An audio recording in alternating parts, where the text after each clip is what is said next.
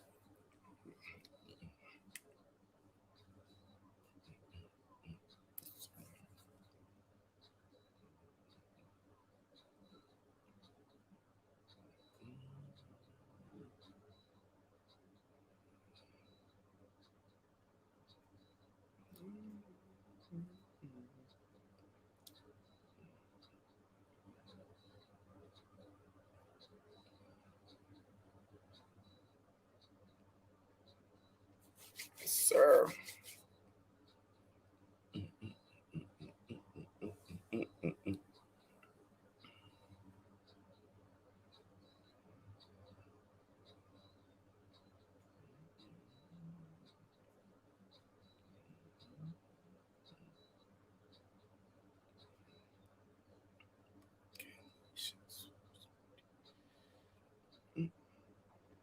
Look, if you're not subscribed to this channel right here, Bird Gang Nation Sports Media, all those content creators that you saw in the intro will be on that one platform. And we're going to talk about everything from pregame show, midweek show. I mean, we have so many shows on that network. So hey, go subscribe. The link is in the chat as you can see. All right, so now let's get into it. The first thing I would like to talk about is this guy right here. The Dallas Cowboys, Leonard Collins suspended for violating NFL substance abuse program. All right. And it wasn't like he did anything, any drugs or anything. He just missed a drug test. And that's what happened. But, as soon as they brought it out, man, people thought, hey, it was like really, really bad. But it's not. So look, but this is a huge loss. And this is a huge loss for the Dallas Cowboys. Regardless, this is a huge loss because last night, as you watched the game, Dak Prescott did not get sacked at all. Besides that one time, he did not get sacked at all. So with him being gone, and now the Cowboys have to go up to LA Chargers, and then Philly come to town. We come to town with Sweat, Graham, Kerrigan. I mean, we are coming for Dak Prescott. So he needs all the protection that he can. So this is a typical Cowboy thing. Like, they played good last night and something went bad today. So it is what it is. I mean, I don't know if he has something to hide, but anytime you miss an NFL drug test, you're going to get suspended. So 5 games is a lot of games. Like, he won't be back to after they play the Patriots. So the Cowboys could be maybe 2-3, 1-5, who knows? But it is what it is. He got suspended. So look, if you have any comments, man, look, just let me know. Tonight is for the fans. I will drop the link, and I want to hear your thoughts on everything about the Eagles' upcoming matchup. I mean, the disrespect, anything you want to talk about. anything you want to talk about, I want to hear from you. So once I drop the link, you could choose to show yourself or not. Just click the link. It give you option just to do voice only. That's fine by me. I just want to hear from y'all fans. I just want to hear from y'all, and we'll see what happens. I can't wait for this Sunday matchup. I cannot wait for this Sunday matchup. Man, it's going to be exciting. It's going to be fun, entertaining. We are going to show up and show out at Atlanta, period. We're going to show up and show out at Atlanta. So, and I can't wait for that. I cannot wait for that. So now let's go into, this is today's injury report. Brendan Brooks is active for this game, which is a great sign. The only two people that's out right now is Dickerson and McLeod, and Taylor is day-to-day. So we are going into this season. We are going into this 2021 season healthy. I haven't seen this in a couple years, and it's terrifying. I can't wait to see a healthy offensive line against the Atlanta Falcons, a healthy defensive line. Even Ryan Kerrigan, he's healthy. He's ready to go. So I'm excited. I'm super excited, and I cannot wait. I cannot wait. Man, Sunday cannot come fast enough. Come on now. Let me know your thoughts, man. Come on. Hey, this is for y'all tonight. The Philadelphia Eagles fans, I want to hear you tonight. All right. So, and then after that, after about 30 minutes or so, I will start bringing content creators in here to hear their thoughts on this whole upcoming Sunday matchup, because this is fun. This is what we live for. The season is finally here. It's finally here. So, and we are going into the season healthy. The last time we went to the season healthy, I believe, was 2017-18 season, the Super Bowl run season. We went into that season pretty healthy. Nobody was really hurt, and we ain't had nothing to worry about. So, man, look, man, I can't even contain myself right now. I can't. But all right, so we're about to talk about another thing right here. This Colin Cowherd, well, I call him Cowherd, NFL projection. They had the Philadelphia Eagles 3-14. You know what? Some Eagles fans have the Philadelphia Eagles at 3-14. So maybe he's listening to the Philadelphia Eagle fans. A lot of y'all got us going 3-14 or 4-13. But a lot of y'all seem like that y'all scared. Y'all scared to go out on a limb. If y'all saw last season was horrible. Last season was so bad. We are actually going into the season healthy. Last season, we went into the season 7 starters out off the bat. And we was up on the Washington football team 17-0 with 7 starters out. So going into the season healthy, I don't know how people could be scared of saying, hey, the Eagles are way better this year than they were last year. Like, I don't understand. Like, I really do not understand this.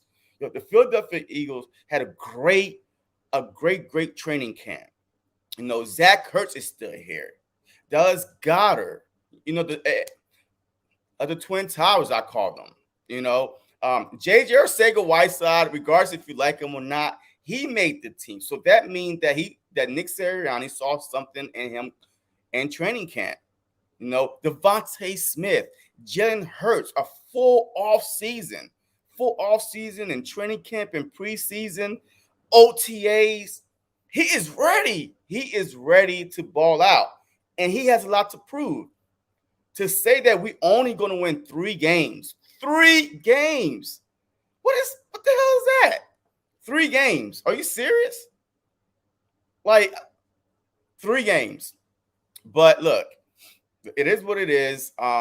Everybody had their own opinion, but I'm telling you right now, we are going to shock the world this upcoming season.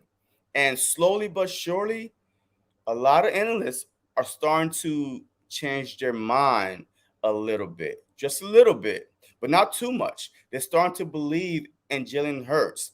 Like uh, the ones that were saying, hey, he's not that good last year, and you can't go off the 4 games he played last year. You cannot. He got thrown into the fire. He literally got thrown into the fire last year with no OTAs, and last 4 games, Carson was stinking it up. He just got thrown into the fire. So throw away those 4 games. If you want to look at any game, look at the game against the Saints. The game against the Saints, he showed up and showed out and balled out. He was running. He was throwing. People was catching for him. He's a natural born leader. That energy, that new vibe. So I don't understand why 3-14 is even in some people's mind. I don't understand this. All right, let's go into the chat room real quick. Big Play Slay, what's going on, my guy? Jordy Fighter, what's up? Jenks, yes, I love being the underdog. I love being the underdog. The Philadelphia Eagles thrive on being underdogs.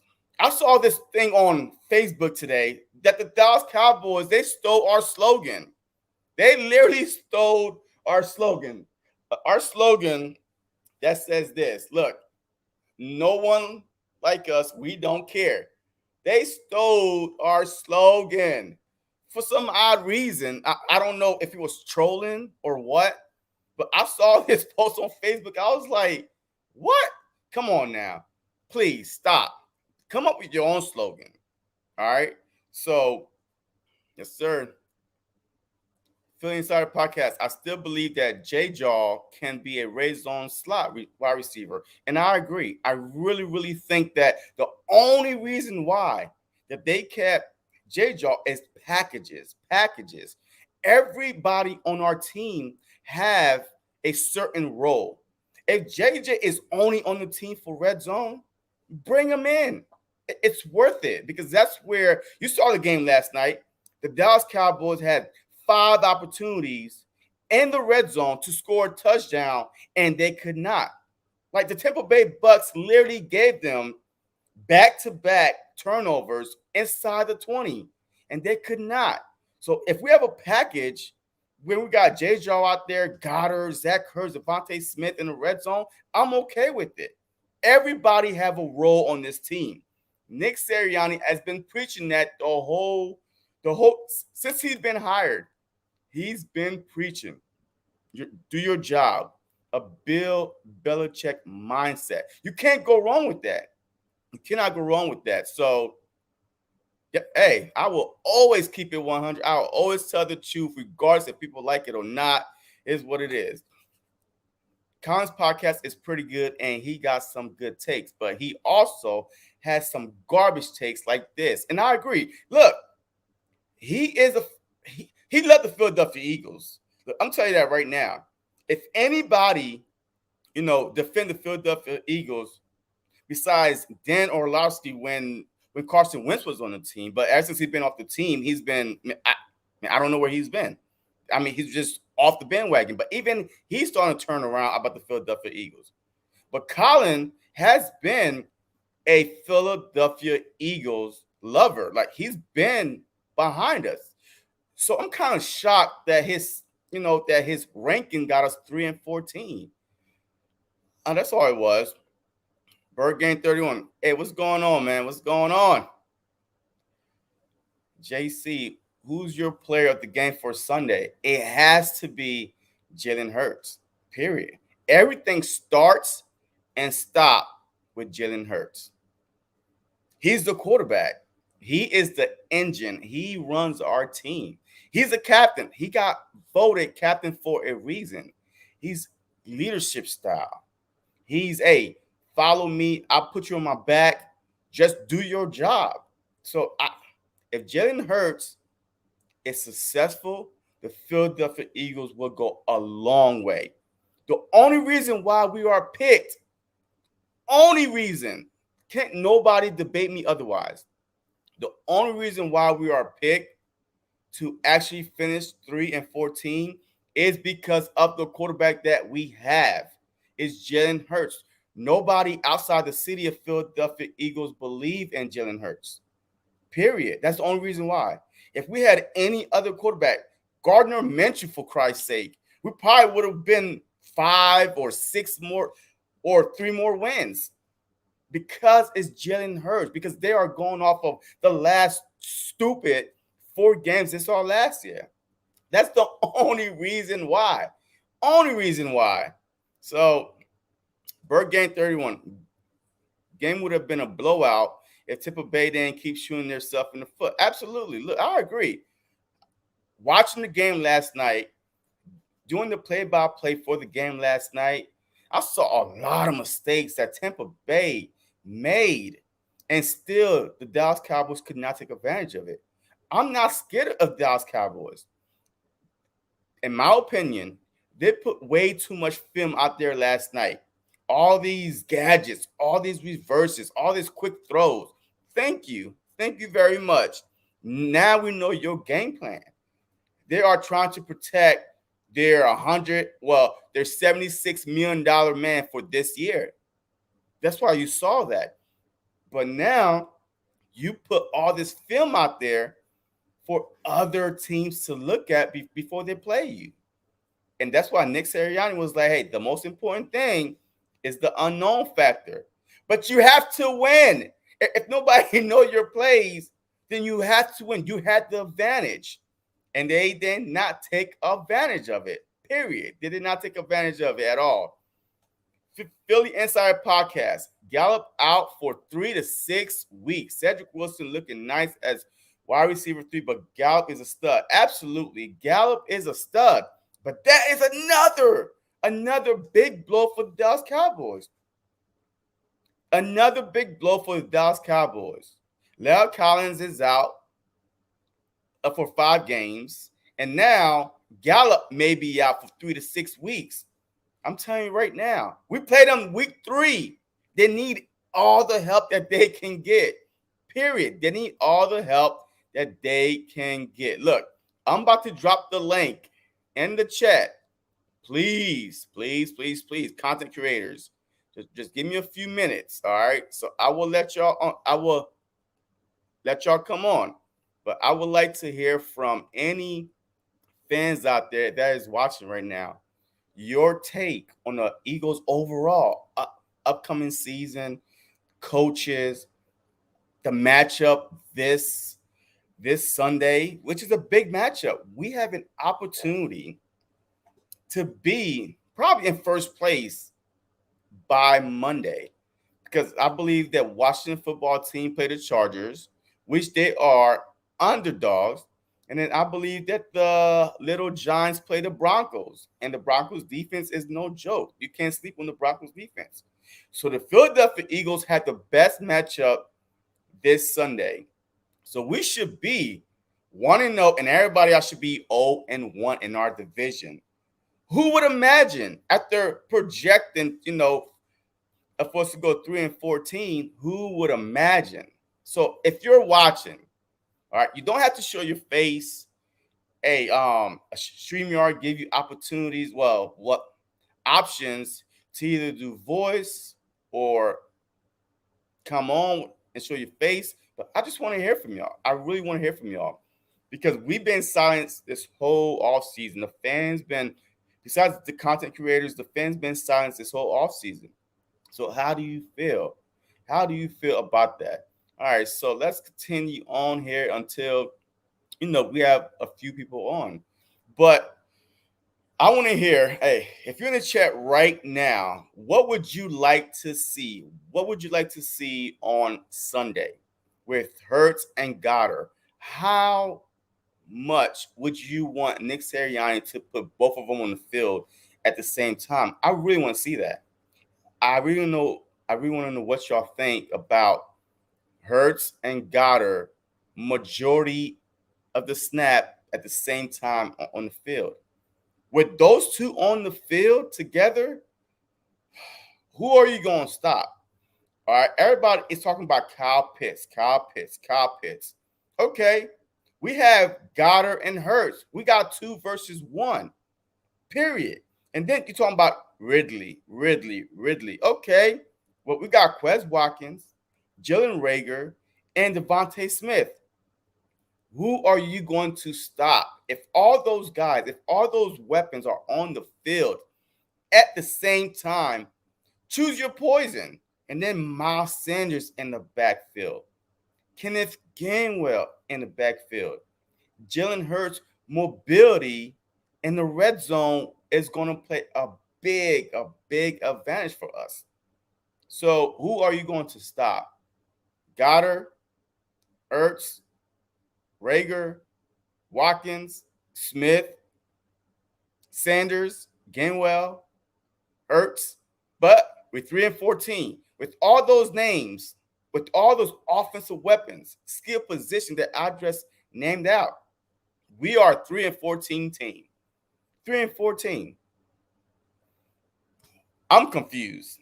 I am really confused. But it is what it is. The Philadelphia Eagles, like somebody said earlier, we play better when we are underdog. We do play better as underdogs. And I'm embracing it. And I cannot wait until the season starts. All right, so feeling like I can't join right away, working. I can join hopefully in a little while. So Bird Game 31 says that he wants to see a 65-35 split.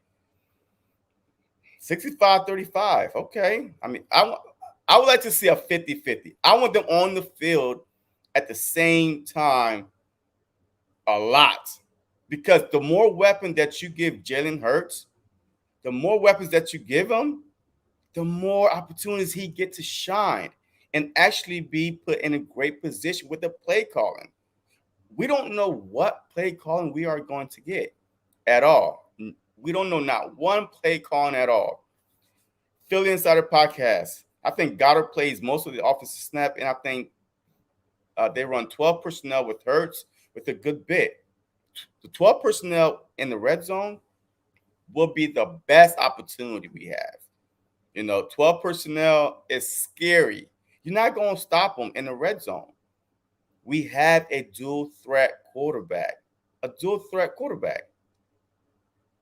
Period. That's what we have. So, oh man, this is, I'm getting excited. You know what? Look, all right. So, if you're a content creator, all right, I'm about to bring you on. And if a fan want to come on and, after kick you out, that's fine. And I'll bring you back on. All right. So, we're going to try to get your opinion. Not everybody jumping on, but one at a time. I want your opinion on the upcoming Falcon matchup. Your biggest take on who's going to play the biggest role. How's the defense going to do? What advantages we have? So feel free to click on that link and let's start talking. Let's start chopping it up. This is Friday Night Lights, open mic. So let's go. Let's jump on and let's start talking. Let's start breaking down our birds. Because on Sunday at 11, I will be on Bird Game Nation Media Sports, and we are going to do a pregame show real quick and actually break it down. So, all right. So, our first guy we have is Big Play Slay. What's going on, bro? Hey, I'm good. Look, let me get your take. All right, let me get your take on this upcoming matchup overall.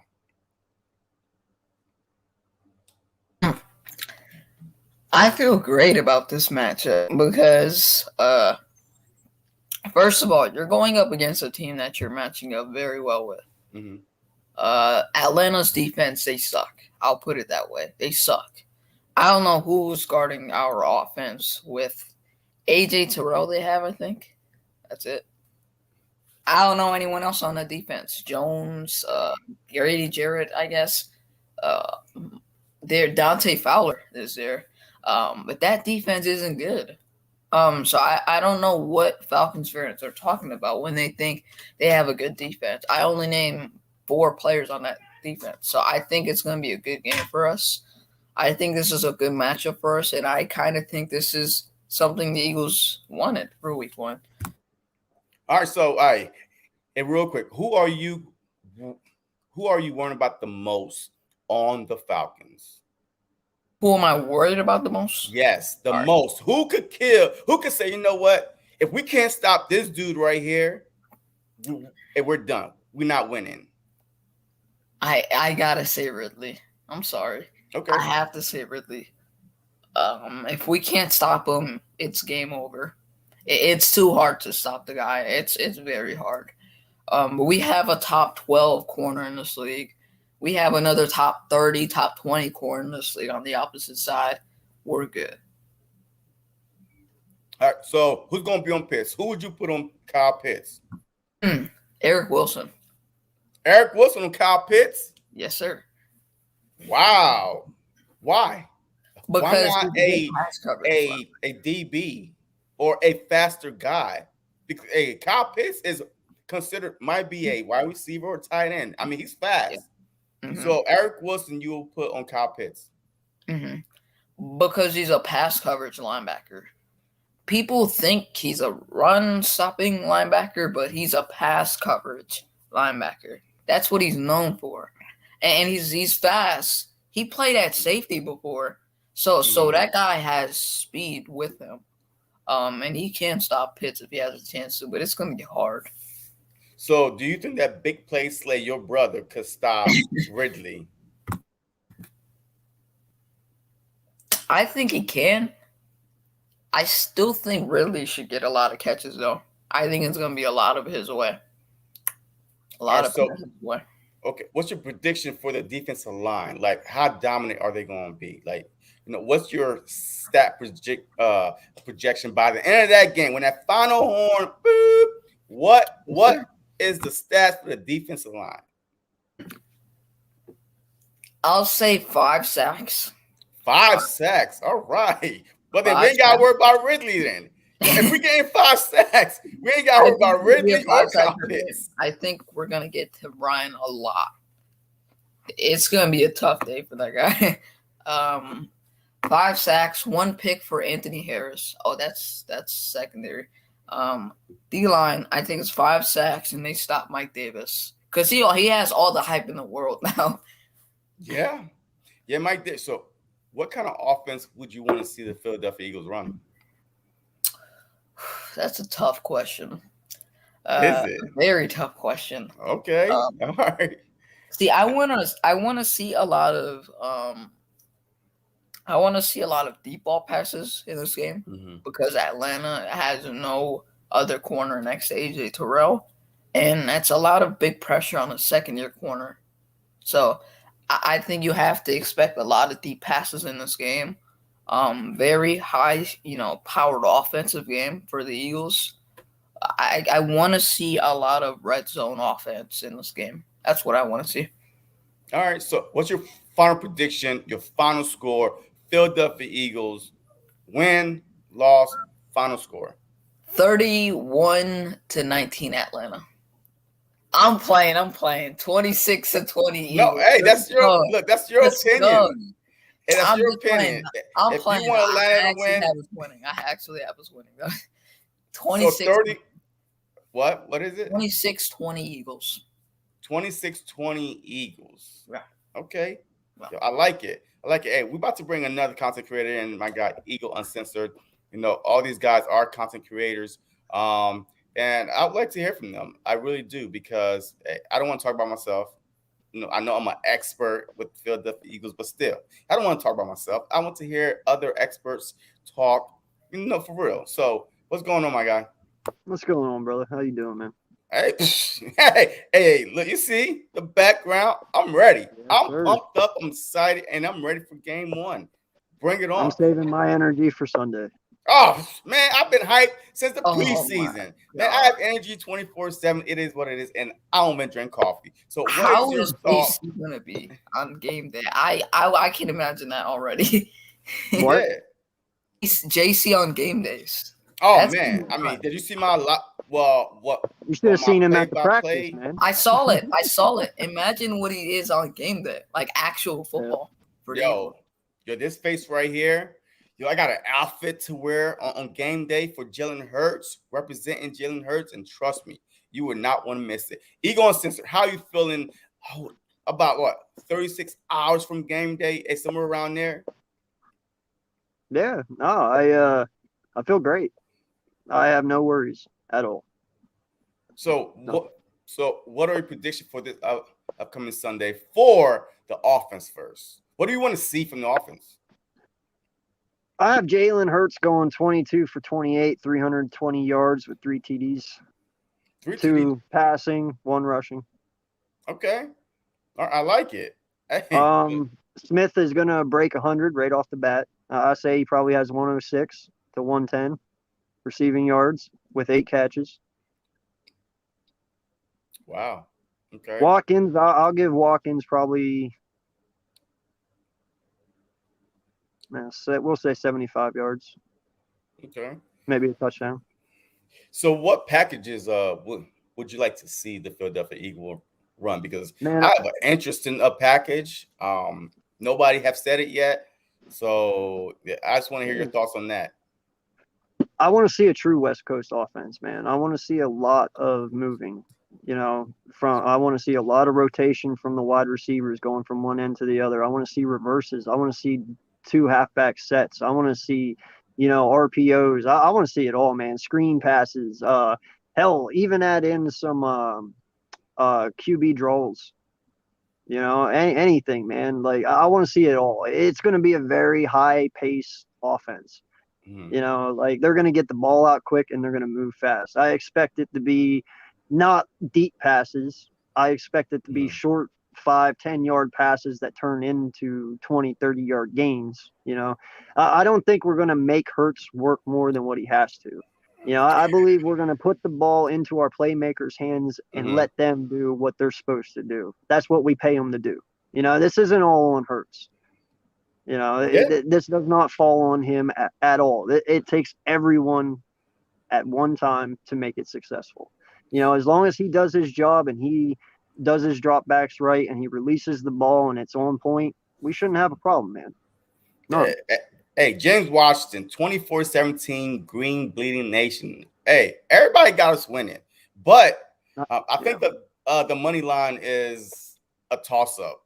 The Falcons not up, the Eagles not up, but yeah, it's an even game, and I like it. So last night, you saw how many times that Dak Prescott threw the ball. So do you want to see Jalen Hurts? Because Dak Prescott was throwing a lot of dumps, a lot of quick screens, a lot of fake reverses.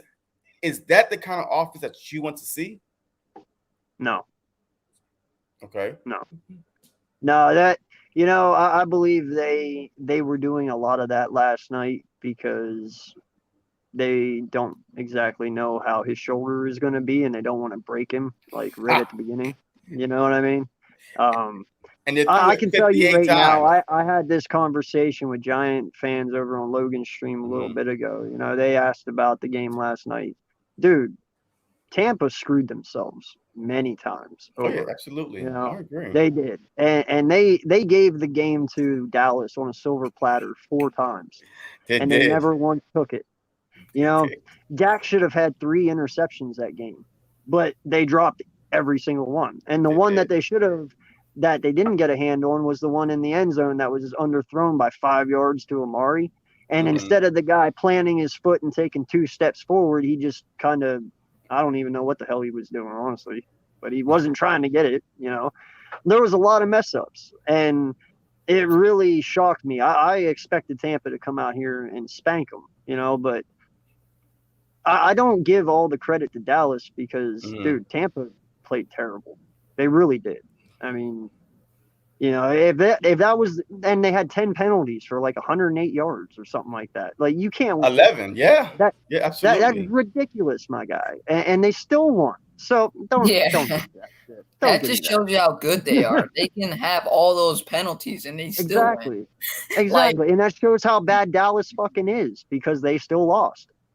they should have won that game. Like literally, the Bucks Yeah. handed the game to them 4 Dude, you times. had a minute 20 on the clock. All you had to do was hold Brady for a minute 20, and you couldn't even do that. Mhm. So did last night give you like more confident as an Eagles fan Yes, that 100%. we could absolutely beat Dallas after seeing what they came out with? Look, the offense is going to score, you know what I mean? But Yeah. the defense, did you see that rob by Antonio Brown? It reminded me of that rob by Devontae Smith that he went in and oops, he was out Yep. and gone.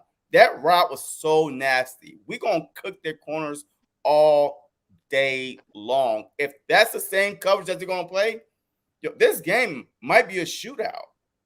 And our Yeah, defense might no, be a little bit I'm better telling than you, theirs. bro. That was one thing that kind of irritated me about Tampa's defense last night is it really looked like a Jim Schwartz defense. No lie.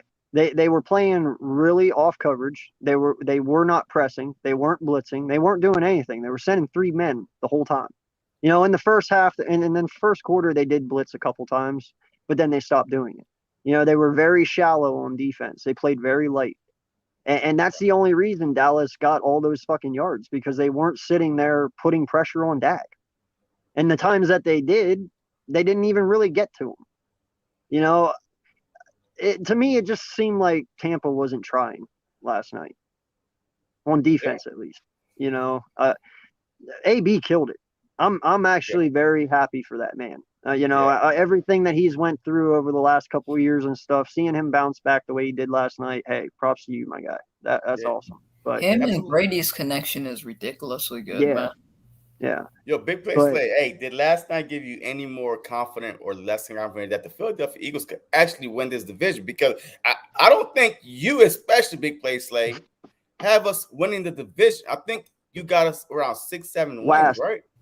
he has us last with four So big wins. play Slay, please talk.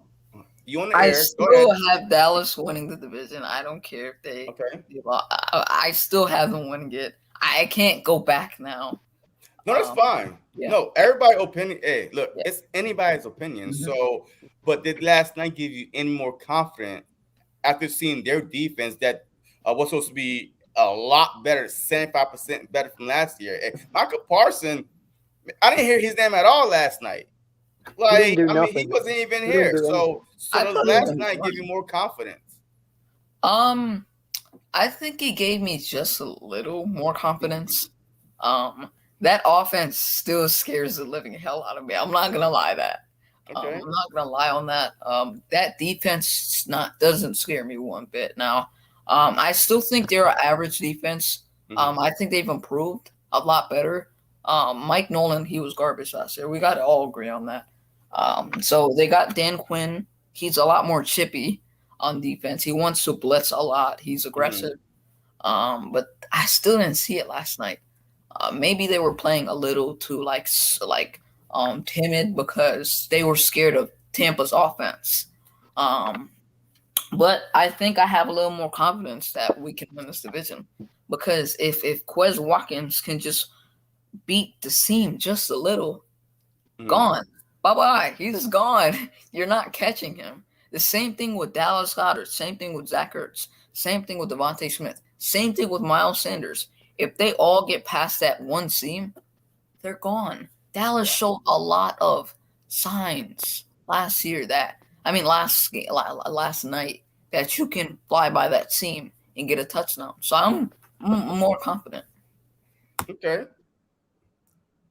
Anything more? You like to add? Eagles Uncensored. Yeah, you know,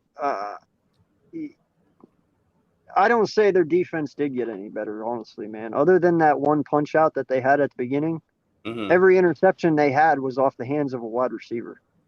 You know, it was a miscatch or it hit their hands and literally bounced into their hands. You know, they didn't do it on their own. It was a deflection off receivers that they caught. So, I mean, that's just being at the right place at the right time. I got to see another game before I can honestly even say anything like that. But to me, dude, they got lucky last night because Tampa played like shit. It's that simple. Yeah, and look, at their running game was non-existent. Like, I don't understand how your quarterback come off of a shoulder injury, ankle surgery, 2 ankle surgeries, and you throw the ball 58 times. I just didn't understand that. So what was the mindset? Because I feel like that they were protecting a Dak Prescott so much that they got away from their game plan. Yo, if they would have had any type of running game, yo, they could have won last night. Just driving down the field with like 2 minutes left, they could have won last night. But they left enough time for Tom Brady to come back on the field and do a game-winning drive. Yeah. Literally, they left so much time on the field. And That's what I'm saying. You can't stop them for a minute 20. How's your defense going to be good? You just had a minute 20 to stop them. I mean, that's it. He had the whole field to go down. Like, come on, a minute 20.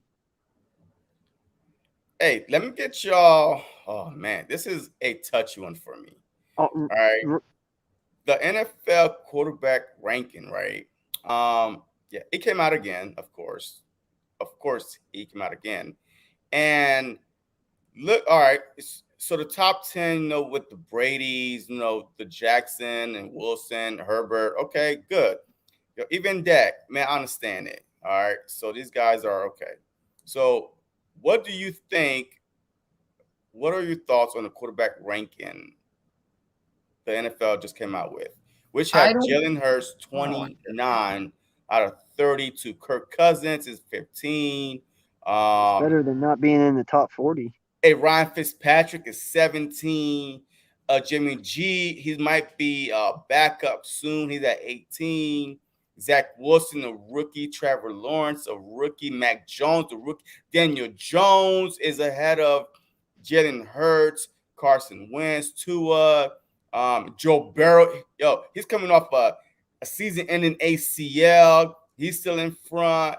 And Teddy Bridgewater. And then we got our guy right here. How the fuck you got Teddy Bridgewater ahead of Jalen Hurts? And to me, this stat right there, it says 2020 stats. 15 game, 52%.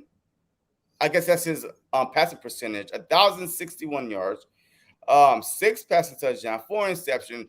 Wait, did he play 15 games? He didn't. He only played 4. I know. So are they projecting if he would have played 15 games, but then had the same numbers as him playing 4 games? So I don't get it. So I'm confused. So your thoughts on the quarterback ranking? Anybody? Come on. Man, I don't even want to start this fucking conversation because it's embarrassing, honestly. I'm confused. It's disrespectful. I don't. First off, I mean, if you go up, I don't even know how you have Trevor Lawrence and Zach Wilson ahead of them. They haven't even fucking played a single game yet. You know.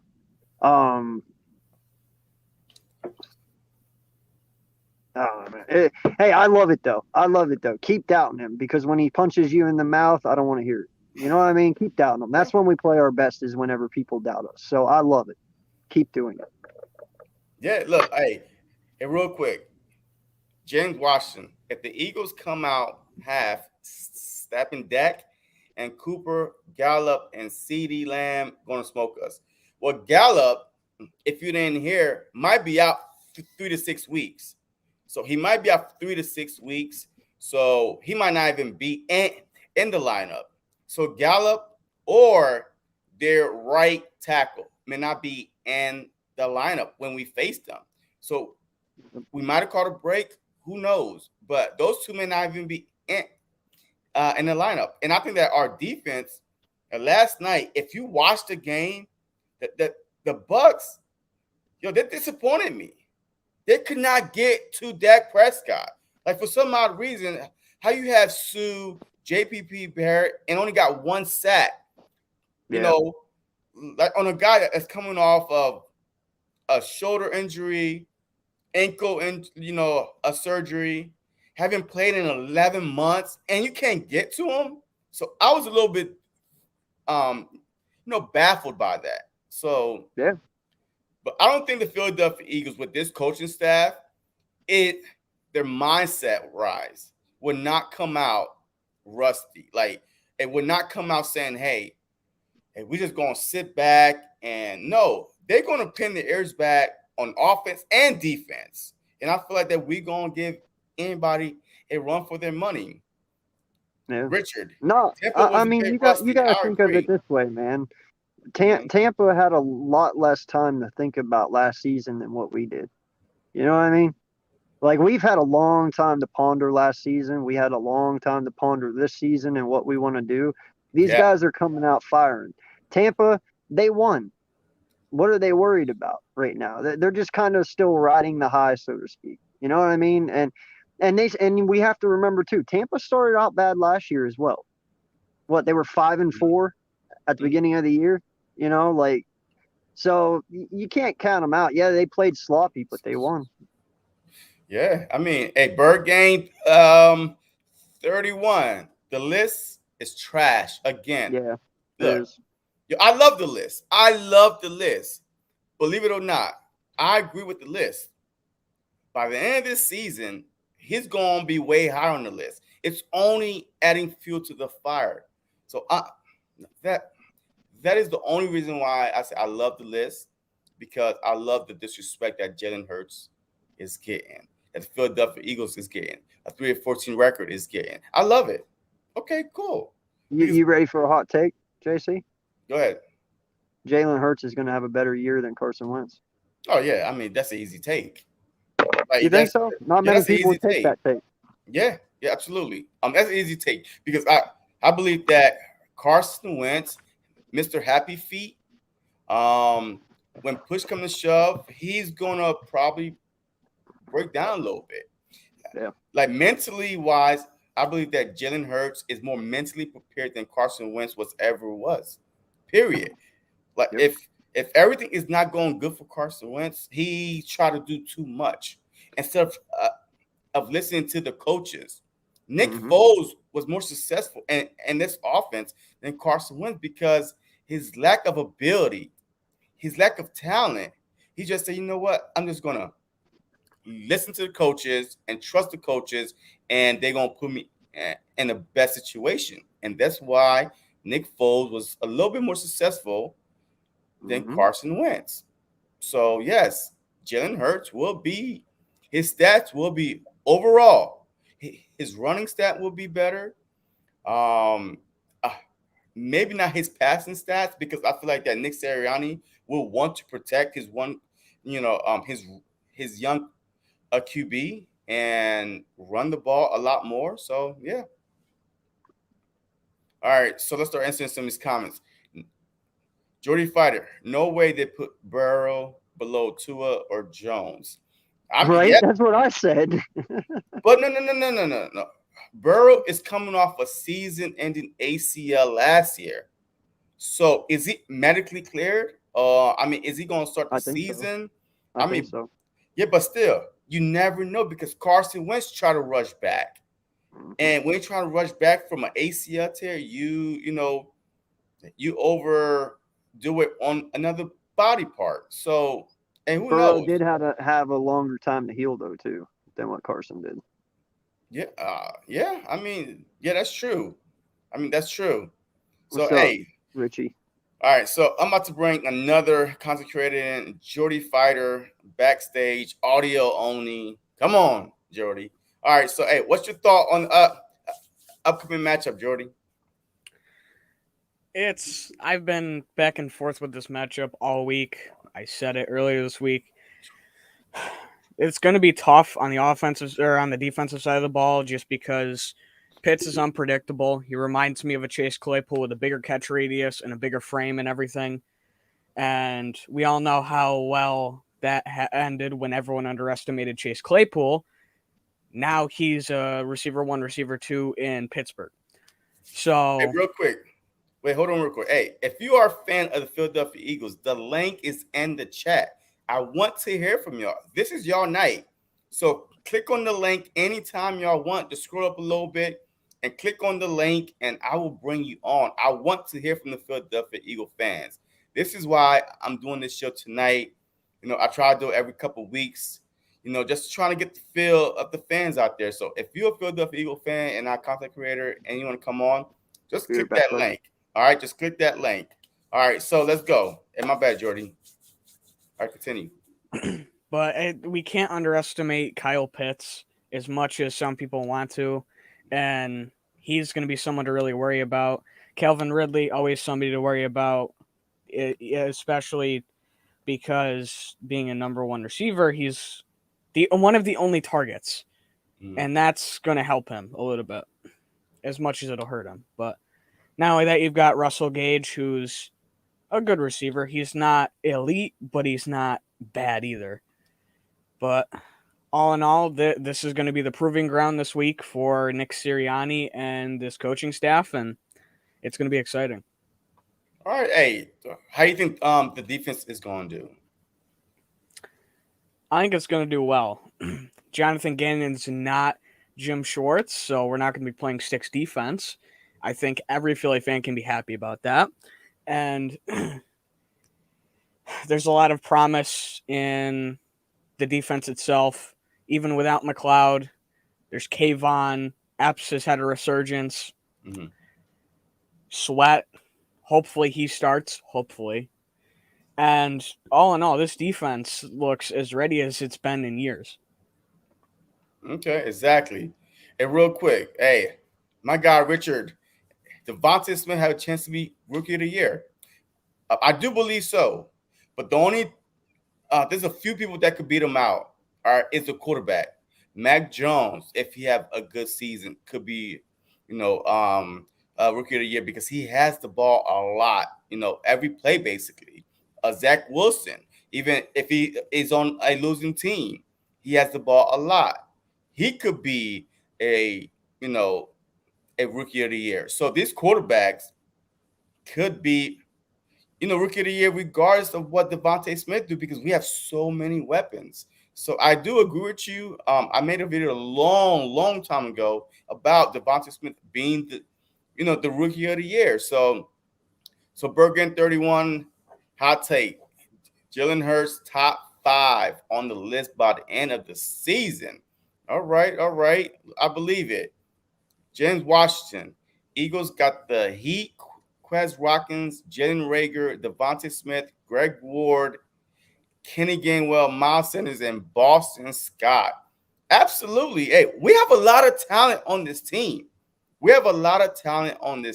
All right. So, period. We have probably better talent overall than the Dallas Cowboys on this team. Overall, Zeke is not the same no more. They ain't got no tight end. So, yeah, congratulations. Hey, you have a more experienced quarterback and CeeDee Lamb and Cooper and Gallup. But besides that, you ain't got no 2 tight end set that could be top 10, top 7 in the NFL. You don't. We do. And we have yet to see what Gainwell have to offer. We all assuming that he's going to be this guy, but I think he will be that guy. So, we'll see. So I do agree with James. I really do, and I love the take. Richard, I don't understand why the media hasn't said anything positive about the Eagles with expectation of drafting. The Philadelphia Eagle fan base overall is the most hated fan base. And I think the Oakland Raiders is a close second. But overall, the Philadelphia Eagle fan base are the most hated. I mean, any take on that? Big Play Slay. Yeah, I guess so. I mean, we always been. So, yeah. Yeah. You going to censor? Yeah, man, we've always been hated, but I believe the media hates on us more because we're here to do their good work for them. Mhm. They don't need to say anything good about us because we do it for them. You know what I mean? Plus, people don't listen to that shit anyway. If anyone wants Eagle news, they come to YouTube. They don't go watch ESPN.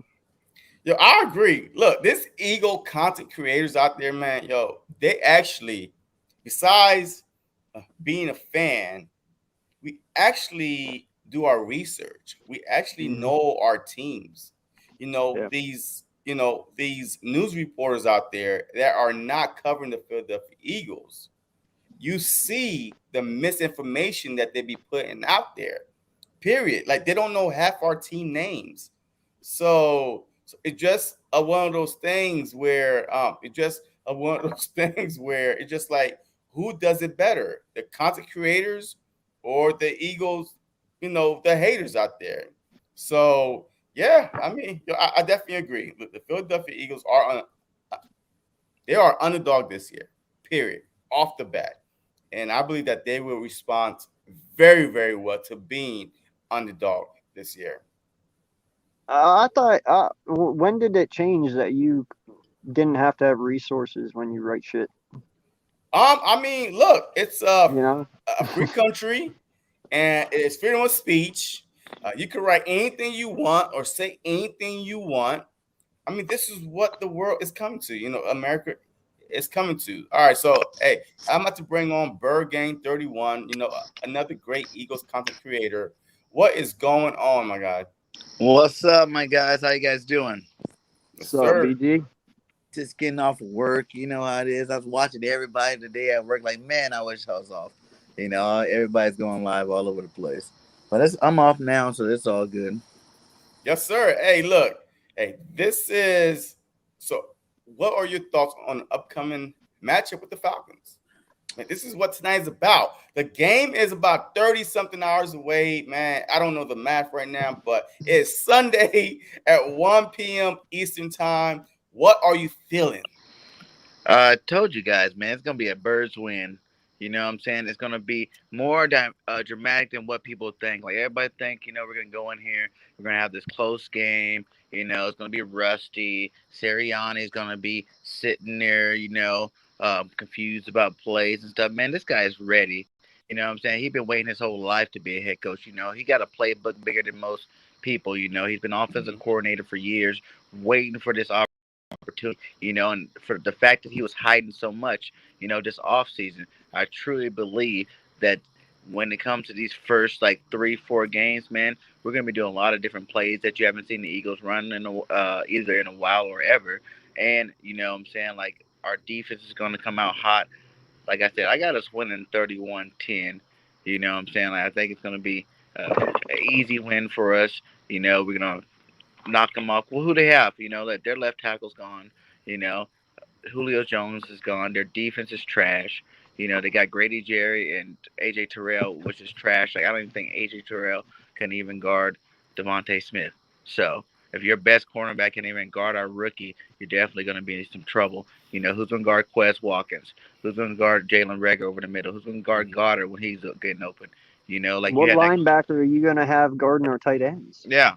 So Jones could probably, what I'm saying, he is good, but like I said, one player like in the secondary and one on the line is not going to be good enough. We have a top 5 offensive and defensive line, when they're all healthy. So that one player in the defensive line is going to get eaten up, what I'm saying, and then they're going to be able to get to the backers in the backfield, what I'm saying, to open up the holes for the run game. And after he gets hit by, Jones gets hit by like Brandon Brooks or Sam Mala or even like double teamed up, from Mailata a couple of times. He's not going to be, Yeah. Flying around. So the game might start out interesting at first, but it's definitely going to get blown out. You know what I'm saying? Not like the Cowgirls game we watched last night.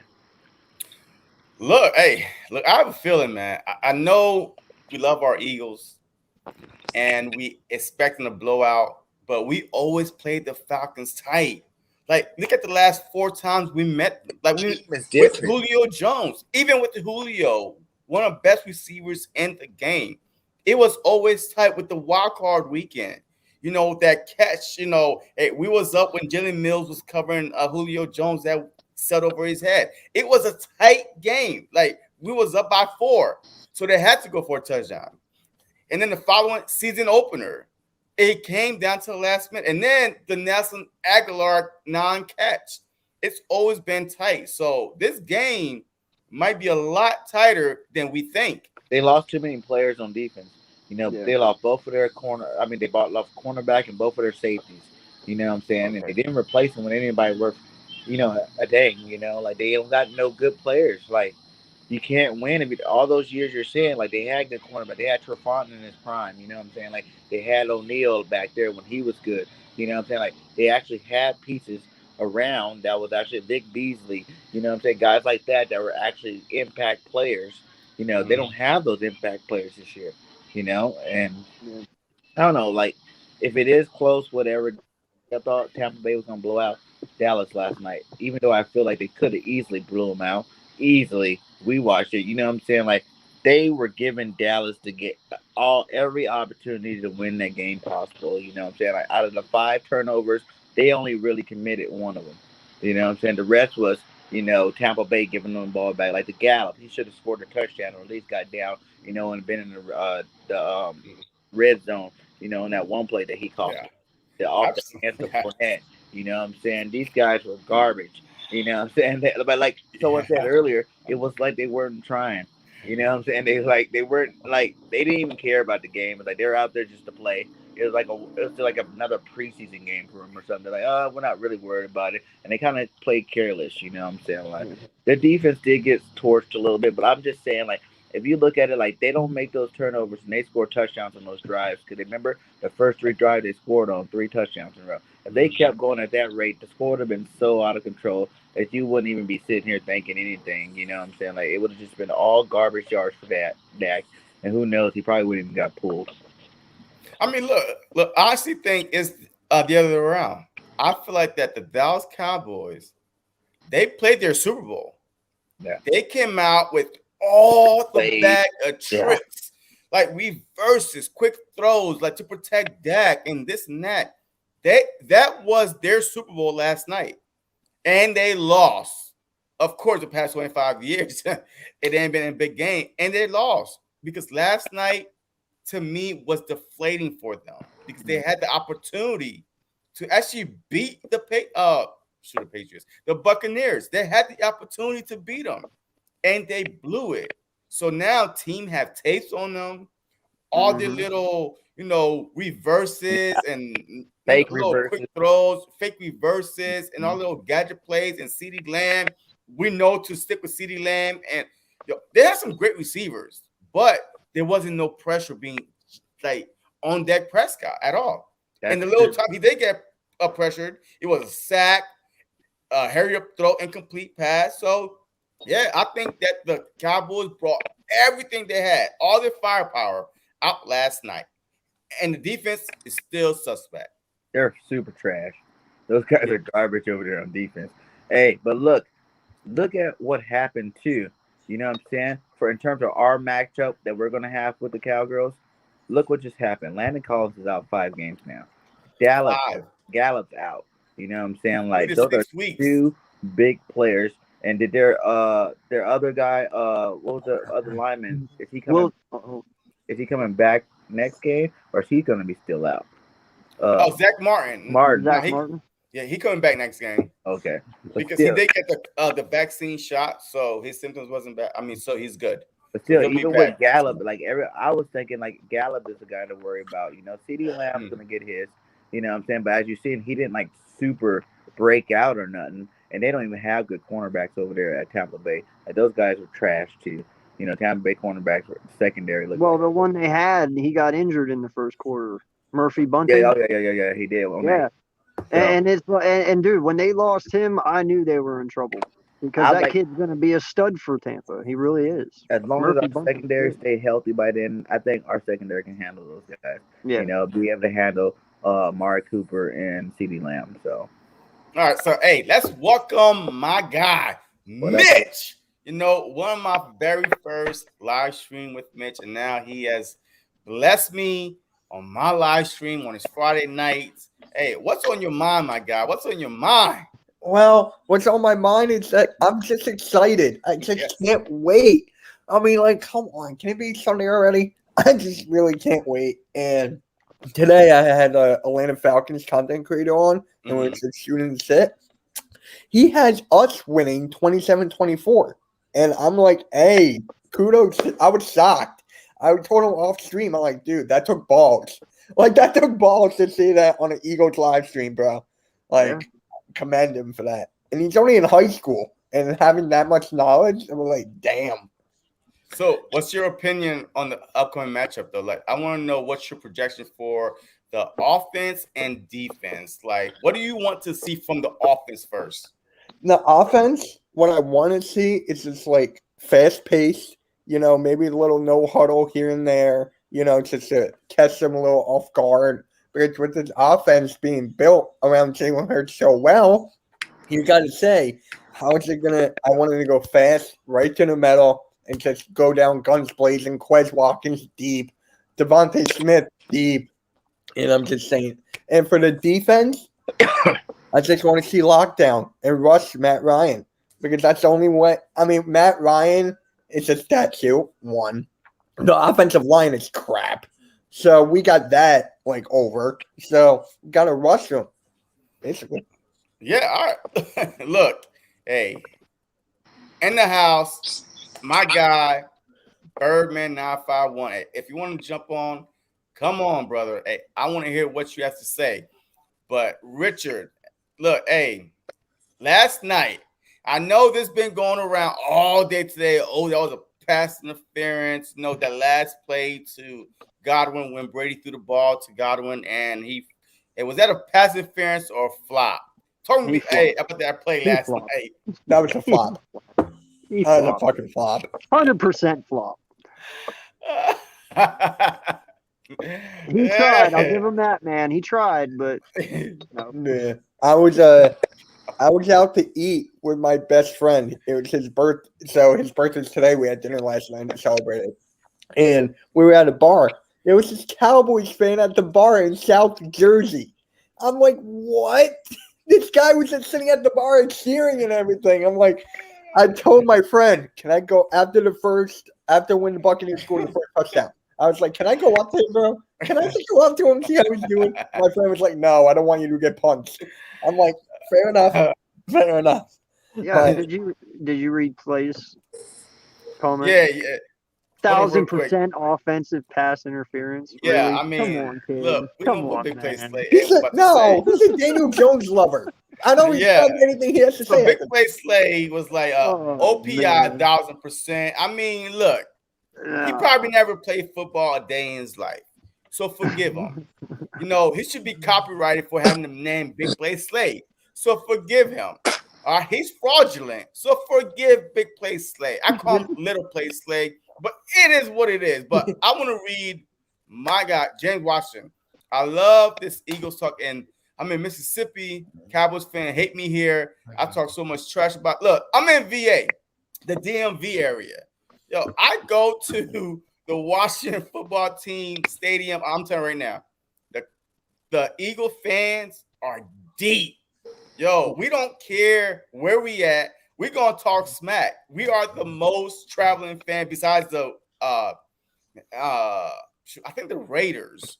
But the Eagles fans, they travel well. So don't worry. We got your back from PA, VA, the DMV, wherever you at. Keep representing the Philadelphia Eagles. Simple as that. Because at the end of the day, you will have the last laugh. Period. The Cowboys is gonna cry like they do every year. And I hate the fact that, all right, so give me your thoughts on today. The media, even Undisputed, Oscar Bailey's, a morale victory, and we gonna be good. And Dak Prescott telling Tom Brady, I'll see you again. Huh? Like, these Cowboy fans are delusional. So, hey, give me your thoughts on this today.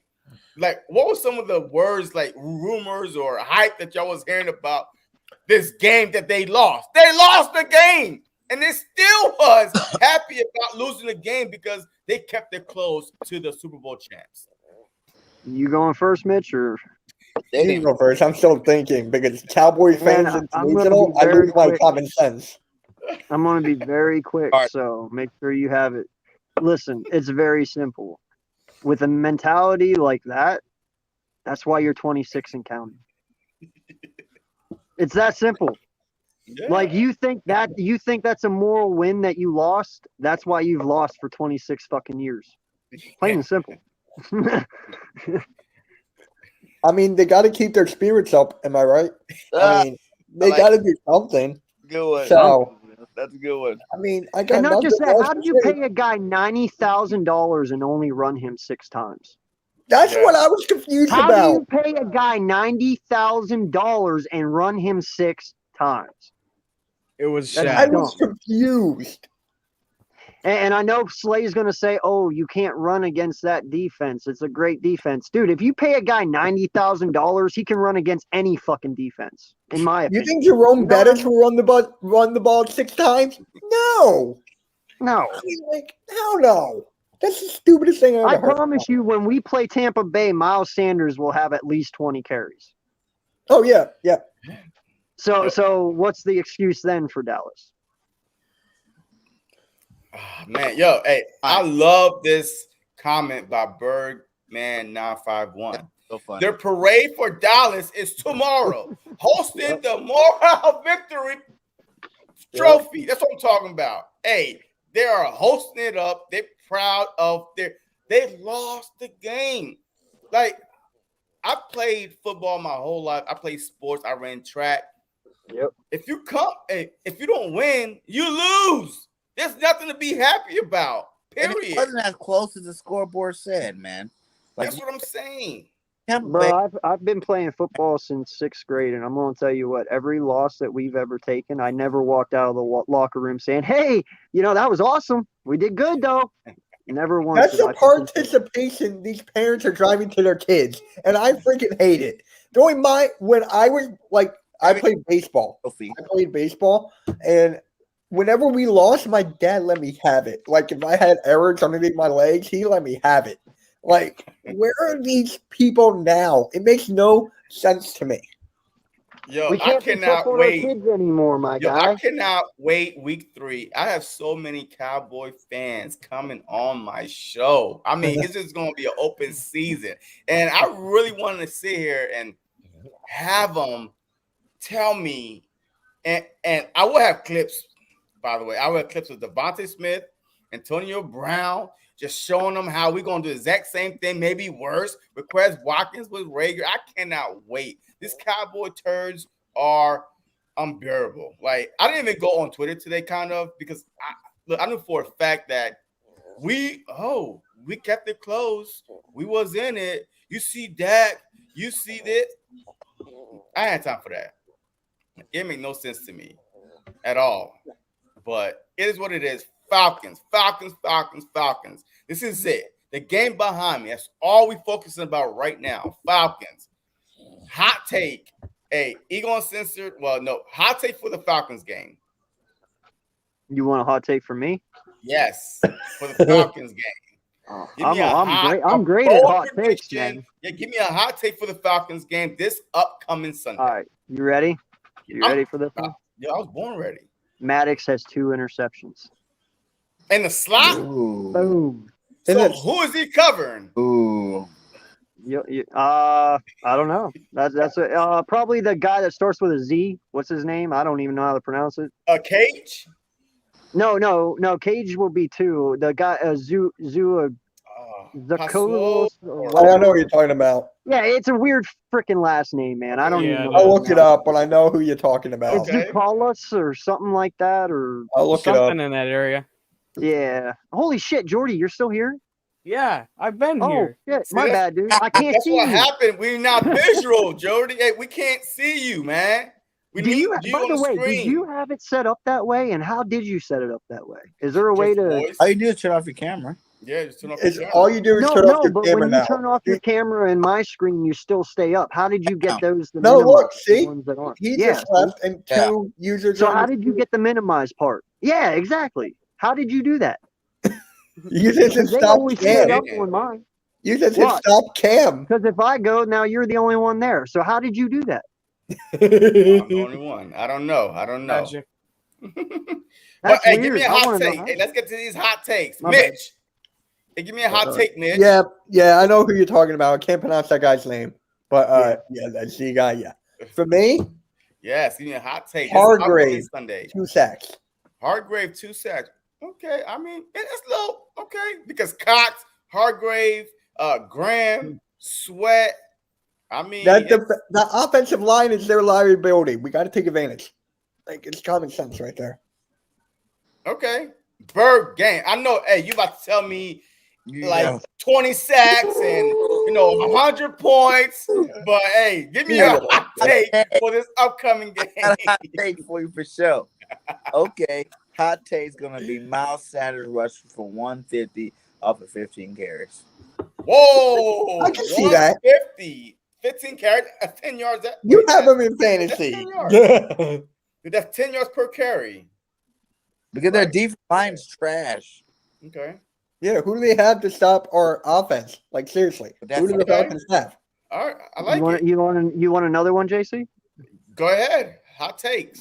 Jalen Hurts ties 7 touchdowns. Ooh, I like High 7 Bam! touchdowns. Oh, Bam! Let's go.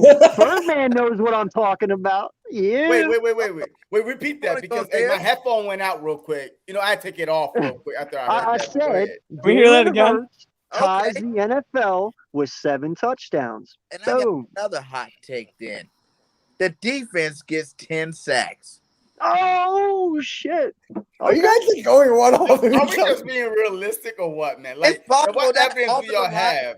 Like, what evidence do y'all have, This though? is not bad. First off, a hot take doesn't have to be real.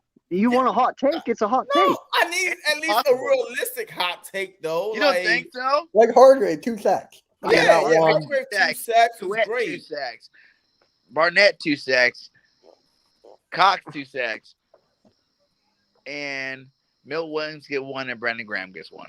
But that means that we have to actually you be said up. way worse than that. Yo, I think that we actually have to be up by double digits points in order to automatically abandon the run, and strictly the Falcons are throw, pass, and our air is pan back, and we still got our first team defense in there in order to get this 10 sacks. Wait, yeah, so the next hot take is the Eagles. Can I just say something real quick? 0 after the first quarter. Go for it. All right. Slay. You're the one to talk. You said Daniel Jones is better than Jalen Hurts. I don't want to hear anything from you. He did say that. But in all honesty, 7. Jordy, I'm still amazed you're still here. Unrealistic, though. I mean, Nick Foles threw 6. I was there that day. That one time. Yeah. So I mean, you were there. I was sitting Nick right Foles next to threw 7. Yeah, Foles threw 7. He threw those Oh, 7. there you go. Foles threw 7. So why couldn't Jalen Hurts? Well, because we were playing the Oakland Raiders, and well, Atlanta's not much better than that team at that year. Yeah, I mean, look, hey, this is all y'all hot take. Mitch, you already said your 2 sacks. Bergen said your 2 sacks. Jody Fighter, Bergen said 20,000 sacks, but Jody Fighter, hey, give me a hot take, hey, Jody Fighter. JJ Arcega-Whiteside gets 1 touchdown and 5 targets. I get my jersey. Yes, I agree. I agree with that hot take. What jersey? I get my jersey because that is me and Tone the Shield, a great content creator, by the way. So if you don't know who Tone the Shield is, go check him out. But we made a bet. If JJ scored any touchdown throughout the whole 17-game season, that he will buy a JJ Arcega-Whiteside jersey, wear it one time, and do a live with it and ship it to me. So look, why would you want that? Why would you? It doesn't matter. It doesn't matter. That's odd. That's why he made the bet. JJ's not scoring a touchdown in the regular season. He scored one last. He scored one last year off a fumble recovery. Yeah. Don't underestimate how bad that does Peterson not count. He has to actually catch the ball. Getting it off of a fumble does not count. He has to catch. It counts. It's a touchdown. It doesn't. No. It doesn't matter how you score. If that's how it works, that would be so trash. It's still a TD in the column for J-Jaw. Yes, exactly. It's still a touchdown, regardless how you look at it. Go Cowboys! Hey, who's Billy? Okay, so let me put it this way. Miles Sanders runs from the 2-yard line all the way down to their 2-yard line and fumbles it, and he just picks it up. You're really okay with that? I Yeah. am. You know why? Oh. Because the Philadelphia Eagles cheating. still That is score. cheating. A score is a score. No, Philadelphia I'm not Eagles saying in still real score. life. I'm saying about the bet. I'm just strictly talking the Yes. bet. JJ stays score because if not, guess what? It's a turnover on the other side, and the other team is going the other way. So no, I'm I okay with it. salute to you. I salute to you, JC. That's the greatest bet in history. Yeah, I can't any salute to a touchdown. guy. Any I can't touchdown. salute to a guy who had Daniel Jones better than Jalen Hurts. I just Okay. can't do that. I'm sorry, but You're I the same guy that said can't Steven also Nelson, respect the guy who got his only touchdown on a fucking fumble and then acted like he ran the 90 yards to do it. He I'm no, sorry. see, Technically, he Which is did the run the same 90 guy that yards. said he Steven Nelson. did. Technically, he did run the 90 yards because he was in the end zone to get the fumble. What do y'all That think is about true. Carson Wentz? All right, so hey, we have a new guy in here, Billy. I don't know who you are. If you're a Giants fan, Cowboys fan, undercover. So hey, tell me who you are, Billy. I'm a big Carson Wentz fan. I'm a big fan of him. I'm also a big Eagles fan, but I really like Carson Wentz. Okay, all right. So are you here to talk about the Colts or the I'm Eagles? really just here to listen. Huh? I'm just here to listen to the. Oh, you just here to listen. All right, so I can take you off the live stream then. All right. So all right, hey, let's go. Boom, God go. damn. All right, look, I God mean, damn. he's here to listen. So if you're here to listen, then you Yeah. need to be on live stream. Yo, Yeah, all right. yeah. Good So point. Big Play Slay, hey, you back? I mean, did you go drink some coffee because you sure was falling asleep early? That's why I kicked you off. Because hey, we are here to talk some Eagles, and I can't have you sleeping on your bed right now. So why'd you come back on here? I'm dead. So I was in the verge of falling. Feels like asleep. this. I was on the verge of falling asleep, but No, you were falling asleep. Uncensored just lit my freaking brain on fire when he said Jalen Hurts is scoring 7 touchdowns. It's a hot take. I didn't mean it, you dingbat. And it's Oh. possible. Oh, Yeah. He can And score the problem 3 is- passing and 3 My God, really? You're gonna choose that over everything that you fucking said this okay. offseason? At Really? least mine is, Really? at least Wait, mine really? is a little more realistic. I think this is All right, these so- guys Daniel two Jones better than talking. Jalen Hurts. Yeah, okay. All right, so hey, look, hey, Big Play Slay, what's your hot take for this upcoming Sunday? You think the Eagles win the game? No. Falcons win. That's his hot take. Falcons No, his will hot win. takes Daniel Jones better than Jalen Hurts. I No, said his that hot like take, 1,000 Matt times Ryan's already. going to destroy us, and he's going to win the game. That's what it's going to be. Okay, wait. I got something real quick. Are you Howie Roseman? No, I'm not. Okay, so you're Doug Peterson. No. I think Anthony Harris will have I think he'll have one pick and like Okay. dozens of tackles. I think he I will like it. destroy hot the take. Falcons in this game. I think he'll obliterate that that offense, honestly, man. He's gonna be that man that just is out lurking and he wants bodies to just hit and drop and stuff. And I like hope he that. does it the wrong way. Yeah, I like that. So Like- hey, my hot take is Anthony Harris will be on Kyle Pitts. He will shut down Kyle Pitts. Anthony Harris. Because this dude 2 years ago led the league in interception. So obviously he has some cover skills. He's a ball hog. And I feel like with us being up, that the Falcons were going to have to throw, which then JG would have Mike Epps, man, I guess in the back, man, as safety, and Anthony Harris come down and cover like Malcolm Jenkins would. If we have Malcolm Jenkins right now, he'll be he'd on be on Kyle Pitts. Yeah. Yeah. So that's what I'm saying. So my hot take is Anthony Harris come down and cover Kyle Pitts. But you gotta realize the guy that was on our team that got cut already shut Andrew down. Adams, I told you last night. No, not Andrew Adams. Who? That dude from LSU, Jacoby Stevens. Jacoby Stevens shut Okay. down Kyle Pitts. Yeah. Okay, but is he on the active roster? But that's what I'm saying. He's on If the he can practice do it, squad. I'm saying if he can do it, then you definitely know Anthony Harris can do it. Well, that's what I'm saying. Because earlier I asked somebody, man, I think somebody say Zach Wilson. I think you need a natural born defensive back or safety to be on Kyle Pitts. You're not gonna put a linebacker on Kyle Pitts. I'm sorry, you're not. You can't. You can't. So yeah, I think Hey, it's Davion do Taylor. you really think that they would flip Nelson into the slot this game and put Maddox on the out just to cover Pitts? hell, wait, what? No, that's the whole point of getting Nelson, to be that second guy. Yeah, but their second guy, Maddox can handle, is what I'm saying. Yeah. Yeah, I don't Who's want their to second get guy? obliterated. Who's their second I- guy? Their though? second guy Cage? is Cage. Maddox Man. can handle Cage. I'm pretty Yeah, sure that'd because I be a good think matchup. I don't know. well, because Cage I is think up and because the coming. slot, because if they play Pitts, the slot, I mean, I don't think that they're gonna line Pitts on the outside. I think No. the worst case scenario that it'll be a slot, right? So why not just bring Anthony Harris down instead of just switching everything around? Hey, just keep Steven Nelson on the number 2 wide receiver. Big play Slay. In our case, man, I'm gonna kick you off my stream again, man. Hey, your eyes, man, get out of here. Hey, What did I miss? big play Slay. He over here He's like, falling asleep again. hey, get off my stream. Hey, It's past big his play bedtime. Slay. It's 10:30, man. Yeah, hey, big play Slay will be on Ridley. Look, last year, big play Slay was a disappointment. I know y'all said, oh, it's about the Jim Schwartz, stick defense.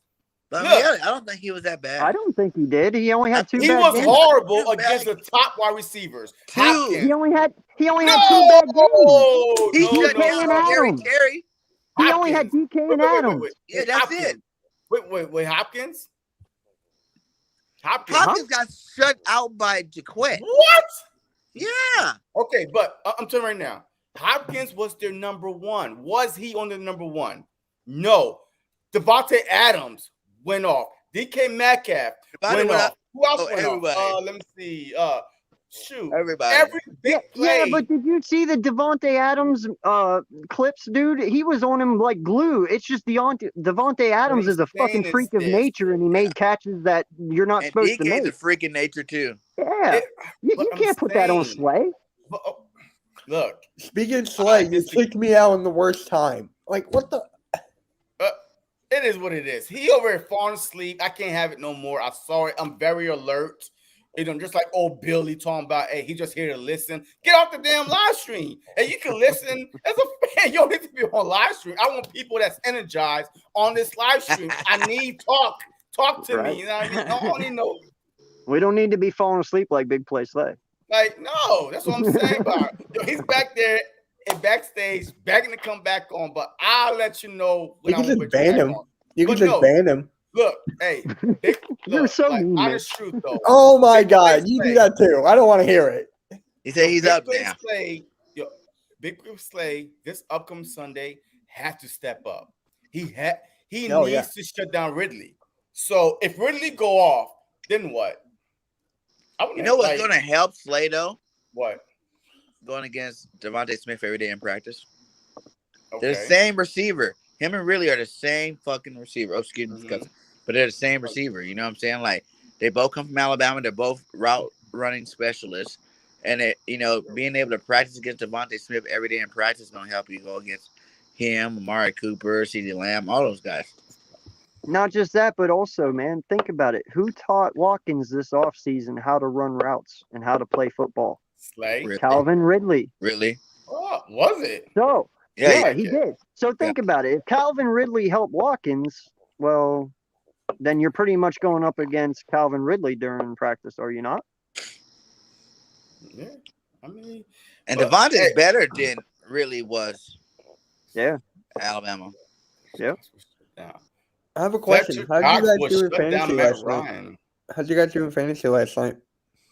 Big Play Slay's winning me in my league. I mean, in our league this right now, but I I'm only have upset. the kicker. That's it. But the kicker still got me 4 That's I am Kick him out so for that. upset because Please do. I had Gronkowski sitting on the bench. I'm an idiot. That was Bro, he 29, was 29 fucking Hold points. on. I let go. Hey, we can't hear it. So, hey, Ego and Sisters talk. Go ahead. Yeah, no, I was just saying I let 29 points go last night. That pisses me off. But I do have Mark Andrews. That's why I had him on the bench. So Okay. I mean, Yeah. All right. Yeah, because hey, he's going to be Lamar Jackson's #1 target because all these running backs are out. So yep. hey, and his wide receivers can catch. But go ahead. Bateman's Yeah. So I yeah, have Buccaneers defense in 2 leagues. You're screwed. yeah. That's No, bad. I have Gronk in one and Chris Godwin in the other.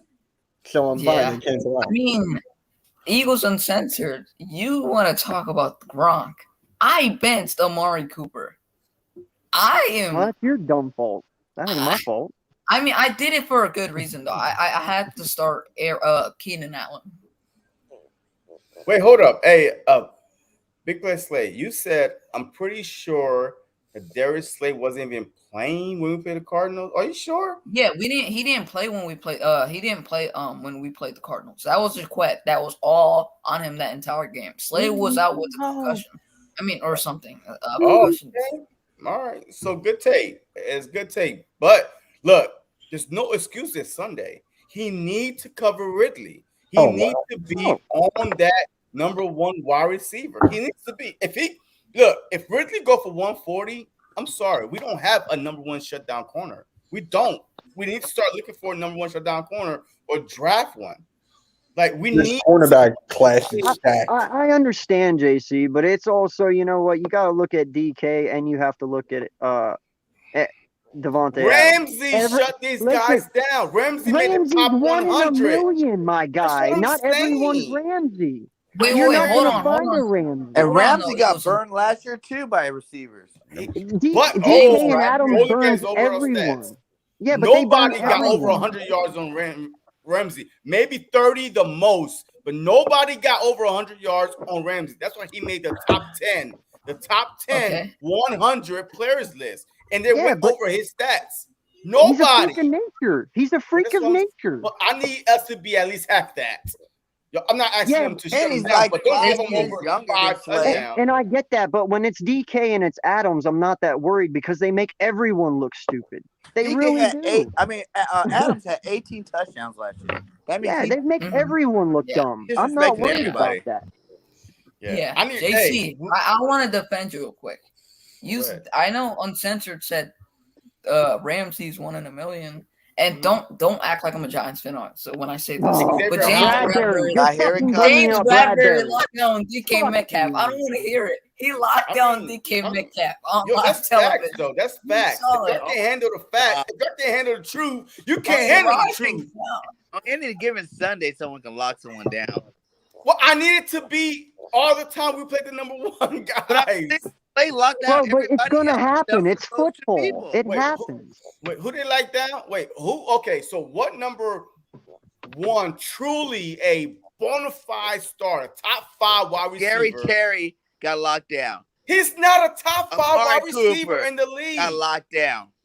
Cooper's overrated. He can't play. Cooper's dead. He was the best route runner in the league. Cooper been locked down since he was in Detroit. Like when Cowboys played Detroit, he been getting locked down. So that don't even count. Michael Thomas with the Saints. We didn't. What? Julio Jones. He didn't even play him last year against him. Stop. No, he did not. He didn't play when we played the Saints. He didn't play when we played the Saints. Mike was injured last year. He played. Michael Thomas played, but Slay wasn't in. I mean, no, Michael Thomas played, but Slay had a couple. Well, Michael Thomas had a couple catches against Slay in that game, but like 7-8 catches. Hey, look. Birdman 951. Slay is not a lockdown corner. Maybe it's the scheme that we're running, but we brought him. We brought Slay in Philadelphia to stop these guys. I'm bringing them to stop Scary Terry and Amari Cooper. I want the DK Metcalf. I want the Devontae Adams. He only gave up 2 games over 100 yards last year. What do you want from the man? Only 2 games over 100. Out of 16. I want him to take the responsibility and say, you know what? I got this guy and shut him down. Claypool, 4 touchdowns. I don't care if it was against. He wasn't covering Claypool. That's what I'm saying, though. You're a lockdown corner. You need to say, I got this guy, and that's Steelers it. have 3 good receivers, man. He was on They had Johnson. Johnson, Washington, and Claypool. Yeah. Okay. And Juju. You also have to admit, And Juju. No, come on.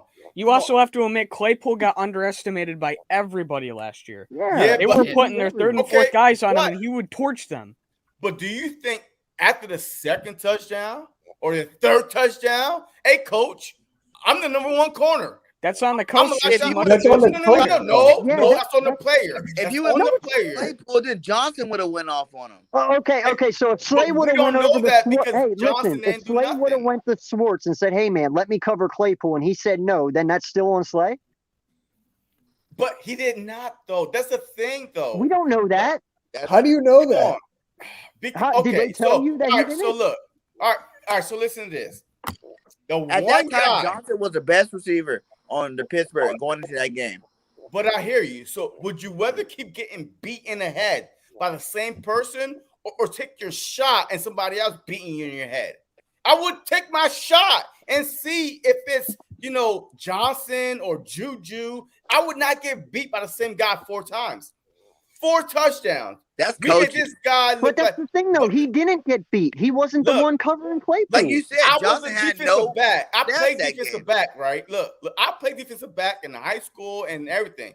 I've always wanted that number 1 guy, regardless if my coach tell me no or not. And I'm a 9th and 10th grader. I went to my coach and say, look, I could do this. I could stop this guy. You have to go to him. Your coach will listen to you and say, you know what? Okay, fine. It's on you. It's on you. But look at it if you were to go to Claypool, Johnson was going to light us up anyway. We don't know that. It did not happen. He was lighting everybody up during that time of the season. That's the thing I'm trying to say. If you would have moved Slay into the slot to cover Claypool, then whoever was covering Claypool and gave up 4 touchdowns is just going to give up 4 touchdowns on the outside. Our secondary was trash. Yeah. No, but the thing is, look. 734. Look. Wow. Hey, but the thing is this. All right, so any great player in any sport, let's bring up basketball. If Westbrook is going off and they're playing the Lakers and LeBron James, don't you think they want LeBron James on the guy that's going off? You can't. Why wasn't he on him in the beginning? But the thing is, I understand adjustment is the key. Y'all don't understand. Adjustment is the key. If you're the best player on that team, you don't understand. Our coaches sucked at adjusting. But your defensive coach will listen to you if you go and ask and tell him. His big plays play. His track record speak for himself. That's what y'all don't understand. And he got with George. Once he got with Schwartz. Do you not realize, though, that NFL coaches have the biggest fucking egos of them all, other than owners and GMs? Nope. Yeah, they do. No. When Tom Brady says something happens, when Aaron Rodgers says something happens, I'm telling you right now, if you're a star on that team and you're the best defensive player in the backfield for the Philadelphia Eagles, I promise you, if you say, Jim, I got this guy after 2 touchdowns or after 3 touchdowns, the 4th touchdown is what beat the Philadelphia Eagles. It wasn't the first. It wasn't the second. It wasn't third. It's the 4th. So how the hell y'all going to sit there and tell me that you could not go and tell your coach, say, hey, look, I got this guy. It's 4th quarter with 2 minutes left. Let me cover the best guy on the field, and let me see if somebody else could beat us. Yeah. All right. Well, when you bring it into that perspective, if you bring up the 2 minutes, then yeah, I agree. But I'm talking the whole fucking game. No, if he would have sat there. Yeah, but if he would have sat there and moved Slay on the inside after that dude, whoever it was at that time, that gave up 4 touchdowns, and they moved him to the outside, he'd just do the same thing on the outside. You have to admit that. Johnson would have lit up. Johnson would have lit up whoever it was. That was he's faster than Claypool. So you brought up the thing is, they were going in the middle. They were going to the same guy. Let me see if Slay wasn't there. That's and if you would have put Slay in the middle, they would have went to the outside. Yeah. But you know how they're talking about you, Slay? I don't know. Hey, it's hard for me to imagine because you always want to go. If you're the best player on that defense, you always want to cover the best guy that's going off. So it's hard for me to imagine that y'all played the game before and still arguing the fact that it's the fourth quarter. Big play Slay, play Slay for a reason. So he needs to say, I got this, coach. No, I would never agree with what y'all saying. I think your theory will work if Pittsburgh didn't have 3 good receivers. But I need to know that. Let me find that out. Yeah, but bro, we only had Maddox and who was our third one? Maddox and Jaquette. Who the fuck were they going to stop? But look, like Johnson was coming off like 100-yard games into that game. Yeah, like, man. Was ripping the league. And 4 touchdown games. And here's the thing. You brought up the 4th touchdown. You've got to put this into perspective. That 4th touchdown was because of Nathan Gary. Gary was not covering Claypool that whole game. That was a one-time thing where called the timeout, or somebody else should have said, no, you're not covering him because you're going to mess it up. And what did Gary do? He messed it up. Or big play Slay would say, hey, I got this guy. If we stop Pittsburgh at that 4th touchdown, we win the game because we are like 3 points away from stopping them. And it was like 3rd down. So even if they kick the field goal, we still could go down and score. The problem is, I understand what y'all saying. Yes, it's a code, blah, blah, blah, blah, blah.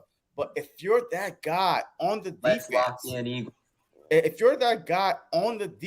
you need to go up to the coach and say, this guy been beating us all game. They going to that guy, even if they don't go to him. But still, you stop that guy, and we don't know the outcome. But I know the outcome now. 4 touchdowns to the same guy. Okay, now let me paint a perspective for you real quick. Say they did what you did, okay? Yeah. And we ended up putting like Maddox or Jaquette on the outside. And then, Slay was in the slot. And they did exactly what me and Bird Gang are saying. They went to the outside. Johnson killed Jaquette or Maddox, whoever was out there. Are you going to sit there and say now that it's on Slay because he wasn't on the outside? But remember that play. That play was a slower guy on Claypool. That play developed so fast. I'm still looking at the play in my head. It was a real fast play because our defensive line was about to sack Ben. And he threw it because the linebacker got fooled. He wasn't looking at nobody else. So that's what I'm saying. That play is stuck in my head so much. Yeah, but I just don't understand how that's Slay's fault, though. That's fucking Gary's fault. That's not Slay. Slay wasn't even covering him. That's what I'm saying, though. If you had Slay on him, Big Ben would probably get set because he had to go to his second read. There wasn't no second read. That game was say, hey, this guy been beating us, and we about to go to him because he got a linebacker on him, and that's it. It wasn't. Yo, uncensored. Did you see the private chat? Oh my God! Look at the private chat. Great. Look who's backstage or in the private chat right now. Get him on.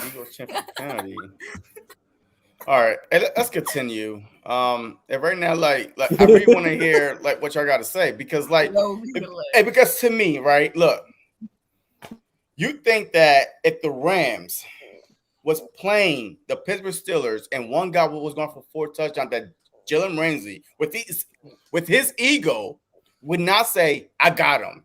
No, yes. But listen, what you don't understand though is the play call. The play call wasn't even set up to where, if it wasn't a linebacker that got the touchdown pass on him, since it was a linebacker, that means that no cornerback on that field was their responsibility. He was in the slot. Yeah, but if you're playing zone, once you run out of your zone, it's over. But that makes no sense. He was in the slot, so a linebackers don't play in the slot. The middle. Can I get on this combo? Can I get on in this combo? In the middle of the field. That's their whole job in a zone. Can't wait to see where this goes. Yeah, go ahead. I just found out Landon Dickerson's out. All right. Yeah, I'm agreeing with you on that. Okay, so first of all, seriously? Can you say that one more time? I need to hear that one more time. I'm agreeing with you on that. Okay, so first You're agreeing with the under. Go ahead, big play Slate. Let me hear you. Chase Claypool most of those touchdowns were on little bubble routes where he just end around the other way. So how the hell is Slay gonna go from one side to the other side? Like that's really hard to do. And the last Absolutely. touchdown, so that's for 3 touchdowns. Or counting for Yes. 3 touchdowns. That's 3. I'm talking And about then the fourth last one. on Nate Gary, not Slay. No, but his point is, why didn't Slay go up and tell the coach, "Hey, put me on Claypool this last series so I can Because just it was shut him down"? third down. It was third down. That's If what he's saying. if that play don't happen, we win the game. I'm telling you right now, if that play does not happen, we win that game. So And go ahead. Go ahead. No, I was just going to say, and I'm telling you, if you would have done that, dude, Avonte Maddox or Jaquette would have been burnt right off the bat on the outside, and that's a touchdown either way. Either way, you're damned if you do, and you're damned if you don't. Yeah. But Because do you remember the play though? The play was I do remember it. Ben. Big Ben was about to get hit, but it was it happened so fast because they knew that they could get a double move on Nate Gary. That's the reason why. So now if the play happened like this, we lined up with Claypool, with big play Slate on Claypool in a slot. Big Ben is getting sacked because it happened so fast that they zone huh? defense. So not a Swartz still called the zone defense. It's an area. It doesn't matter who you lined up against in the zone. It's an area. So you're covering your area. You know what I'm saying? And if that's Nathan Gary's area because he ran into the area, then that's Nathan Gary's area. You can't say any of those cornerbacks would have stopped him, or is that fault for not stopping them because that's the zone. That's what the play call is. Okay, but you think that that Big Ben was like, oh shoot, you know what? Hey, big play Slate is on Claypool. Hey, audible, and change the play, but we still have the same defense called. So like I'm saying, the fear factor of having big play Slate on your go-to guy off the bat would make them probably change the whole route. Who knows what might happen? But the route didn't need to get changed. The defense had to get changed if you put the big play. I can't wait for this Sunday. I can't wait for this Sunday. I need big play Slate on Ridley. Period. If he's not on Ridley, he will be. I would not call him big. I got him on big play Slate no more. I would not. He'll be. If he get beat by Ridley now, I'll even make you feel a little better. I'd say he even gets an interception in this game. Does that make you feel a little better? Look. No, because the key to the game is Ridley. Over the top help from Harris. Yeah, and also Kayvon Wallace because McLeod's sitting out this week, so I expect Kayvon and Harris to take care of that backfield. I don't think Jaquette was the corner when we played the Steelers. I think it was Nickel Roby-Coleman. Hey, well, look, hey, yeah, it's not much better though. That's the point. Yeah, it's not that much better. Look, Eagles champ is in a good mood. All right, so he promised he's in a good mood. So hey, you know what? We about to bring in the brotherly love. Shut up, big play. Because I done kicked you out like 10 times already. I done kicked you out 10 times already for falling asleep on the live. So stop it. So I'm about to bring in Eagles champ, and I want to hear what he has to say about all this because I need another person up in this chat. Eagles champ, wake your ass up. Hey, what's going on? Are you in a good mood? All right. In a good mood. It's almost football season, but like I said, I want to talk about Slay, man. Listen, Jim Schwartz was a horrible defense coordinator. You can't put that on Slay. Like I love your opinion, but you can't put that on Jim. You can't put it on Slay. Jim Schwartz was a horrible defense coordinator, and Nathan Gary should have never been on Claypool or the receivers. That was a bad move from the example. Wasn't Nathan Gary on that? Who would you put on Claypool in that situation? I would have put Darius Slay on there. Okay, that's exactly what I would do. But I don't think Jim Schwartz was the type of guy that would change his play calling. I mean, you don't know if Darius Slay went up to Jim Schwartz. You don't know that. But like I said, I think Jonathan Gannon is going to get Darius Slay back to what he was. When we got Darius Slay, I said one thing. I said, I don't know if Jim Schwartz can use Darius Slay right. And I got my answer. He couldn't use him. He was 15 yards off the football.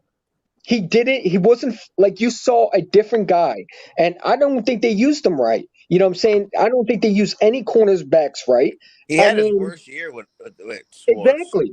Exactly. So I'm confident going in this game. What I want to see is these cornerbacks not 15 feet off the football, close. You know what I'm saying? I want Press coverage. pressure. You know what I'm saying? I want a established defense that's going to get pressure on Matt Ryan. If you can get pressure on Matt Ryan, now if you let Matt Ryan just have time, he will rip you apart. And that's what a lot of people think. They think that, Facts. you know what I'm saying? So, but I think our defense is just that dominant. Like, I believe in this Eagles team this year. I'm confident going to this game. Now you got what's his name? The third string left tackle going against Fletcher Cox. That's a murder. Absolutely a disaster right there. That's a bad move. You don't You put mean a BG? third string rookie on a guy that's going to dominate. You know what I'm saying? I don't think they're going to do that. I think they're going to double cover Fletcher Cox because you don't put a rookie on a guy that's going to literally rip apart that rookie's And with our confidence. defensive line, you can't It, even it, it, double team it would nobody. be BG anyway. It wouldn't be Fletch. And Hargraves is Mhm. balling out this offseason, so you can't even And double he team none better, of the linemen. he better because he got paid all that money. I wouldn't be I would be lying to you if I said I wasn't a fan of that signing. I mean, I didn't know what was happening, but I'm excited going into the season. You know what I'm saying? I think this Yo, I Eagles have a team. question for. All right, so I have a question for everybody in the chat, and I'm gonna start with Eagle Uncensored. Yes, If sir. Calvin Ridley goes off for 140 on big play slate, would that change your mind? No. It's Yeah, one game, my guy. it It's the would. first game. Why why All right, why okay. why do you It want to would. worry? Wait, It's the hold first on, game. Eagle Champ. Hold on, go ahead. I'm sorry, Finish my You know, what bad. you it's were the saying. first game. And this is the thing you have to realize too, and I'm gonna bounce off Eagles on what he said. Okay. JG, dude, he resurrected Woods' career. There's Okay. no reason he can't resurrect Slay's. And Slay's better than Woods. So I have no issue there whatsoever. All He'll right. be fine. Okay. Bird game. If Calvin Ridley Whoa. goes off for 140 against big play slay now, the shutdown corner, would that change your mind? I don't care if it's one game or not. Would that change your mind on who's our shutdown corner? If he goes off and Slay 140, plays him the whole 140. game, Yes, the whole game. just tortures Slay. 140. First game of 140. the season, I'll have my doubts about Slay, but I don't think that's going to happen. Okay, but If it if does it happen, happen, I'll definitely be questioning big play Slay's ability. because that is one guy that we need to stop. That's the reason why I said 140, because I feel like that he needs to get over 100 yards in order for the Falcons. See, I think to Calvin stick really might just get 100 yards because he's their main guy. You know what I'm saying? So who's it covering won't them? even be all against big play Slay. It's going to be like, he's going to be in their slot. He's going to be, on the outside. He's going to be in the inside. He's going to be all over the place doing things, you know what I'm saying, to the point where, yes, he's going to get his yards. Like, I don't think that Calvin really is not going to get 100 yards. I think that's very possible and probably very likely, but I just don't think that's going to be enough to beat us. All right, so let's continue on that one. So because we was talking about old Jim Shorts, the stick defense, blah, blah, blah, and we are expecting a different defense. So if he's that number one guy, if he's torching us and big play Slay, it's supposed to be covering him, then what? Then there's going to be issues because you get paid all that money to do one thing. You're here to lock down cornerback. Listen, if Big Play does not do his job and he does the same things, then there's going to be a lot of Eagle fans that are going to sit there and say next year we need to draft another cornerback.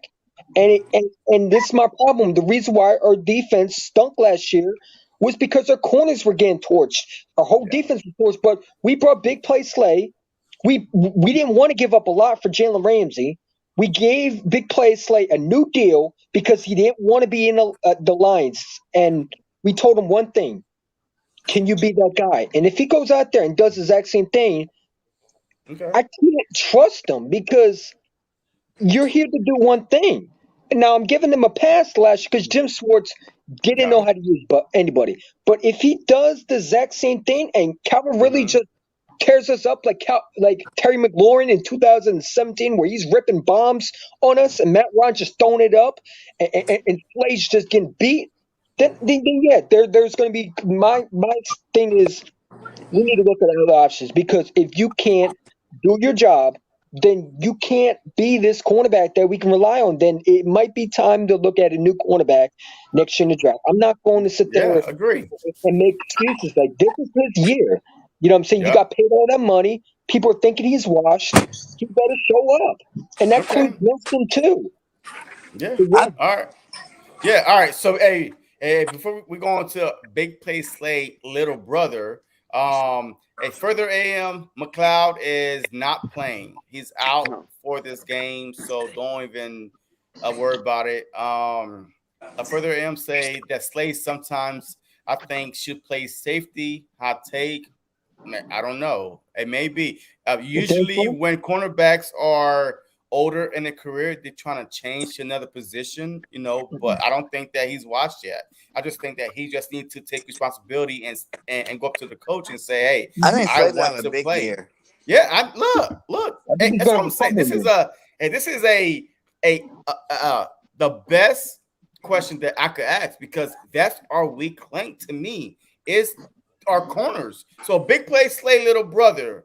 So do I'm you gonna think? hop off. Good seeing you guys. All Little right, brother. play See you Slade. later, man. See Yo, you, Big Mitch. Play Slay little brother. Hey, do you think that if Big Play Slay, he's covering Ridley the whole game, and Ridley go for 140? I mean, would you start rethinking your opinion on Big Play Slay? Okay. I think I have to, because I'm a big Darius Slay fan. He's literally my name. Okay, but like, if No, it you happens, his name. You his yeah. name. Yeah, yep, I'm his name. Okay, so if he has 140 yards against Slay, and it's literally constantly against the same guy, Darius Slay, possession after possession after possession, he's going up against Slay, and Ridley's Ridley's just beating him all over the damn place. Slot, outside the other way. I'm going to be very worried. And maybe I think I have to be a lot worried about Slay. And we may need to draft a new corner for a CB1 next year. We still should keep Well, Slay. we should be but- doing that anyway. Yeah, we're gonna do that anyway. Whether or not We should Slay do does that. good, you should be drafting a corner next year anyway. But It's here's not the even thing. Hey. discussed. But My bad. hey, we weren't about this year though. We weren't about Yeah. this Yeah. year, this season. Like, we can't look to next year, because Jalen 'Cause- Hurts' future is this season. Your Miles Sanders is fighting for a contract extension. Dallas Goedert is fighting for a contract extension. We talk about this season. So Yeah. if our weak link, what's our weak? You know what? What is our weakest link on the defense? Linebacker. Hey, Safety. I Linebacker. think linebacker, bro. Linebacker. I don't know. I have to see Davion Taylor, bro. Like, he's doing good at camp, but it's like, I don't know where it's like. I'm hoping this guy he's not steps starting into it. though. He's not going to He's not start. starting. I mean, the No. same thing with Kayvon Wallace. You keep on talking to me about what he's done. I got to see that. You know what I'm saying? Because he talks a lot. Yeah, but He's you very, said very good with linebacker though. So you said a linebacker. So With hey, let's stick to linebacker, I mean, linebacker. linebacker. I mean, I like the guy that we signed. What's his name from the Vikings? Wilson. Eric Wilson. I like him. I like T.J. Edwards. I think he's very solid. I think Singleton is a decent guy, but I want to see the young guys step up. I want to see our 2 draft picks that we drafted. I want to see Davion Taylor. I think he has what it takes. But it's the point is he got to stay healthy, and But I think our linebackers. I think if we have all our linebackers healthy, I think our linebackers Is that are our better than a weak lot of people point think. though? Is that our weak link on the defense this upcoming Sunday, this upcoming game right here? So you think that linebacker is the weak link? Mm-mm. So who's the weak link this upcoming Sunday against the Falcons? I think we'll be cornerbacks if we're that The bad. nickel corner. All right, so hey, Bird Gang, who's our weak link this upcoming Sunday? Because go ahead. The nickel corner. Maddox, man. That's who I'm worried Like, about. he's the only guy on our defense that I'm like worried about. Actually, it could be since Rodney McLeod's not playing and Kayvon's playing. It Mike could Epps. be Epps or Kayvon. Yo, Kayvon Kayvon, is Kayvon playing? Yeah. Yeah, he's playing. He's ready. Okay. You better have 1 million tackles, bro. All right. So, hey, Eagle Uncensored, who's our weakest link this Oh, dude, upcoming I'm going to Sunday? go all year long. Our weakest link is going to be safeties. Safeties. All right, I'm not Whoa. playing. Yeah, So we even if got Anthony Harris and McLeod is playing, No, we have Harris. I understand okay. that, and Harris did have a good year in 18. I understand that, but McLeod is going to be 31 next year. Okay. He's aged. His ACL last year. He's coming back from that. Dude, we just need to revamp our safeties in general. You know, we So, do. but you're But saying when that even McLeod's if healthy, he balls Anthony out. Harris, so you're saying that even if Anthony Harris and McLeod is back there healthy, so that's still our weakest link on our whole defense. Listen, the reason why I say that is because your Wow, interesting. safeties. No, the reason I say it is because your safeties are your help over the top. Mm-hmm. Okay, and that's where we got killed last year. Literally, our safeties were nowhere to be found. Okay. Now I gotta say, man, like when our safeties play good, and if they play good, that will take pressure off of our corners. But I don't know if they will. We have to see, and that's why safeties are important. You know, I played free safety in high school. That's what I did, and I love playing it. You know, but we are the last line of defense. That is what they're there for.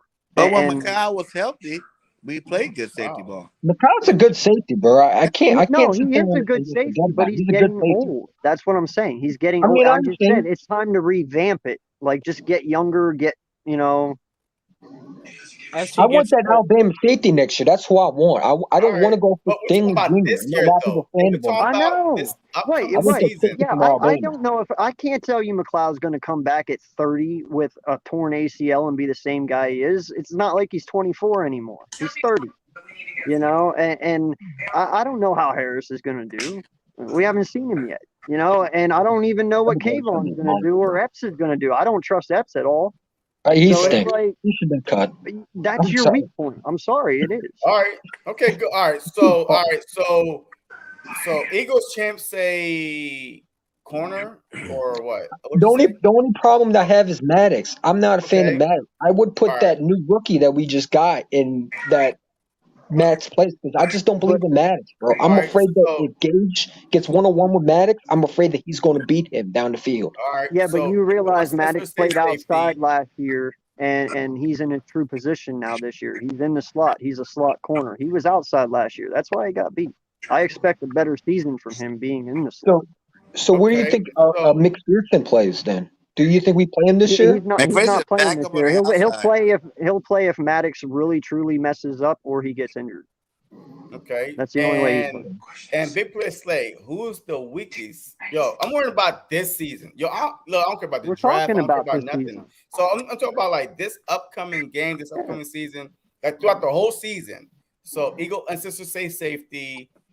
Eagles champs say the nickel corner. And what do you say, Big Play Slay? I think it's linebacker personally because Yo. even though we have depth at the position, What's up, Mike? Billy I Mike. don't know what it's gonna look like. Yo, what's good, Philly Mike? My guy was mad I late. saw you Huh? LB today. It's nice. Yeah. So I got off of that, and I thought I had something to do, but I don't. So I ruined it. So.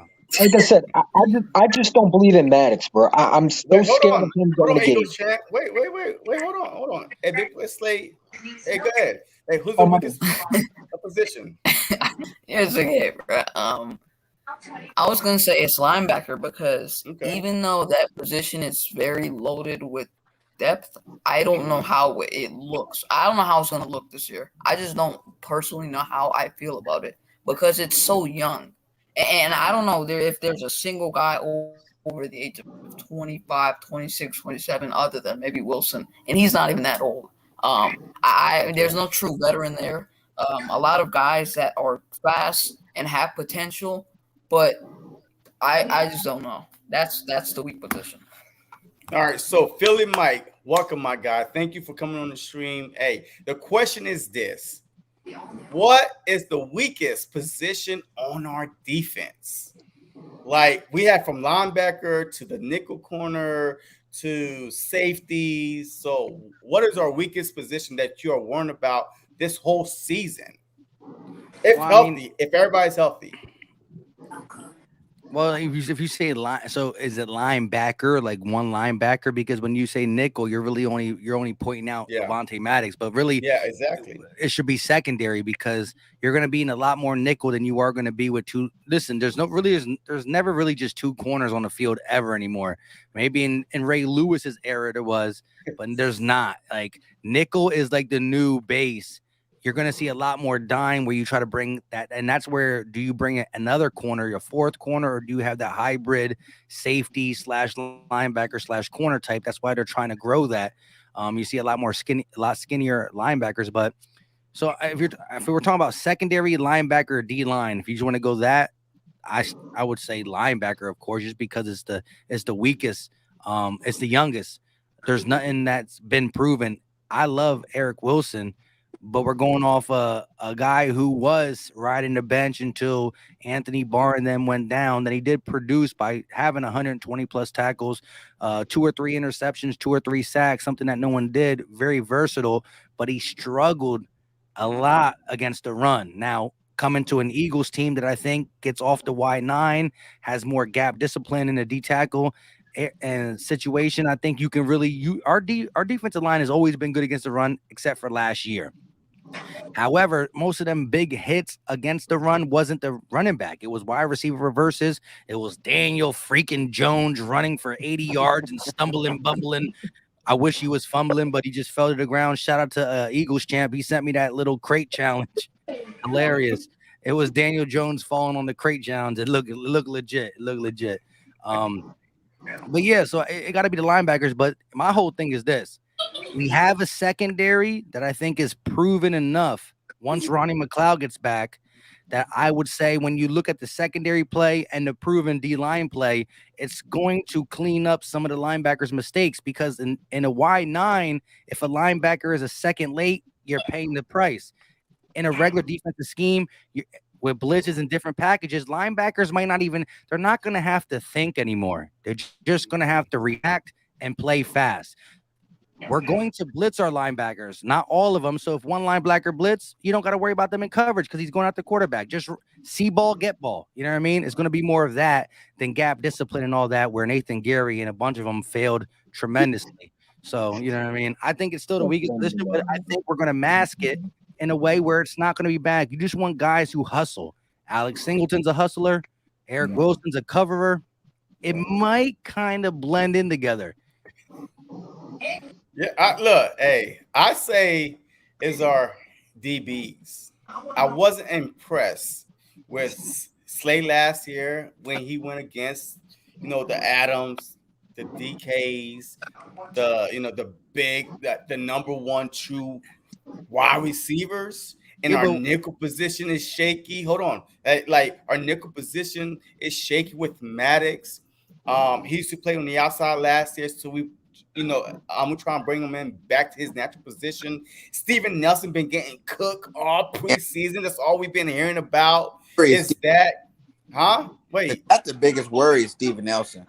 Yeah, but our DBs as a whole collectively, because they're gonna target the weakest link. Period. So I don't care if Slay is on the guy or not. I mean, they're gonna target the weakest link. If Steven Nelson is our weakest link, that's what I'm worried about. That's all I've been hearing about all preseason. I had multiple reporters on, and they've been saying the exact same thing, that Steven Nelson is he's been a little game cook a little bit. So, and then our nickel corner, hold on, let me finish real quick. Because in our nickel corners, right, is Maddox. We didn't want him on the outside, and I'm hoping that he's better at nickel than the outside, but hey, I think it's our DBs. I mean, our safeties, to me, if healthy, McLeod and Anthony Harris will be pretty good, especially with the James Short, with the JG system. But go ahead, Philly, Mike. Man, my bad, bro. No. I only wanted just to say something so I can hear your rebuttal. Remember Avonte Maddox rookie season? I loved him in the slot. He did nothing wrong to me his rookie season. No. It was after the Super Bowl year. Oh, okay. So Avonte Maddox came in, right? And he played to me at a B+, B- right in the slot. And what happened was all our safeties got killed. You know what I mean?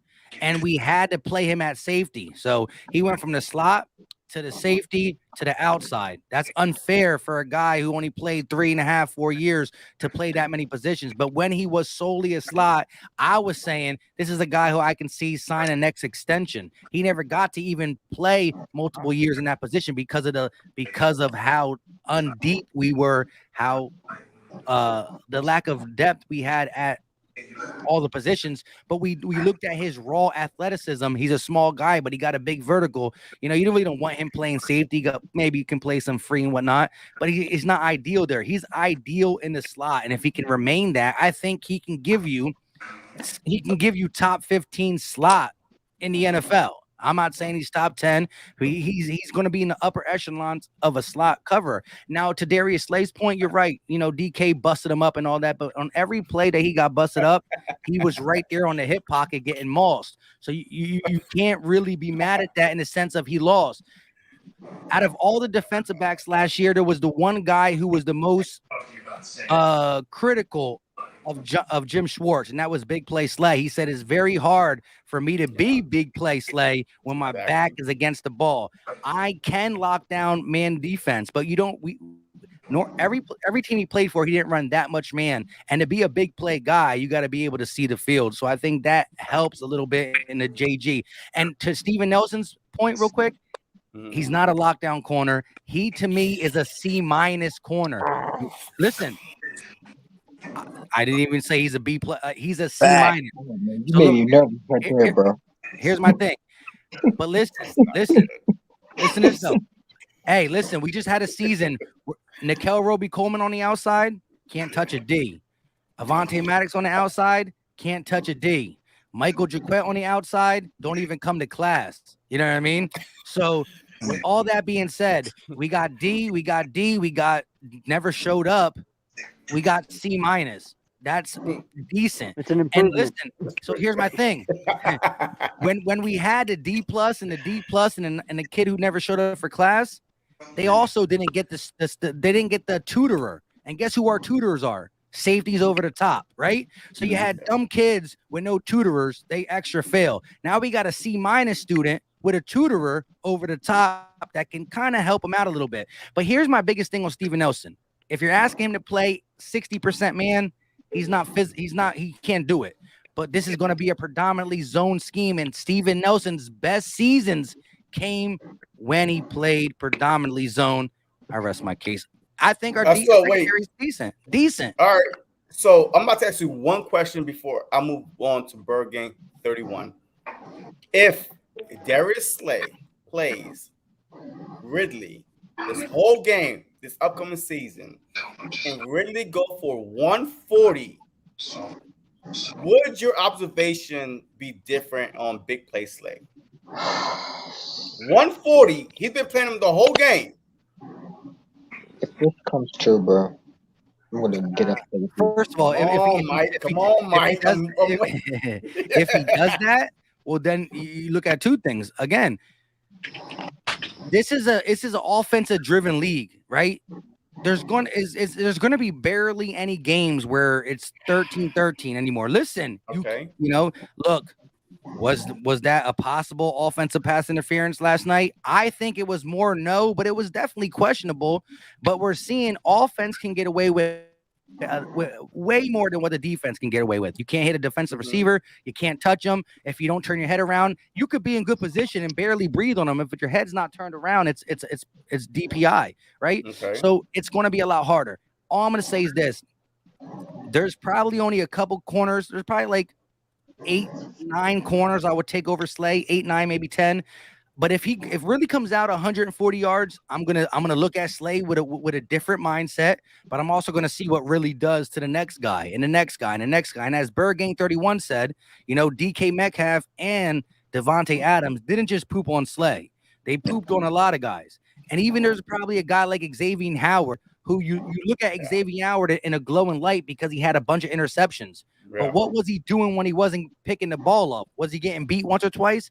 It's an offensive-driven league. You just got to have a good offense, and your defense got to do enough. Yeah, but the pass interference don't count as yards. So look, I was saying just straight up yards now. Hey, If he don't gets try to put the 140 pass yards- interference as yards. I'm talking All right. about straight up 140 yards on big play Slayhead. Would you change your mindset? He's covering, he's following him around on the Jonathan Gannon system. I'd be upset Okay. if he Okay. gave a buck. But 40, if he does go I'd be back upset. and do 140 yards on all the other top, cornerbacks in the league, then you got to look at it back the same thing. Then he might, then he might be top 5. Yeah. But I mean, also the way I'm looking at this too, and how you're asking the question, it makes me feel like you think he's shit, and Calvin Ridley is not shit. No, I mean- no, I'm not saying. Oh, hey, I Calvin think Ridley is Calvin not Ball- top 5 wide receiver. He's not top 5 wide receiver. DK, No, but Maddox, he's not a Hopkins, shitty we're wide not- receiver though but that's either. what I'm He's a saying. wide receiver 1 for a reason. Yeah, Yeah, but I if mean- he's not top 5 wide receiver and we don't have a top 5 cornerback, why can't the cornerback cover non-top 5 wide receiver? That's Who all I'm says Slay's a saying. top 5 cornerback? And not No, just no, that, but think that's about what it. I'm Would saying. they have gotten rid of Julio if they didn't think Calvin Ridley could handle it? Because I don't think they would have. No, they got Kyle Pitts. That's what they got rid of. Let me just say this. Julio. This is real quick. This is real quick. Let me just real quick, and I'm gonna let Bergman go. Here's my thing. Ridley is not a top 5 wide receiver, but he's going to try to cement himself there this year. Listen, he has never had the opportunity to be because of Julio and the other things. I'm not saying he will succeed, but he's going to try because I think Kyle Pitts will be a big play guy, but I don't think he's going to be the volume guy. Really will be the volume guy. And he had over 1,100 yards last year when he was second fiddle. I'm just saying he's going to cement himself into, but I think right now big play is a little bit outside the top 10. Maybe I would say 8, 9, 10, 11. You can argue that point. I don't think he's 5 though. So. And the only reason why I say the top 5 is because the DKs, the Adams, the Hopkins, those are the guys that he was getting beat upside the head with. So now there's no excuse. There's no excuse. So go ahead, Bergane. I was gonna say we already went through that. Like he didn't get toasted by Hopkins was doing pretty good against. I mean, Jaquette was doing pretty good against Hopkins. You know what I'm saying? Like you got to think He about had like 169 how yards. many people in the league, right? How many good cornerbacks are there really in the league? Like shut down, legit corners in the league. I mean, the only one I think is Ramsey. Yeah, you think of Ramsey, maybe Xavier Howard, Jair Marlon Alexander, Humphrey, Jair Marcus Alexander from the Peters, maybe. Packers. So you Marlon got Humphrey's a 4 beast, guys that are probably shut down. Everybody else is getting torched, and Mhm. maybe not getting torched every week, but they're going to get Tre'Davious torched by all the White, big guys. Marshawn Lattimore. I think the Carolina cornerback that they drafted, I think he can be a shutdown cornerback. J.C. Hey, Horn, I think Horn? he can be that guy. I also think Surtain. Surtain can be that guy too. I think Diggs. Trayvon Diggs. I don't think he's a shutdown cornerback. He shut down Evans yesterday. He's still a Hey, your stud. though. I Bergane. like Hey, It's hey, early. Bergane. Look, Bergane, real quick. Do Philly have a track record when the defensive back is a number 1 superstar on other teams, but when they come to Philly for some way, somehow, they turn to shit? When we only Man, I got thought we one. were supposed to have a You positive gotta realize, back in the day, we used to be dominant in the secondary. You know what I'm saying? Like when we have good safeties and we had 2 good corners like Lido and Sheldon, like Asante and Harris. I'm Like talking about the Namni Asamoah, the Byron Marshall. When you Hey, talk- Byron Maxwell. Don't because go we back put to all that. our eggs in that Maxwell one was never corner. Maxwell great. didn't really fit, bro. Nami Aswa did not fit her system at all, bro. That Yeah. was a bad trade from the jump, bro. He didn't Yeah. fit her system. And Byron Maxwell, to me, I could told you from the beginning he was not a good cornerback because if you look at him, he was Philly. never a shutdown cornerback. Richard Sherman was on that It's Philly. Seattle team. Every cornerback that we bring from another team that's supposed to be a number 1 come to Philly and take a Asante dump.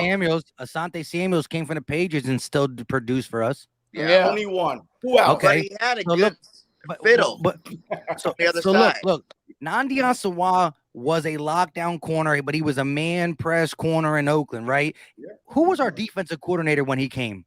Oh, Listen, Jim Juan Johnson wasn't- Castillo. And guess what Juan Castillo was before a defensive coordinator? Offensive lineman. An Yeah, offensive that's line right. coach. So guess what? Hold up. Listen, you know what I mean? First of all, I gotta question that right there. You went from offensive line coach to defensive coordinator. Yeah, you don't add Yeah. up. Yeah, that's Okay. That, All right. that was Yo, one of the worst y'all You moves gotta realize forgetting I've some of ever about these seen. big somebody. guys that we I have, don't it's get that. coaching that makes them garbage. Like you said, look at Slay's track record all the way up until he played for Jim Schwartz. exactly. He was a baller. Yep, he And was. then you got Jim Schwartz, and now he's suspect. You know, And who was So that shows it's Jim who was the biggest critic? Who was the biggest critic? Jim None of the Schwartz. other DB said nothing. He said, "How can I be big play Slay when I can't be looking at the ball?" And not Y'all only forgetting that, about somebody, bro. Y'all And not forgetting only about that, someone. there's the reason why Jim Schwartz was fired because Big Play Slay, number one, did not really like Jim Schwartz. He went to Philly because he knew Nah, he that they had a quit. good Nah, he division. didn't get fired. Nah, he retired and Yeah. went to another Oh, he team. But retired? So why did we hire him? yeah. So why did we hire Jim Schwartz? Why did we get Jim Schwartz in the first place, bro? He Like, won us a Super Bowl. Yeah. Look, because we won Jim a Super Schwartz Bowl. has a Our good. defense was what top Super notch. Bowl? He's good. He's What? good. We won a He's Super good. Bowl But with he just got Jalen to the point Mills where as our top corner. We won a Super Bowl with Jalen Mills as our top corner. Come I on want now. to say something He real did quick. good. Let me say something real Come quick. on, I'm gonna man. just go fast. Go Y'all ahead, big forgetting play about Slay. somebody, bro. Who? Y'all forgetting about Orlando Scantrick, bro. Put some respect on his name. And I'm Who? playing. I'm playing. I'm What? playing. Don't go crazy He on had me. one Yeah, Keep some interception. censor. He had one interception versus the Jets, and he just decided to show up. Oh Him my and Christian Zach god, Roberts Brown, is bro. bro. He better was than on Orlando censor. Kendrick. Trip. Zach Brown, man. No, That I was a wasn't big on the trip. disappointment. I was thinking something, but I'm not saying it. Orlando Scantrick to go, bro. All right, so hey, Bergen, hey, was you done with your hot take on our defense? Yeah, who's the worst position on this team Like I on said, like defense side? it would have to be the second, like you said, like I said before, the nickel cornerback is kind of where like everybody do, you know, Yeah. a couple years back, yes, Maddox was there, but that's a couple years back. Can he still be there? Because Josiah Scott was pushing him this year and the all season before he got hurt, right? Did you hear he's that? mad young though. He's old as You know shit. what I think is going to happen? You know what I think is going to happen? I think that new guy that we drafted, I do think that he will start. I got a Who? feeling that what's his name, McPherson.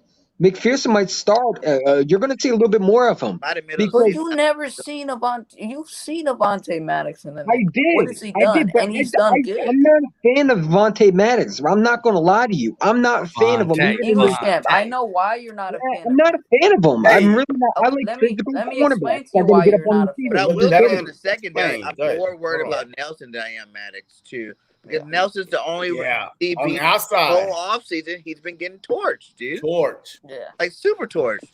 Yeah. Oh And that's a my But problem God. because you're going in a division where you're going to have like Michael Gallup and you're going to have CD Lamb that you're going to deal with, and you got a guy like that that's getting torched. That's a problem. Like I'm hoping that's not true at all because then I'm not worried about Calvin Ridley. I'm worried about the other two receivers that are going to destroy him because they're not going to go after Big Age. Play. They're going to go after Steven Nelson. That's who they're going to go after. They're not going to take a shot on Big Play Slay. You know Matt Ryan is not going to go after Darius Slay on Calvin Ridley. He's going to go after. He's going to go to Gage. That's who he's going to go after. That is the first thing they're going to target is They Steven Nelson. playing better though. Yeah, big play. Regardless, Hey, what you had to say?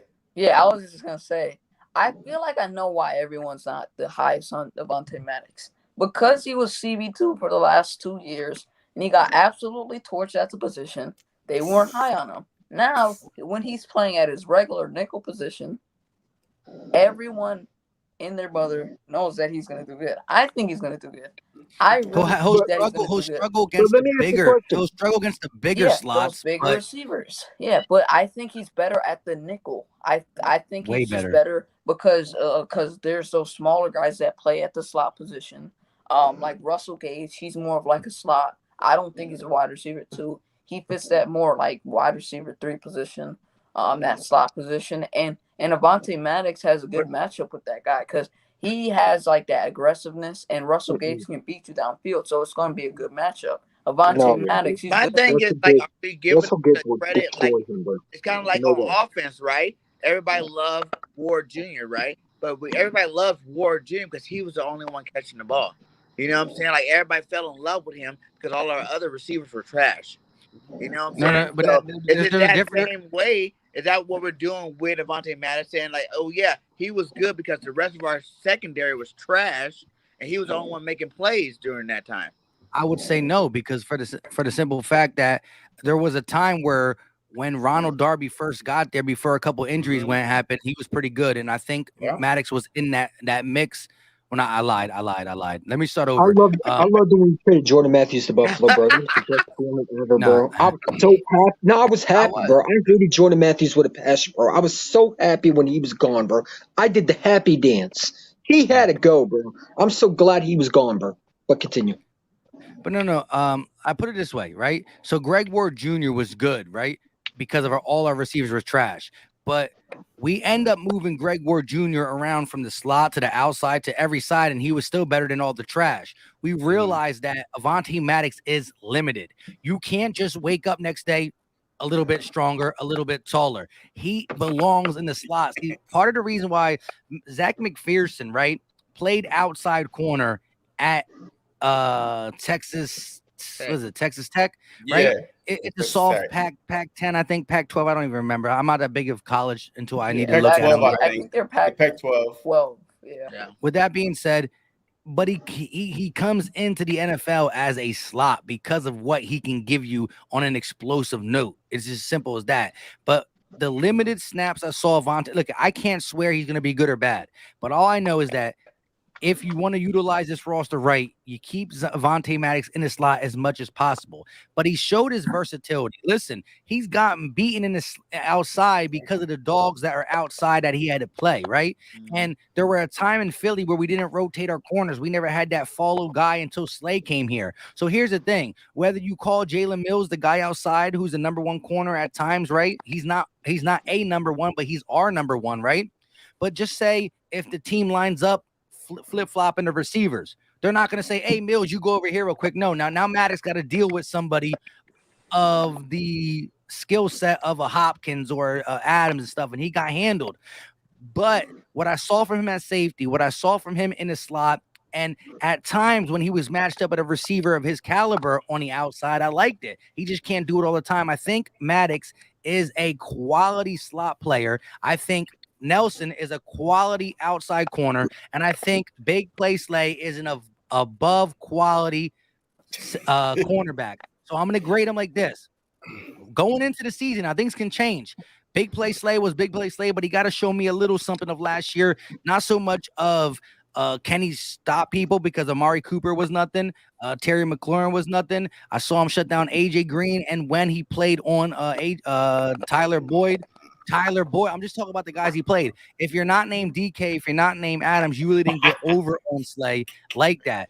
But for you guys to say, what I'm saying is, understand, we're talking about trying to make the playoffs and stuff like that, right? But if you go back here, let me ask you this. Are you taking Nickel Roby-Coleman on the outside over Steven Nelson?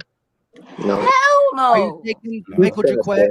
He was such an in my opinion. Are you taking Avonte Maddox over him? No. So right there, you just said that whatever we put out there last year, we're already better. So maybe we're not the best, but we're better. And here's the thing. When your defensive line is playing as good as our defense line can play, it's only going to make your secondary better. And then it goes twofold.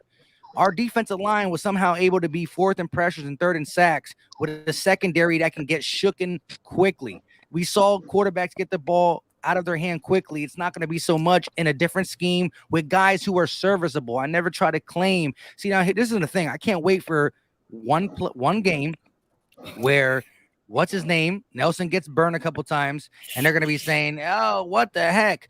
Look at the longness of the 17 or 16 games. It used to be 16, now 17 game season. Michael Jaquette, Craig James, Nickel Roby-Coleman, they can't sniff a career of what Steven Nelson had. There's a reason why he was a starter on the Chiefs, a starter on the Steelers, and now a starter on the Eagles.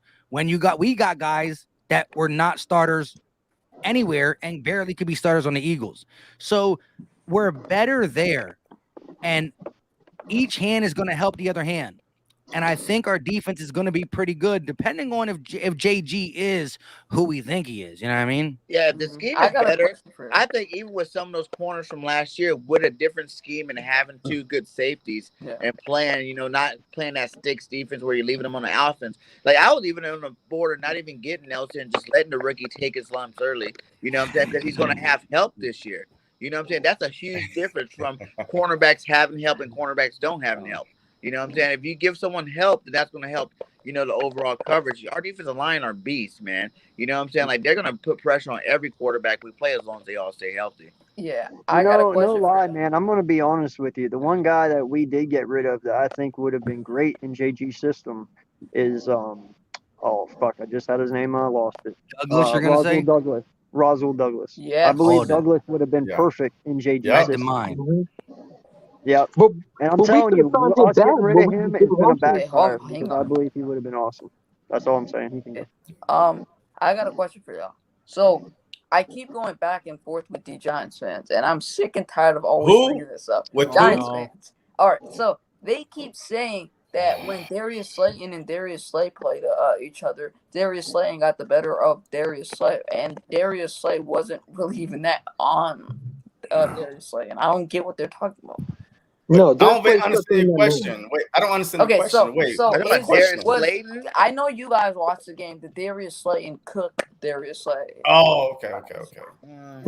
No, he shut him down, I believe. I think he shut him down. I don't remember Slayton going off on us at all when Slayton. Yeah, that's what I'm saying. He had that Didn't one he big cover catch. Sterling Shepard anyway? Yeah, Yeah, he was he on. only had that one big catch, and they want to Maybe go not, crazy. because he was in the slot.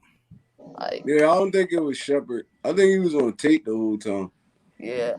All right, so look, hey, I have a question. Hey, I know I asked this before, but Philly Mike, who is the one guy that could destroy the Eagles this Sunday and cost us to lose the game on offense of the Atlanta Falcons offense? Matt Ryan. Matt Ryan. I mean- I was about to say Matt Ryan. Oh, wow, yo, hey, if you had Calvin Kyle Ridley. Pitts, Ridley, Calvin Ryan, Ridley. bro. but y'all It's said Matt Calvin Ridley. Ryan. I don't even think Hey, there's one Philly guy on Mike. that It's team. Calvin Ridley. In my Can I opinion, Calvin speak Ridley. on this one real quick? Hey, hold on. Go ahead. Hey, go ahead, one Trey. People, I don't know where this came from, but people just think Matt Ryan a scrub all of a sudden. Dude can still throw that pill. You give him time, he gonna pick you apart. You let the run game get going, he gonna pick you apart. We're gonna have to be firing on all cylinders to beat this team, bro. Even though they're not one of the top teams in the NFL, they still can score with the best of them. So I don't know where all this scrub Matt Ryan stuff came from, but dude is still a high quality quarterback in this league, man. Okay, go ahead, Philly Mike. Yeah, well, I'm gonna say Matt Ryan just because let's be honest, the dude saw all coverages that you can really do, and coverages are coverages. You only can play so many. You can't just create a play, really. I mean, you can blitz different angles and stuff, but he knows by line mate they're gonna do motion and stuff like that. Who knows what Arthur Smith really runs if he's more of a we have to see. But he will listen to Matt Ryan. That's the difference. We got a head coach that is new with a new quarterback who's really not gonna have too much say on the scheme, except for like Nick Sirianni said, I like this. Okay, scrap this, scrap that. But Matt Ryan is going to be able to look at Arthur and Blake, bro, listen, you got to trust me on this stuff. You know what I mean? With that being said, so early in the season, week 1, our defense is young, especially in the linebacking core, where that is the guy who's getting the calls in, whether it's Alex Singleton or Eric Wilson. New pieces across the board, new system. Maybe there's some miscommunication there. We saw a big miscommunication in the preseason where the guy was just like drinking a coffee wide open in the end zone, like waving and stuff. So stuff of that sort. Matt Ryan will definitely find it and get it. Now, the one thing that takes Matt Ryan away is that their offensive line is trash. Their offensive line is so bad. Yeah, it's so bad that our defensive line is not only going to be as good as our defensive line is, it's going to look even better because we're going against an offensive line that is middle to pack / like lower 20s, low 20s. At the end of the day, though, if you guys are all right, and these wide receivers are doing work, they're able to get off the line of scrimmage quickly. If Slay and Nelson can't stay with them, you're going to see Matt Ryan, being the veteran he is, to get the ball out of his hand fast. And a guy like Kyle Pitts, we saw one play in the preseason. And guess what type of play it was? A 2-yard pass that went for 40, right? So on that note, that play wouldn't have went for 40 in a regular season. You might be right. 5 steps before he was even able to cut it upfield. Like, that was against a 3rd and 4th team defense. Start getting the line, they would have fucking hit his ass. True. But what I'm saying is Matt Ryan's gonna know his check downs. He's gonna know where the blitz is coming and stuff of that sort. I think JG's very smart, but it's very hard to outsmart a quarterback of his caliber. As they get older, they start to lose a little bit, but they don't lose the mind. The mind only gets sharper because we're talking about old in football. It's not old in real life. It's physically old, but it's not mentally old. That's why you have that. That's why the good quarterbacks that stay long, let's be honest. No shame on the scrambling running quarterbacks, but their career end quicker than the Peyton Mannings, the Tom Brady, the Drew Brees is because they've never been the most athletic. They've been a guy who can throw the ball, and they know football. And Matt Ryan fits in that category-ish. So I think if we get too lax, if we try to be too cute, like we want blitzes and disguises, but if we try to get too cute, too quick in an early season, that's where the miscommunication comes, and Matt Ryan will make you pay, not only because he's a veteran, but then look at his weapon. Gage, a speedster, really a baller. Hey, how did Quez Watkins get his route running a little bit good this year? Hey, man, I was with Calvin Ridley. You know what I mean? And then you got the boy Kyle Pitts, whether he plays inside, outside. So I think Matt Ryan is still something to be reckoned with, but I'm going to put my chips on JG's side and say, do what you do. Yeah. But also, let me Mike, throw another X factor in there for you too, my guy. Hold on real quick, AK. Okay. Also, Philly Mike, how do you utilize having how do you disguise having a bad offensive line? You run the ball. You throw quick passes. I mean, if we can't cover simple stuff like that, we're going to get worked all game. But Mike Davis, really? You scared of Mike Davis? But the offensive line is trash. It's not even about being scared of Mike Davis. The offensive line is trash. The Falcons' offensive line is trash. All right, man. They got Wayne Gallman Hey, too. Rock, I was actually with you whenever you stopped me. I was going to say Mike Davis is the other X factor. He's just not. I don't even really feel like Mike Davis is the X factor, but if he can turn out a 5-7 yard gain every time you touch the rock, you don't even got to be an explosive back to make an offense look okay. He keep putting them in the second and third and shorts. I mean, that's easy pickles right there. I think we're going to get to Matt Ryan, bro. I have a feeling that we're going to get to Matt Ryan, bro. I have a feeling that the Eagles are going to come out. What's going to happen is Matt Ryan's going to try to throw down deep to Calvin Ridley. He's going to try to get the big game going on. And I think you're going to see where Calvin Ridley is going to try to go down deep. And I think Darius Slay is going to stop Calvin Ridley. He's going to break up a couple passes. And Arthur Smith, the young rookie head coach, is going to try to run the football. That's not going to work. But like Philly Mike said, though. Here's the thing. The Falcons can't run the football if their offensive line is not good. But I'm saying, Philly Mike said, Matt Ryan is a veteran. He knows if we know if offensive line bad, he knows his offensive line is bad. Okay, well, so they're not going to run. Why would they keep trying to run deep plays? Come on, you got to think a little bit. You got to think about football stuff. But here's the thing: you don't think Fletcher Cox is not a veteran where he's able to see that? You don't think that defense is going to see? You don't think they're studying that offense right now? If you're the Eagles right now, you're game plan for the Falcons. You're going to know what the weakness is, and if the offense line is weakness, especially that rookie. I'm blitzing Matt Ryan. I'm sorry. I want to get to Matt Ryan. You can't let Matt Ryan stand in the pocket. You have to do everything you can to get to him. Because if you let him stand in the pocket, he will rip you apart. No question about it. What I think will happen is the Eagles' defense is going to be too much for Matt Ryan. Matt Ryan is not going to be able to handle it because I don't think the offensive line is improved. Their defense is not good. I've seen their defense even when they played the starters, they're not good. They were getting destroyed, okay? So, but if you blitz and don't get there, bro, that's the same. It doesn't matter if you blitz. Well, if they don't get there, then guess what? We're in trouble. But I think the Eagles are going to absolutely dog Matt Ryan. I think Matt Ryan's in for a rude awakening. That defense. I mean, it sounds good. I hope. Let me ask you a question. Let me ask you a question. We don't have to blitz that much to get to Matt Ryan. Let me tell you something. Washington, to me, has the most overrated defense I've ever seen. I'm telling you right now, I don't think Washington is the biggest defense, bro. I don't think Washington has a good defense. I think they have a question. All right, Eagle Chan. All right, but good. All right, go ahead. Who's next? Yeah, I was gonna I'm say sorry, Eagles my bad. champ. So if Mike Davis, I know our D line's great. I know it's great and all, but if Mike Davis gets past our D line, you think our linebackers can stop him every single time we get past that If Mike burst? Davis gets Oh, past our D line, we're in trouble, bro. But let me yeah. ask you a So question. I don't. yeah, Let I me ask you a like question. Wilson and Let Singleton me ask you together. a I think question. that's gonna be a What dynamic makes duel you this think Hey, year. hold Arthur on, Cox Eagle and Brandon Shan. Graham is not going to stop the Well, run? all right. Well, the thing is, all right. Hey, hold on, Eagle Shan. Because I feel like, look, What's it's up? My not bad. going to be My bad. on I'm the sorry. players. It's not going to be on the players. It's going to be on the play calling. yeah, Are the coaches going to be able to adjust? Because I feel like that last night game, the Dallas Cowboys. If you watch the game, it was all quick passes. A quick screen, a little fake reverses. That's where the success was coming from. And then from that, they were going downfield a little bit. Like, I mean, Shannon Sharp broke it down real good today. Out of the 58 passes, 35 of them was under 10 yards. yeah. That stops That's the how pass rush. fast.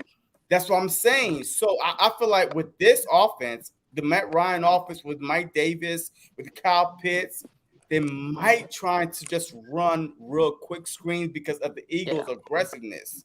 So That's let me just exactly say what two. I was But trying I to think Just say it's say. a two things. better defense Wait, than wait, the hold Dallas on, Cowboys. champ. I Let just Mike do. go. I just want to say two things quick. First, listen, and I want blitzing in the city of Philadelphia, but I gotta say this: everybody screams for a blitz, right? And I understand. My favorite thing, and what Philly was able to do for a while, is do timely blitzes, right? Yeah. That is what you want, right? But you really want to get pressure from your front four. You want the Trent Coles, the Javon Curses, the Hugh Douglases, the Reggie Whites way back. You want them to do it, right? And I think our front four can do it. It's proven it can, because we were third in sacks, fourth in pressures with no blitzing, really, right? You want Exactly. to see timely blitzes and disguised blitzes, but when you blitz in the NFL, right? Let's You have look to at how hit. it is. It's You have to 11 hit. versus 11, right?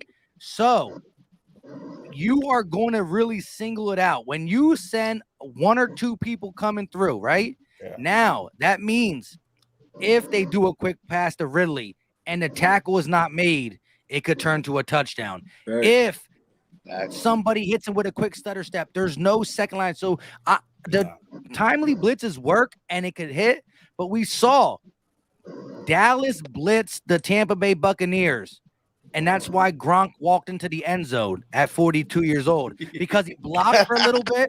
He Three blocked. touchdowns. But look, that play was he blocked a blitzer for half a second, and because the whole blitz is when he caught the ball, they only had enough guys to secure barely all the receivers, and he just was wide open. Now Brady only had half a second to get the ball off, but that's what they see that, they know that, and they do that. But all I'm saying is, I want to see blitzes, but I guarantee you we're going to call a blitz that backfires. Because listen, even the best blitzers in the game, the best blitzing teams have blitzes that backfire. And you're going to realize that blitzing is not always everything. You got to know when and where to do it. But to go off real quick about Matt Ryan, I just want to say this. When the Falcons come out in the first, maybe not the first couple possessions, but after a couple sacks the Eagles get on Matt Ryan, you're going to see a lot of 12-man personnel, for the simple fact this: we forgot their other tight end is named Hayden Hurst, who's a decent receiver, but he's more of a blocking tight end. So you're going to see this. You got Ridley on one side, you got Russell Gage on the other side, you got Pitts and Hayden Hurst as a tight ends. And Kyle Pitts, one knock is that he's not NFL ready to block yet. He's a tremendous athlete, receiver. He might get there. He's not ready yet. But on certain games, again, as you guys said, to help out a stinking offensive line is for Arthur Smith and or Matt Ryan to check into. Listen, Ridley's a dog, Gage a dog. I'm gonna let them go out. I'm gonna keep both my tight ends to block. I'm gonna leave my running back in the block. I'm gonna leave Hayden Hurst and my running back to block, and have Pitts, Ridley, and Gage go out. You're not gonna see 5 receivers going out because they're gonna play scat protection, and that's something that we did last year. One of the reasons why our tight ends were so bad at receiving, minus the fact that Ertz and Goddard were kind of banged up, is because there were plays where our offensive line was so bad. Listen, I have old videos where I did the all 22 because I used to do them all the time, right? There were plays where Miles Sanders Richard Rodgers, Zach Ertz, and the offensive line was blocking. So when you got Zach Ertz, Richard Rodgers, the offensive line, and Miles Sanders blocking, that's only Rager and Travis Fulgham going out for a route. So now you got secondaries because maybe they didn't blitz that. Maybe we thought they were blitzing, but they didn't. So now you got 4 guys going, 7 guys blocking, and you got 6 guys in the background guarding 2 players. It looked disgusting. You can go back and look at my videos. I got it all on tape because I paid for the all 22 and showed. But yeah, so you got to be ahead of the game. But Matt Ryan will keep Hayden Hurst and the non-athletic Mike Davis in the block, and that is going to help. Now it's 4 against 6. Can I say something? For example, I don't think I don't think Dan Quinn's really a good defense corner. I'm gonna be real with you. I did But not. Dan see- Quinn is not even there no more. But Dan Quinn is not even there no more. No, I'm talking about Dallas. I'm talking about Dallas defense. I don't think he's a good defense corner. I'm not going to lie to you. I did not like Dan Quinn's system. I don't think the Dallas Cowboys have a better defense than us. I'm not going to sit there and Dallas get up defense is and get trash. scared of Matt Yeah, Ryan but because we on the Falcons, Super man. trash. And we are on the Falcons. Let's go. Hey, let's keep I on got the a question. Falcons, this man. is what I want to say. I don't think where I bring it up is because people are scared that they think that Matt Ryan will do the same thing as Tom Brady yesterday. And I believe that the Eagles will blitz, but I think Matt Ryan ain't going to do anything because Matt Ryan is going to, once Matt Ryan feels pressure, if you notice that, he throws picks, he throws interceptions. How many I times agree have with we you. I seen agree Matt with you. Ryan? Real quick. That's true. I honestly think we're gonna beat them. But when he asked me who scares me the most, the guy who can get the hottest for the Falcons is Matt Ryan because really he's only catching the ball if Ryan's on point. Listen, if we ruin Ryan's day, it's a trickle down effect. The receivers look bad, right? And so Ridley's a dog. They might tell Ridley, you're going to have a lot of double coverages because we're going to leave Hayden Hurst a block. We just said that Fletcher Cox might baptize this guy. We need some help. Mike Davis, you were going to get 19 carries, but now you're going to get 11 carries. You're going to be like Ezekiel Elliott. You're going to be blocking. So now it's not 4 on 5. It's 4 on 6. It's 4 on 7. And then when we do blitz, it's 7 on 7. They might not be as explosive, but at the end of the day, look, Alton, their defense is trash, bro. Stop, man. Just stop. Like, their defense All right, is let's not. not. Wait. Let's Hey, not look. All right. So let me take this on the Can I- screen. Just yeah. stop. That guy's Hey, let's tripping. get I to say the something real topic, quick? man.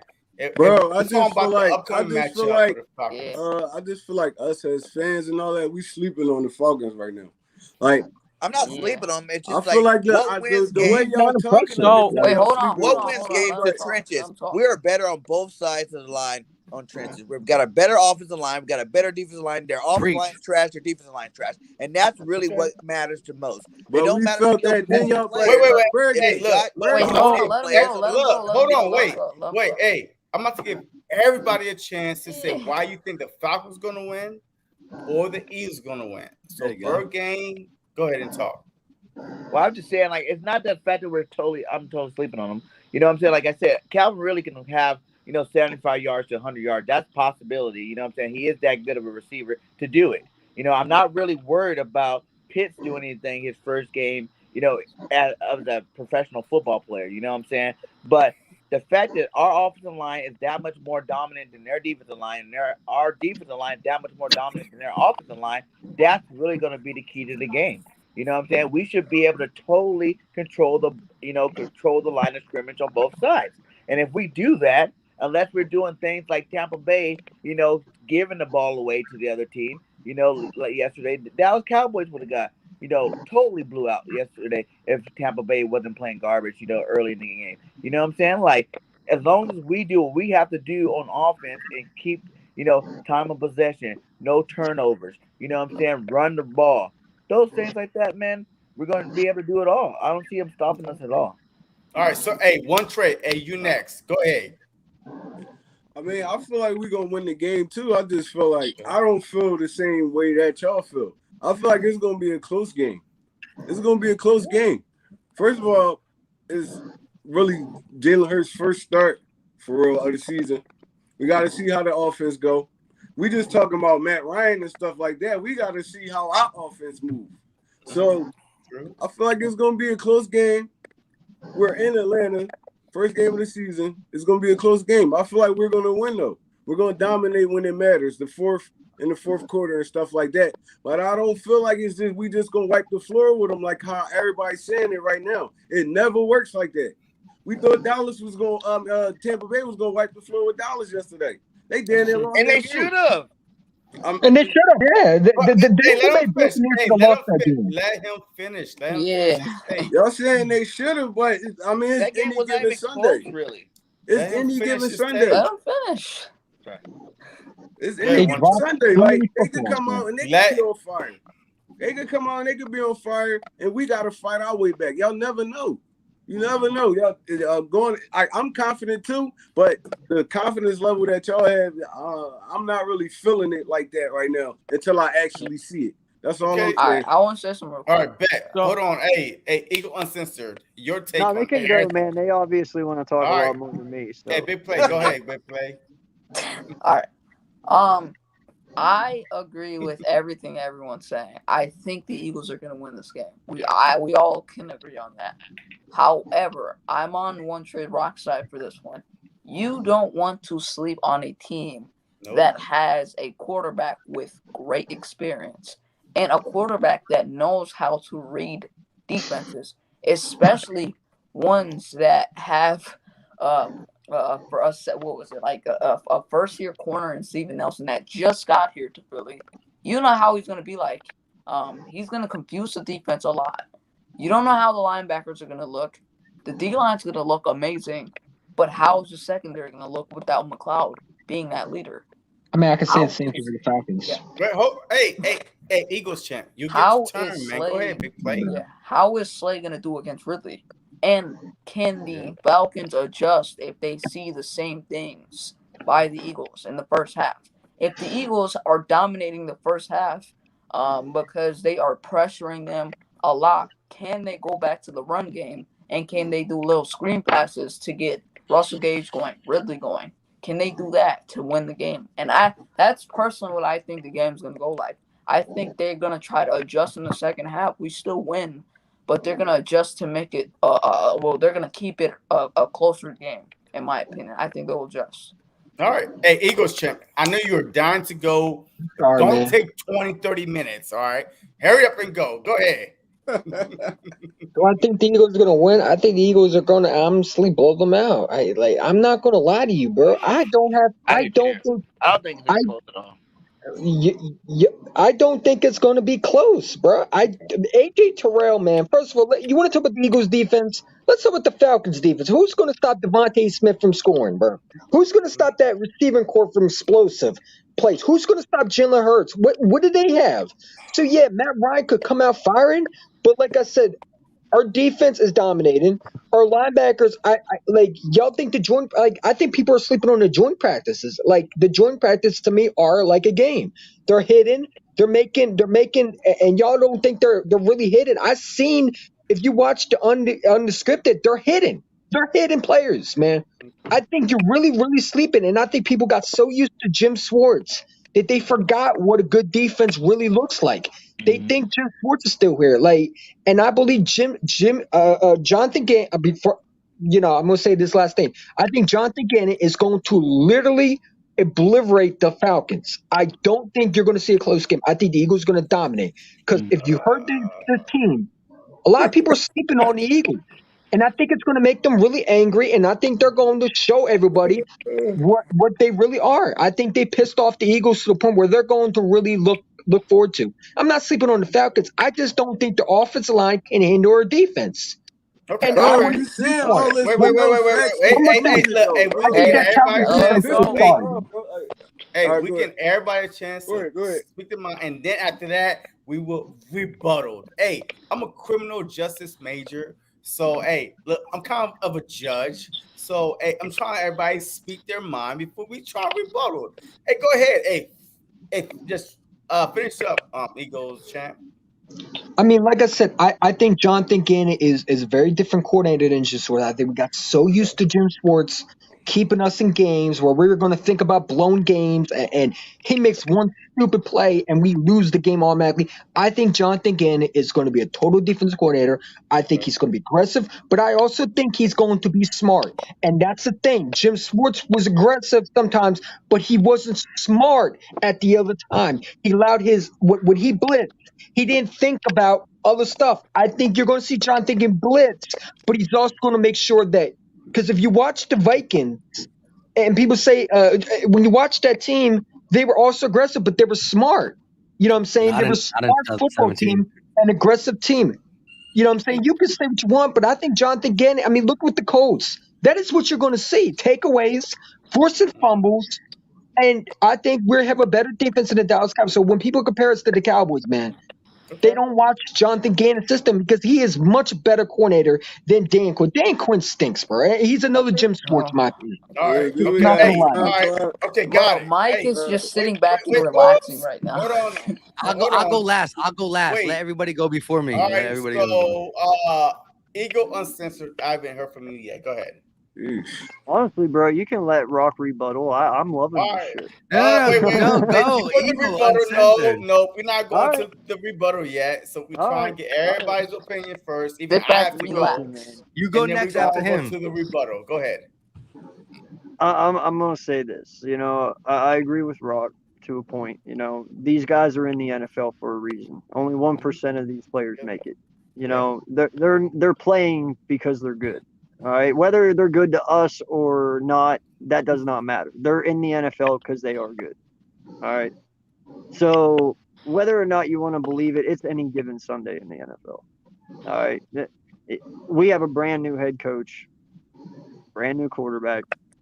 You know, everything has to click, and I believe it will. Do I believe it will happen week one? I don't know. When I talk about what I talk about on my channel or anyone else's channel, I say my shit off of hope for this team because I have a lot of hope for my team every year. Whether I believe they're going to win 4 games or 12 games, it's all based off of hope because I think very highly of my team. You know, when you wear that eagle, that represents something. That represents all of us.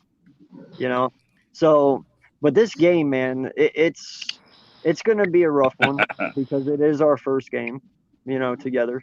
But yeah, I still say we win it for sure. I just think it's going to be a little more hard fought than what everybody thinks it is. All right. So, hey, we have Sonic 2.8. It's only Sonic 2. I can't see the 2.5, 2.0, or whatever. Hey, go ahead, Sonic. All Where right, is then. he? Where is he? Sonic always Hey. goes disappearing. Nowhere Yeah, to I be mean, found. see, Yeah, but that's I never a saw lot of him people- I never even saw him pop in the screen. I know because he's on audio. That's it. But Oh, go you ahead. can Hey. Yeah, you could choose on StreamYard. Hey, we poor guys over here. So, hey, we use StreamYard. Hey, we only use YouTube. I never know. So, First of all, hey, I use StreamYard too. I never know you can just do audio. yeah, I didn't you can either. do audio. I never Bam, knew it's that. audio. Hey, Philly Mike, go ahead, man. I've been dying to hear what you had to say, but you've been patient enough. Go ahead. Sit Nah, back, man, relax. we gonna get this dub. Listen. Let's go. I just made a video before I went on with LB that the disrespect will stop come Sunday. You know what I mean? I put the Colin Cowherd stuff out there. He's like, you know what? There's some glimpse of hope of Philly becoming something because you know they got Brandon Brooks back and they also got good old Andre Diller back. And I'm like, bro, do you know he's not even starting? Like, I understand media being a little bit sidetracked, but at least like do some due diligence. Type in Eagles depth chart. Oh, Andre Diller's not starting, so does it really matter if he's back or not? Like, come on now, bro. Anyways, I think the Eagles are gonna win. But you talking about this right here, or no? No. I was talking about when he just had he had the Eagles going 3-14. Yeah, and he said he was talking about the Eagles being a not that good of a team, but you can look.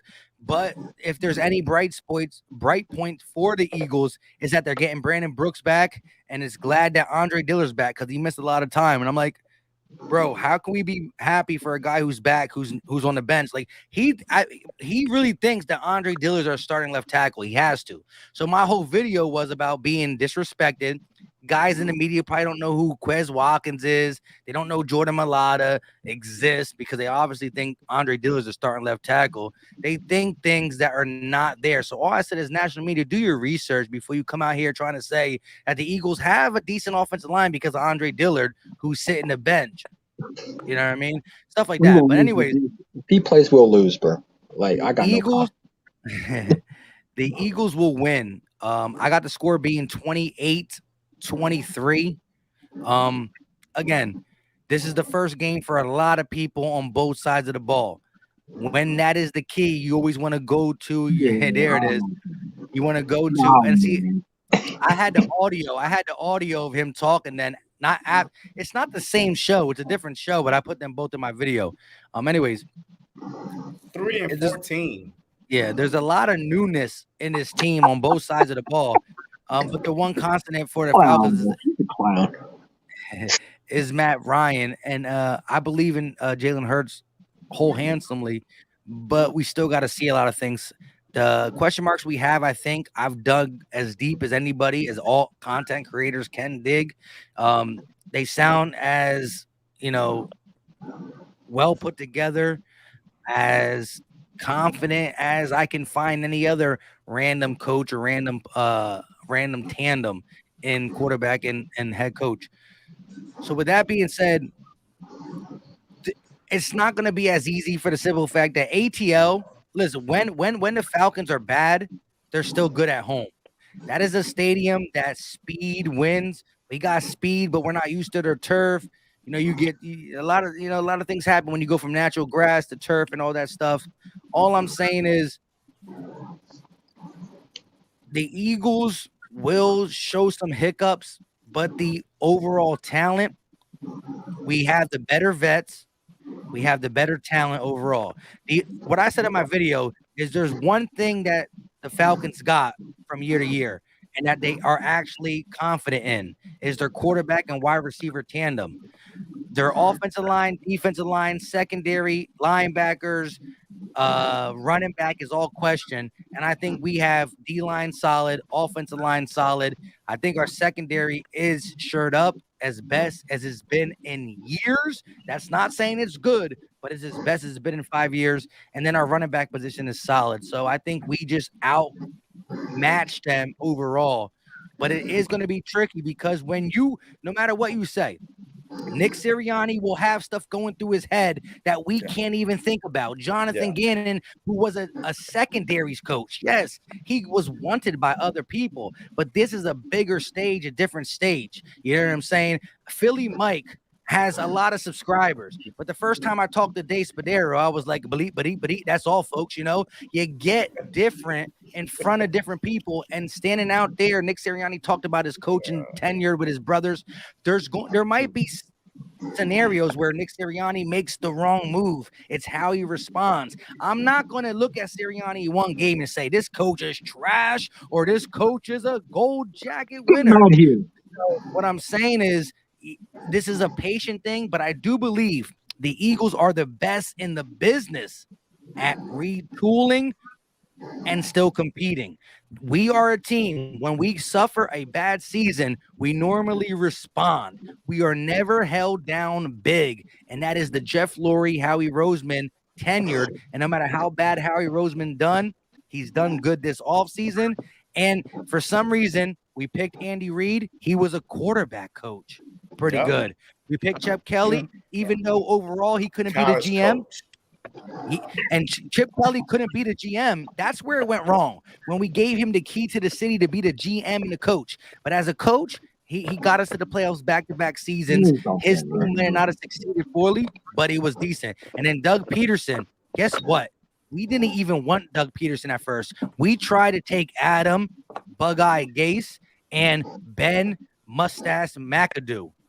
And both them flamed out with the New York teams, Giants and Jets. We got Dougie P, and guess what? We won a Super Bowl. So we are good at picking head coaches, and so I think it's going to translate. But week one, everything brand new. I think the veteran leadership prevails us, but there will be some hiccups. I mean, I'm just being as real as I can be. Yeah. Right. All right, And let me add a stat in there real wait, quick. JC, let me add a stat in real quick. Every year we finish fourth in the division. The Yeah, we following year came we in finish first. first. Yeah, Every year. absolutely. Well, no, Every freaking Absolutely. year. I Yeah, gotta so head out, hey, JC. hold on, wait. We still have Jody Fighter on the line. Go ahead, Jody, from audio. So, going into this game, there's something we need to acknowledge. Sirianni and Gannon, this is their first year, both of them calling plays. Now, as much as I want to say Philly's going to win this, there's a big worry of they're not going to come out of the gates immediately great.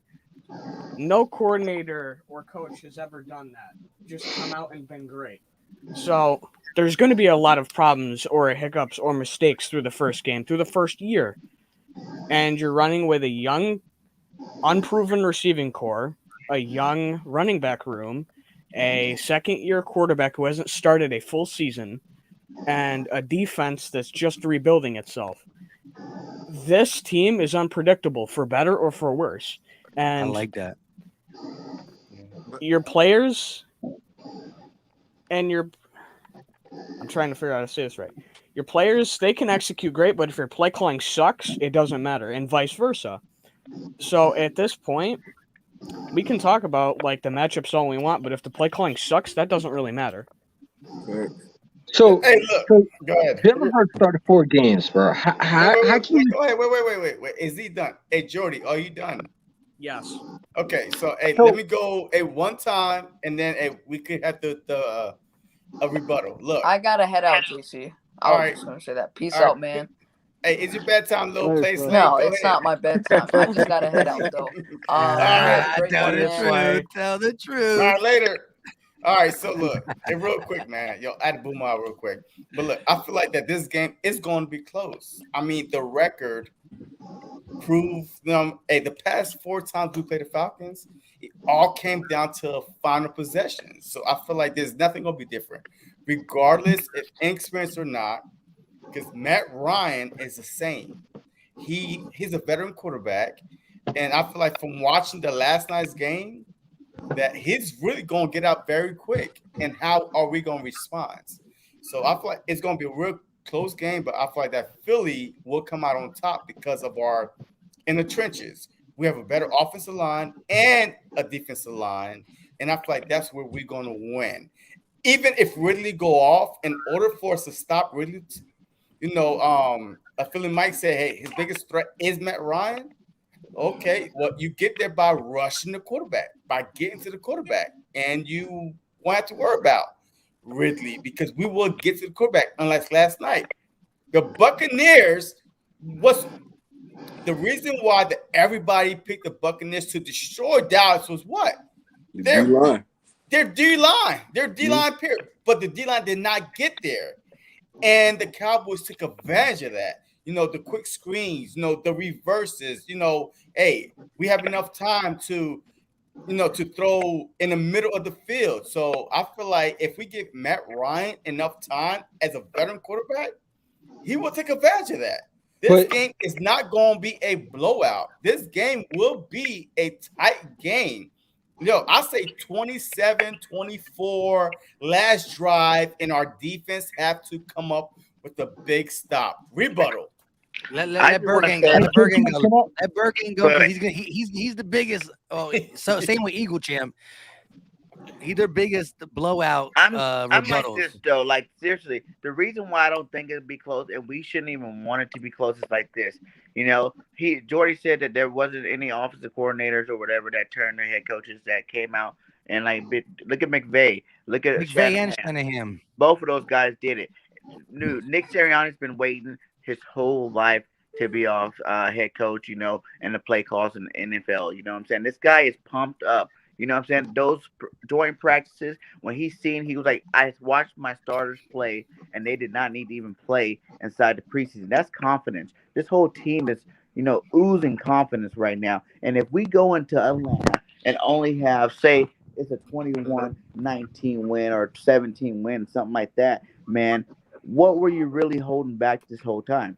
You know what I'm saying? If your defense was really so good and your offense is really so good that you want to hold back and you think, you guys are ready for this first game, as fans, we should have to be worried playing a team like the Atlanta Falcons, because guess what? We play a lot better teams after them. You know what I'm saying? That 49ers are way better than the Falcons. You know, Tampa Bay's way better than the Falcons. If you're only expecting a slim margin against a sorry team like the Falcons, then you should have to be worried about the rest of the season. And I think if he's holding all this stuff back and he got plays for days, you know, he talked about his playbook where he got over 100 plays for every single situation.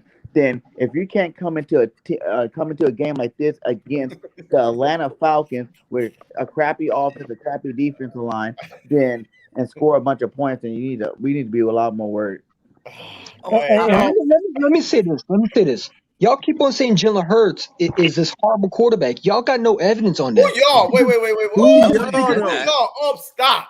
Hey, that's false narrative right there. Stop Come it. on, Who bro. y'all? Ain't Come on, nobody bro. on We this. never said on we that- all believe in Hurts.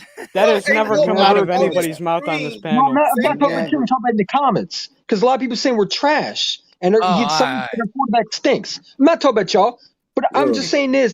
Like I feel good. Now I wasn't talking about y'all. I wouldn't do that. I Come know on, bro. you. You know, Well, I I wouldn't mean, tap like if that. we No, right but there's here, right people in the now. comments. There's people in the comments that think we're trash, and I disagree. Listen, let me also say this: the Buccaneers lost their safety, I believe. They lost one of their, I believe, their one of the cornerbacks that went down. They were playing with backups, so They didn't if they even had start their started, number one safety, by the way, because he was the number two They didn't safety. start a safety. They lost a safety and a starting corner. But hey, Exactly. shout out I to believe Carlton Davis III. I don't know if y'all been watching, but number 24 was balling. They he's didn't want to beat. throw his side. Bro, Carlton Davis, he been underrated, He didn't bro. play good He yesterday. been underrated. remember that name because listen, he's not part of that top 10 group of corners, but by the end of the year, you might see something actually develop over there. Carlton Davis III was holding his own. I don't care if it was against CD, Amari. They were going against Dean. They were going against Adams. Go ahead, champ. But I just want to say this: Go ahead, Jeff. we keep on saying that. Mike, Like I'm not saying y'all. I'm saying that the fans keep. I hear people say we're trash. We're going to get beat. This and that. It's going to be a close game. If I'm Nick Sirianni and I said all this and I go out there and I struggle as a fan, I'm going to sit there and say, what are you holding back? Because y'all didn't play. They left Jalen Hurts on the sidelines not once, but 3 times. We didn't play him versus the Jets. We He didn't had play a him belly versus. cramp. I don't know. Okay, but then the next week you could have played your starters. So if we feel confident going into the season, because let's be real, our offensive line didn't really play versus the Steelers, did they? Did Yeah, they we really did. play for a full snap? Yeah, A we full did. They play like the same as much as Hurts, like a Yeah. drive or two. What about our Yeah, like defense? 2 Did series. Fletcher Cox and Driver. Brandon Graham play? Yeah, 2 One series. or two drives. Yeah. Okay, so 2 drives. I mean, if that's not enough, and you have the joint practices, now I think the joint practices are a new wave where I think you're seeing a lot of hidden. You know, I think people are forgetting that when you got a young offense coordinator that is brand new, but you got to understand we got young pieces, but we also got veterans.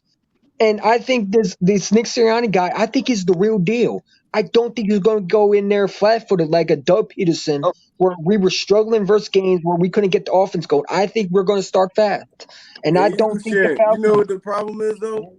You said all this with no proof. Yeah, That's why. But kind of But you like You this. just But said all this with Let no me let me proof, bro. let me just say something quick. Right? All I'm gonna say is this: look, because I hate rebuttal in this situation because I honestly believe the Eagles are gonna make the right steps. I believe we're gonna take. I'm not Bird Gang enthusiasm as enthusiasm, I should say. But I will say this: I do believe the Eagles are going to be a better team. I think we are going to compete for the NFC East because of I'll be right other back. things. But let's right look back. at this. No problem. Let's look at the fact that Michael Gallup and a starting offensive lineman is already hurt, 1 game played, right? So what if that was a preseason? So maybe it's not about confidence, it's about healthy because the Eagles' nickname is, Blue Tent. Let me just say this though. As One Tree Rock said, we all start our sentences with I think. We've never said, listen, I don't think 2 + 2 = 4. I know. But we have to go with think because we are in this scenario. There's no such thing as you getting all this newness and not having a sense of doubt. But the fandom in us, and also the fact that we do our due diligence and we understand. And I have the utmost confidence in Nick Sirianni and Jalen Hurts. but we never seen adversity hit. We've never seen a turnover response. We haven't seen nothing. And all I can say to you is this: I will ride or die with my Eagles. I will learn. I will discuss them. Are we the top? Are we a top 10 wide receiving core? Hell to the no. Not yet. Nowhere near it because this hasn't been proven and it's a bunch of known. We do know what Rager did last year. We do know what Quez Watkins did last year. We also know that they got better in the offseason, but it's still not to our. We played the Jets in training camp, so we can't act like we're playing. You know what I mean? We didn't play. You know what I mean? And we played the Patriots without Stephon Gilmore. I mean, J.C. Jackson is good, but he's still fringe top 10. All I'm saying to you is this: we do our own content the own way we want to do it. And I've never said I've been more of a 7 to 9 win total. But when the NFC pumps their chest out, I can pump my chest out too, because I don't like people talking about their team the same way we're talking about ours. If they're gonna say that Daniel Jones can do it, then I'm gonna say that my brother can do it. You know what I mean? Don't play him. He's legit bad. We've seen it. I believe there's tremendous upside with Hurts. I love Nick Sirianni, but when you have so many unknowns, you have to account for a stumble. You have to account for a mishappen. You have to account for something going wrong, and how do we respond? And although the notes say chapter 2, page 64, because I have 100 plays, we can hear it. Listen, let me just say this last thing. Every single president says they're going to do something. Then they become a president, they don't. I'm not saying the head coach is like that, but no one's going to say, yeah, guys, I'm kind of confident in myself. You're a competitor. You made it to that league for some reason. But what I'm saying is you're also going against other dogs. I believe in my team. I'm not trying to be the Debbie Downer, but I'm also trying to keep some perspective in the sense that if you want to talk realist of any team, you got to keep that same perspective as our veterans are well equipped to handle themselves. But the things around it still are good question marks, but they're only good with I believe and I think, and we will not believe and think no more after Sunday. So I think the Falcons are the perfect situation because they're a top offense. They will be top 10 offense in the NFL. So that's going to challenge our defense. And they are bottom. They're going to be top 10 offense and top 25 to 32 defense. So it gives our offense a chance. Who's the youngest? The offense. Who's the oldest? The defense. So it tests our veterans against a good set of players, and it has our most inexperienced unit test shitty players. It's a perfect storm. Well, we have to show that, and I believe we can. But it is the perfect storm because our older players are defense. We're going against a good offense. Our younger players are offense. We're going against a crappy defense. If things come together, it should be good. But, heads or tails. I think we don't know until we see. So I want to wait. It's still flipping. Bird Gang. Is it heads or tails? It's still flipping. No. But most of the time you see or heads and it's hard. Like you just said, the things we do know, right? The things we do know. We know that the Patriots defense is a better defense than the Atlanta Falcons defense. We know this. Without Stephon Gilmore, without all the players. No, with those players in. And Stephon, he didn't play that much, yes. In that he didn't play at all. But the rest of the defense played. Name your defense. The linebacker, those linebackers, all three of those are badass. What are the Patriots linebackers' names? I mean, if they're badass, you might gotta know. But I'm not talking about the one, right? But you guys know the name. No, I know. I'm just, listen, it's all for the rebuttal. But basically, what I'm saying is, that their defense is better than the Atlanta Falcons defense, and we lit them up 2 days in a row. 20-14. Straight up. You know what I'm saying? We lit them up 2 days in a row. Even the Jets, we lit them up 2 days in a row, and they have better defensive players probably than the Atlanta Falcons do. You know more of their players than you do the Atlanta Falcons defense. The only two players on the Atlanta Falcons defense is Grady Jarrett and Jones, the linebacker. AJ Terrell is suspect, whatever. You know what I'm saying? He's the best corner they have, but is he a top flight cornerback? No.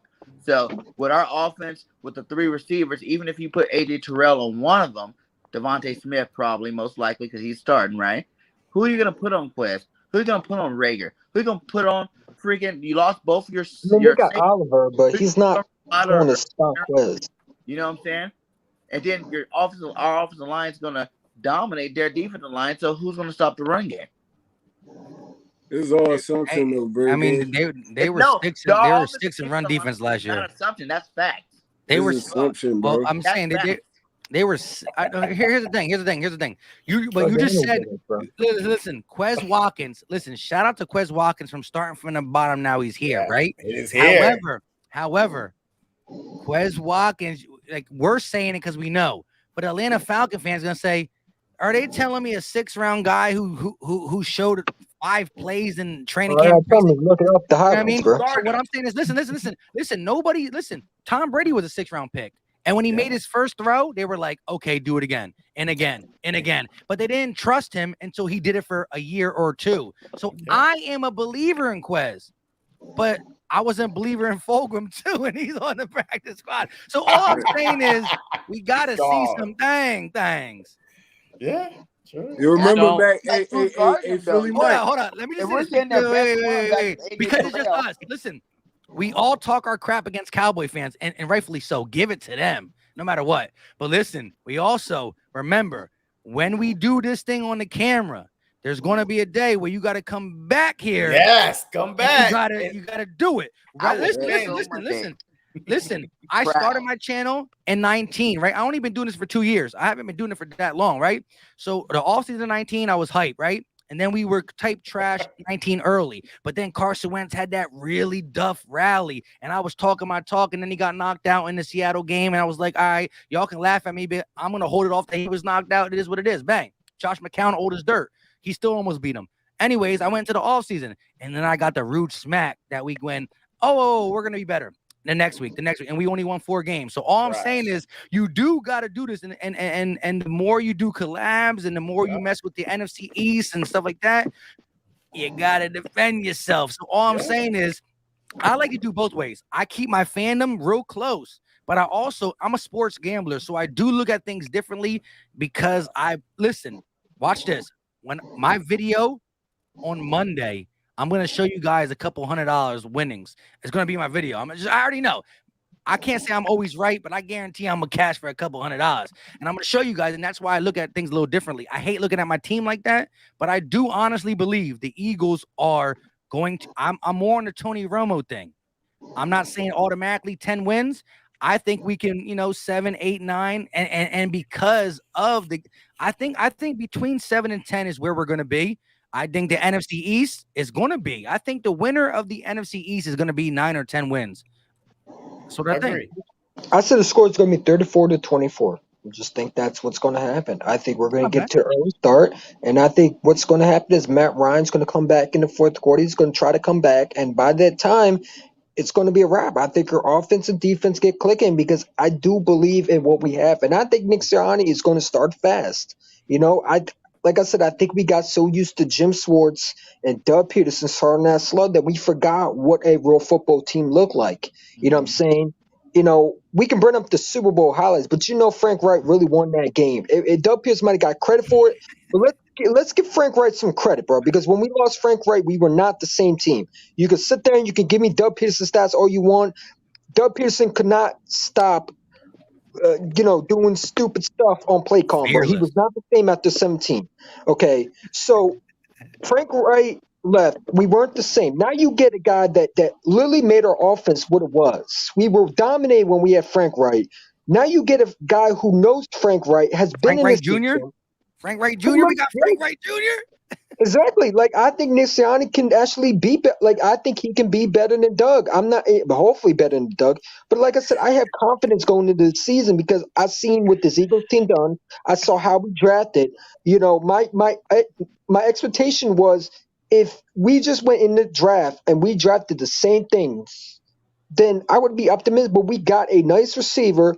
We built around Jalen Hurts. We got rid of all the cancer. We got rid of all the players who didn't want to be here. We got Hey, a new coaching staff.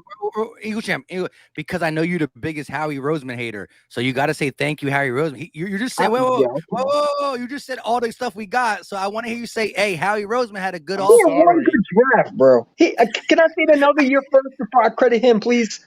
Okay, Please? wait. Howie Roseman might be a part of Devontae Smith, a good draft, a good head coach, a good signing in Steven Nelson, Eric Wilson, what's his name, Harris and Kerrigan. So I didn't it like is. Kerrigan. Okay. So I said 9. You can -1. You got to say, hey, Howie Roseman, you pissed, but you got to give him a little bit of props. You got to do it. You can't talk both sides. Howie He's Roseman always been good 2 or 3. You know what I'm saying? He's always been good with the money. He's always been good at free agent. His drafting was suspect. Yeah, that's it. Hey, All right, I'll give him this credit. He did good this year, but he got to do it again. Like I said, he had his first good draft, and I respect him for that. But understand something: if we sign him next year, which I think we will extend him next year, if he has a good season, that will happen. He got to be better. He got to keep doing the good. I can't just say, "Oh, Howie's back." He got to do it more than 3 to 4 years. My problem with Howie Roseman is he's been doing this so long. It's like I don't know when he's going to go back to being the Howie Roseman that we know versus the guy that we saw in 2017 where he was making the moves, he was getting better. But I believe Howie Roseman right now is cornered where if he makes one mistake, Jeffrey Lurie going to pull the plug. And I think that's my problem. I don't know if I can sign Howie back. Then he's going to go back to his old behavior. Okay. You know what I'm saying? Right, hey, one trade. I know you asked something to say. Hey, you dying to get off your chest. Go ahead. No, I'm just sitting here listening to Eagles chant. And I could just hear his youth. So it's like I can't really like go in on him how I want to. So I'm gonna just let it rock. No, it's cool. It's cool. It's cool because y'all been going 3 hours strong. People tired. It's getting late.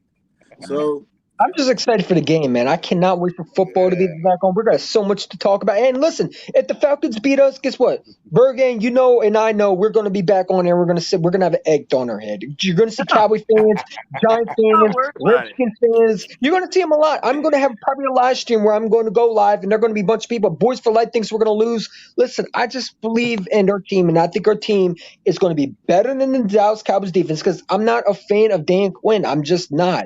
I don't believe in his system. I think he's another typical defense coordinator that they just decided to sign. I think Jonathan Gannon is a guy that I love the way I just believe in him. I believe in him. I believe in Nick Sirianni. The Cowboys just got a bunch of players and they didn't really upgrade on defense. They didn't get a new head coach like we did. So yeah, it's all new. They did. But I think we're going to see a lot of improvements. And I'm not saying we're going to blow them out 45-15, but I think we'll score at least 34 points. And I think the Falcons are going to score at least 24 points. But I think the score will be 34-24. Hey, let me hear what you guys say. Hey, Eagle Uncensored. Hey, you've been quiet for a while. Speak your mind, brother. Before your cat kills you. I know this motherfucker, man. He just committed suicide. I'll tell you what. What the fuck are we even talking about again? Oh my God! Come on, Eagles. Yo, where you been, brother? No, dude, they've been everywhere. I've been listening this whole time. I don't even know where the fuck we're at anymore, man. No. Listen, I get it, man. I have a lot of hope. I have a lot of optimism for this team, like I do, you know. But holy fuck, I'm not stupid though either. I know tough times are ahead. I know shit's gonna happen. I know things are gonna get bad. But guess what? Things are gonna get really fucking good too. It doesn't matter to me, man. Like I said, if we lose week 1, that sucks and all, but it's part of the bumps. It's part of getting better. It's part of having a new coach, having a new quarterback. It's part of all of it, you know? And I want to sit here and say that we're going to blow them out, but I know it's going to be a close game, and I probably know we're not going to have the season that I hope that we do have. Why is everybody scared to say our team? You know what? We're 17-0 and 2 proven otherwise. Hey, don't use my line. Don't use my line, Mike. So let me ask you a question though. If the Eagles start 1-5, are y'all jumping off the ship? So No. wait. I'm going to start with Eagle Uncensored first because we know the Philadelphia Eagles are slow starters but finish strong. So I want to hear Eagle Uncensored first. If the Eagles start 1-5, it's a tough first game. I mean, hey, we might only beat the Panthers. Who knows? But if the Eagles start 1-5, what is your mindset? It's just how this year's going to go, man. If that's the case. Wow, It's I'm what? frozen. Too. Wait, that's awesome. Wait, what? Yeah, you are frozen. My But picture's what did frozen. you say? That's awesome. I said, like, if we start out 1-5, then that's how that beginning of the year went. I mean, what do you want me to say? There's going to be bumps and there's going to be bruises. Are you jumping off the ship about us being a good team? Never. No, I'm never going to ever sit here and say that I'm jumping off ship on this team, dude. Ever. I believe in my team to the day that I fucking die. That's just how I am. But I'm also going to be realistic too. Okay. Hey, Bird game. I know you. Hey, you guys win the Super Bowl, so hey, go ahead. Listen, never winning a Super Bowl. If we get hot at the right time at the end of the season, is it a possibility? Yes. Every single year, there's a possibility of a new team winning the Super Bowl. You know what I'm saying? But only one win it. But what I am saying is that this first game, we're gonna destroy them. Okay. Wait. Wait, I'm saying though. Wait. Hey, real quick. All right. So 1-5. That's the one. What is giving you How was confidence? to be fired, bro? Wait. Time out. Wait. 1-5. What is giving you confidence that we could actually go where you think that we could be as a playoff team or what? Like 1-5 now. Hey, like the skill position players. Okay. They're young. And if we went 1-5, does obviously mean that they haven't developed enough yet. But we still got a whole 11 games to get that fixed. Are you taking or not? Are you taking 1-5? Oh yeah. Hey, it's hard to get to the playoffs at 1-5 now. It's unrealistic. It's been done. Hell no, it has not been done. 1-5? 0-5 has went to the playoffs before. 1-5. Come on, man. Just not stop. 0-5. Not 0-5. Hey, come on now. Stop. Come on. Stop, Bird Gang. Hey, you know what? Hey, let's go down to Eagle Champ. 1-5. What are you doing? Tanking? Are you believing in us Cowboys or fan. what? Not playing, bro. I'm only playing. I want to be a Cowboys fan. Come on, man. You know me. Hey, listen. I will. A what? I will ride until the wheels fall off, bro. No, I was joking outside. I was going to be a Dallas Cowboy fan and go and jump the bandwagon. I'm only playing with you, bro. I wouldn't do that. But no, because listen, we'll be 1-5. They'll be 2-5. So why would you jump to them? Okay. Let me tell you something. Let me tell you, we 1-5, bro. That game that you want me to credit, better get the heck out of here. That's all I gotta say, bro. Okay. I'm not even playing. Okay. What was the record of the Giants at second Super Bowl? There wasn't no 1-5. They were 9-7. 1-6 going on. There wasn't not 1-5 though. They didn't start 1-5. Nobody Super Bowl. No team has started 1-5. That year they won a Super Bowl. I don't think they were that good. I think we swept them. They were not 1-5, fellas. 1-5. All right, you know what? Philly Mike. 1-5. What are you You doing? put some Megan Benji out here today. Hey, I'm not putting them that. I'm asking some real question because the first 6 games is the hardest 6 games. I would have went with like a 2. I would have went like a 2-4, so there can be possible happiness on the side. But if we started 1-5, right? Yeah, 1-5. I'm hoping that the one game we won was against Dallas, just for GP. I just hope. Besides that, I would say 1-5. Well, I would have to look at the context. Is it Hurts turnovers? Is it Sirianni? Is it injuries again? And then I'm just like, I don't even know what to do. So I would look at the context, but I would also say, like, I would want this team at 1-5. I know we're not going to win nothing, but I would not call for a tank. I would call for the team to now show like what players in the young side and the old side has the heart enough, because Jason Kelsey's probably playing one more year. Maybe he packs it like I'm done, but I would want them to rally and show something. I know that would hurt the draft pick, but at 1-5, it's only 6 weeks in. You still got 11 weeks of football, and I'm not done yet. whether we don't make the playoffs or not. I just want to see a team that battles, because guess what? I've seen Eagle teams that stunk but won their last couple games, and then the next year they built off that. You know what I'm saying? Now we can again. This team is brand new for the simple fact that we went 4-11-1. We freaking tied the Bengals. You know what I'm saying? So 1-5 is realistically though. I mean, the first 6 games is the hardest it's Why the would hardest you go game 1-5, bro? that we're going because we might only beat the Panthers.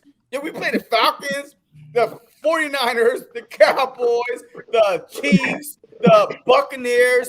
1-5 is a realistic possibility. So I'm just trying to Bro. get where your head's All at. right. So 1-5, You know what? Hold man. up. How I'm gotta calling go, my man. inner Ain't no bird more gang. time. I'm calling my inner bird gang. You know, my inner bird gang 31 would say we're 1-5. Then we knock off the Broncos, the Lions, the Raiders. We knock off I don't even know, the Chargers. And now we're No, sitting we're gonna knock here the at Chargers 5-5. Like, let's go. No, I'm just kidding. So No, but anyways, if you're look. 1-5, man, bro, I'm going to be very, very pissed off, bro. I'm not even going to lie to you, bro. Short and I'm sweet to going to finish. be really Let him mad. finish. Hey, Eagle champ, you had your chance to Oh, take I'm sorry. I thought you were done. That's my fault. Everybody, I went Eagle Uncensored, Bird Gang, Eagles champ. I'm moving this way. Before one Trey Rock goes, I just want to say short and sweet. If we really do start 1-5, well, then it's really time to evaluate. I still want to win. I'll never say tank. And I wasn't calling tank for the last game. It just so happened that Harry Roseman pulled it, and it got us the Devontae in the first round. So let it be bygones be bygones. But I want to see, because I do believe in this. The city of Philadelphia is a blue-collar city. Yes. It's a tough fighting city. And I do believe that other cities finish strong. It might not go into next year. But first of all, again, it's depending on how we lost. Was Kansas City too good? Was this guy too good? Was Dallas? It could be context. So if we finish strong, we start 1-5. We finish at this point, 7-10. I'm going into the next year pumping my chest. We were 1-5. We finished 7-10. I'm super excited. We didn't make the playoffs. And guess what? In them last 11 games, I saw something from Jalen. I saw something from Sirianni. I saw something from the young people. And I think there's a couple cities that can build off of last year to next year just because they're blue collar toughness, and we're one of them. So I would take, you're like 7-10 gets us a bad draft pick. No, it's no playoffs, bad draft pick. But the 7-10 next year, regardless of the draft pick, with everybody's growth, can turn into something bright. Because remember, we went 7-9 and then the Super Bowl. And I'm not saying that, but what if this year is 7-10 and next year is 11 and the playoffs? So, like, what I'm saying is this: Philly fans have a short fuse, and Eagles champs is even shorter. It's like this big. If something goes wrong, he just blows up. Yeah. All I'm saying is this: we just witnessed 7-9 next year's Super Bowl. So if we go 7-10, you guys have to be like optimistic. You can't be like 7-10. We're trash, because we're 7-10 with possibly 3 first-round picks, a young coach, young quarterback, and still veterans that got a year or 2. One Trey Rock, go ahead. Hey, real quick, before one Trey go, if we're 7-9, Jalen Hurts is not our quarterback next year. Dude, none of those good receivers that we said we had. He's gone. So now we're going with the. It depends. You know, Howie Roseman is trying to take his job. It's context. Let me just say 3 first-round picks. I want how we going, bro. I don't want even him here. Okay, JC, let me just say this. Look, 7 wins is more than 4. And Deshaun Watson looked great only winning 4. So there can be a scenario where Jalen looks good, but injuries happen and things around him doesn't add up to the wins. First of all, if Jalen Hurts goes through adversity and he gets a 7 wins, I think it depends on how you win or lose these games. Is everything else perfect? As Bergame was saying, Jalen's a problem or something. You know what I mean? We got to see. 1-5 can say fire coach, fire GM, fire your quarterback, or it By could their say, team. fire the team. Because But you what look I'm at saying it, is this, though. if we're that shitty, then that means none of the players that we thought were going to be good this year No. are good. Bergang. Nah, bro, I'm finding that GM. I'm finding everybody, bro. They got to go, bro. I'm sorry. How Bergang they 31. What? All right, Bergang 31. y'all Quick are story. driving me to fucking drink. I'm gonna let one Trey rock off to this. Bergang, look, Jalen Hurts shows his potential, right? Devontae Smith looks good. One of Quez or Rager look good, but there's injuries in the veteranship on this team, and there's injuries on the veteranship part of this team. We lose 2 or 3 close games, and then we get beat by other teams. But you feel like we won only 7 games, but Devontae's going to get better. One of Quez or Rager will get better. Nick Sirianni is the reason we pulled the 7 wins out after a ugly start. There's things on the defense we like. Listen, all I know is this. I want to know all your thoughts. When Doug Peterson was the first-year coach and he went 7-9 with second-round pick Carson Wentz, and then we end up winning the Super Bowl. That's not fake. It's true. Yeah, it's true. I'm not saying it's going to be 7-10 and Super Bowl, but 7-10 could be the trajectory pointing up for us. At the end of the day, we got to realize our organization started over from everything but the GM. And if we win more than 4 games, we still got to call it somewhat of a success, not to our actual, embodiment of Philadelphia. But if we win 6 games or 7 games, well, guess what? The arrow is pointing up, not down, because the arrow started at 4. I mean, you got to keep thinking. Go ahead, run Trey Rock. You about to spit some fire. I can see it. Hey, one Trey. But I got to say one thing, run Trey. Listen, we're playing the Falcons. Why'd you got to wear red, bro? Bro, I'm at the game. North Philadelphia, born and raised. On the playground or something. But yeah, I like a lot of points that Philly Mike made. We still gotta understand, no matter the talent we brought on this team, we still relatively young. A lot of people ain't even on this starting offense didn't even have a starter in the NFL yet.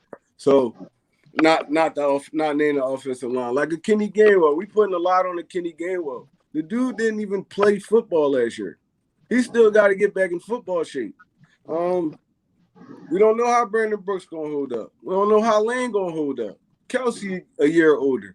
So if we lose those 3, that's basically our season. So we depending on dudes that's getting a little bit older right now. We haven't really seen Brandon Brooks in about 3 years. We don't know how he's gonna look out there. We don't know how his body gonna hold up. Then that trickles down the line. Lane Johnson. It seems like every time Brooks get injured, Lane Johnson gets injured. It always happens. Every year, it never fails. It never fails, bro. So, and then Fletch. Fletch been holding up pretty well, but, I mean, he's getting older too. The game getting faster. He's getting a little slower.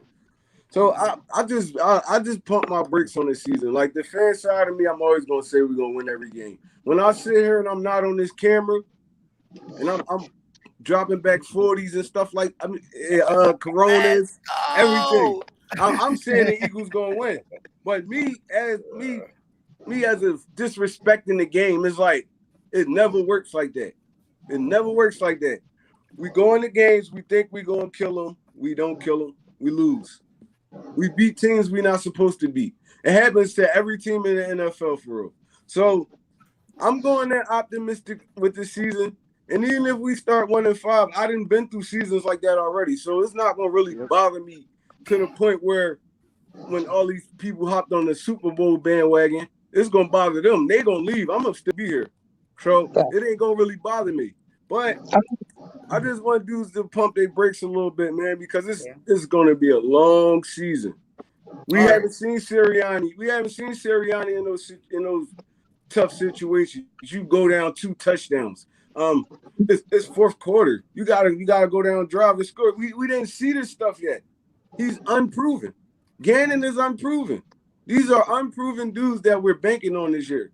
So I mean, like I said, it's just wait and see for me. But like I said, also I'm an Eagles fan, and whatever happens, I'ma still be here. So it really doesn't matter to me. I want us to win. I want to see another Super Bowl All right, too. I look. want us to win. All right, look. Jason, Hey, real Jason, quick. can I Hey, say something real quick? before wait, hold up. Hey, real quick. 1-5. If we had a regular GM with the first year head coach, with the first year They pack it in. defensive coordinator, I'd be okay. No, with the regular GM, but with Howie Roseman, it's a yard sale. Besides the head coach and the defensive coordinator, the players are up for sale. Anybody? Yeah, if you're Yeah, I think 29 that and under, Cox- you're 30 and over. Yeah, so I think that Cox is on the market. Lane Johnson, Brendan Brooks, Graham. I'm thinking that even Barnett. And that starts at the trade deadline too. That don't start exactly because we have Howie Roseman. He's always looking to make that big splash.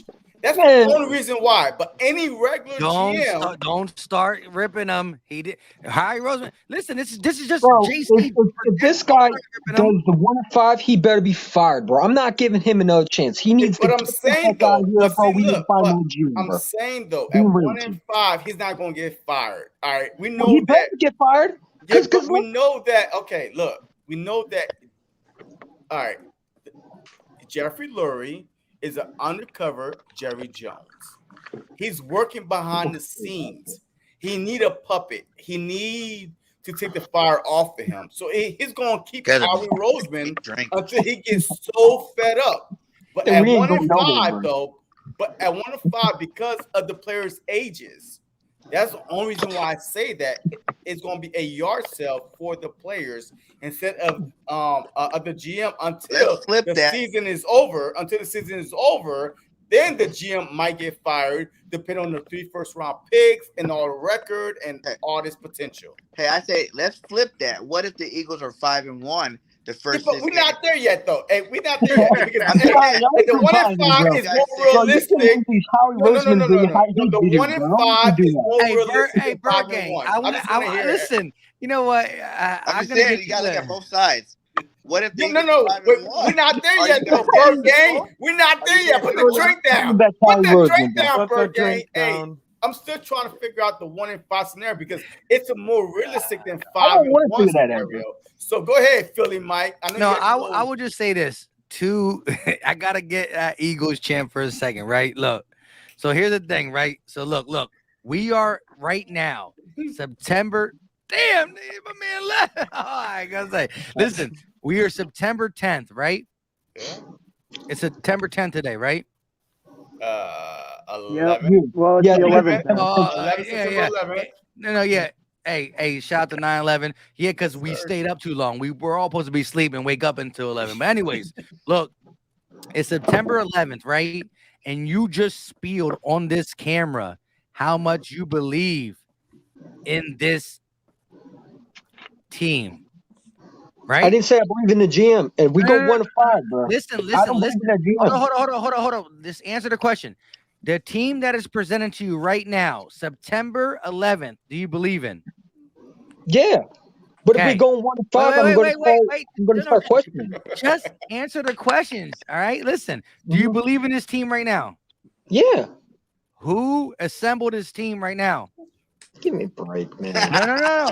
Listen, answer the questions. Just answer the questions in the chat. Listen, bro. Look, all I'm asking you to do is listen. If we go 1-5, I don't care what he did because we didn't go anywhere. No. Listen to what I'm saying to you. Listen to what I'm saying to you. Listen. It's all gonna come in. And look, I'm just. It's not no slight. Listen. Do you believe in this team right now? Yes. Who assembled the team right Our Roseman. Okay. Now, listen. This is JC's show, and he picked the 1-5 start. That's not saying it's true or not. But what I'm saying is this: on September 10th, Eagles champ said the roster that is called the Philadelphia Eagles is good and great and gonna do good things.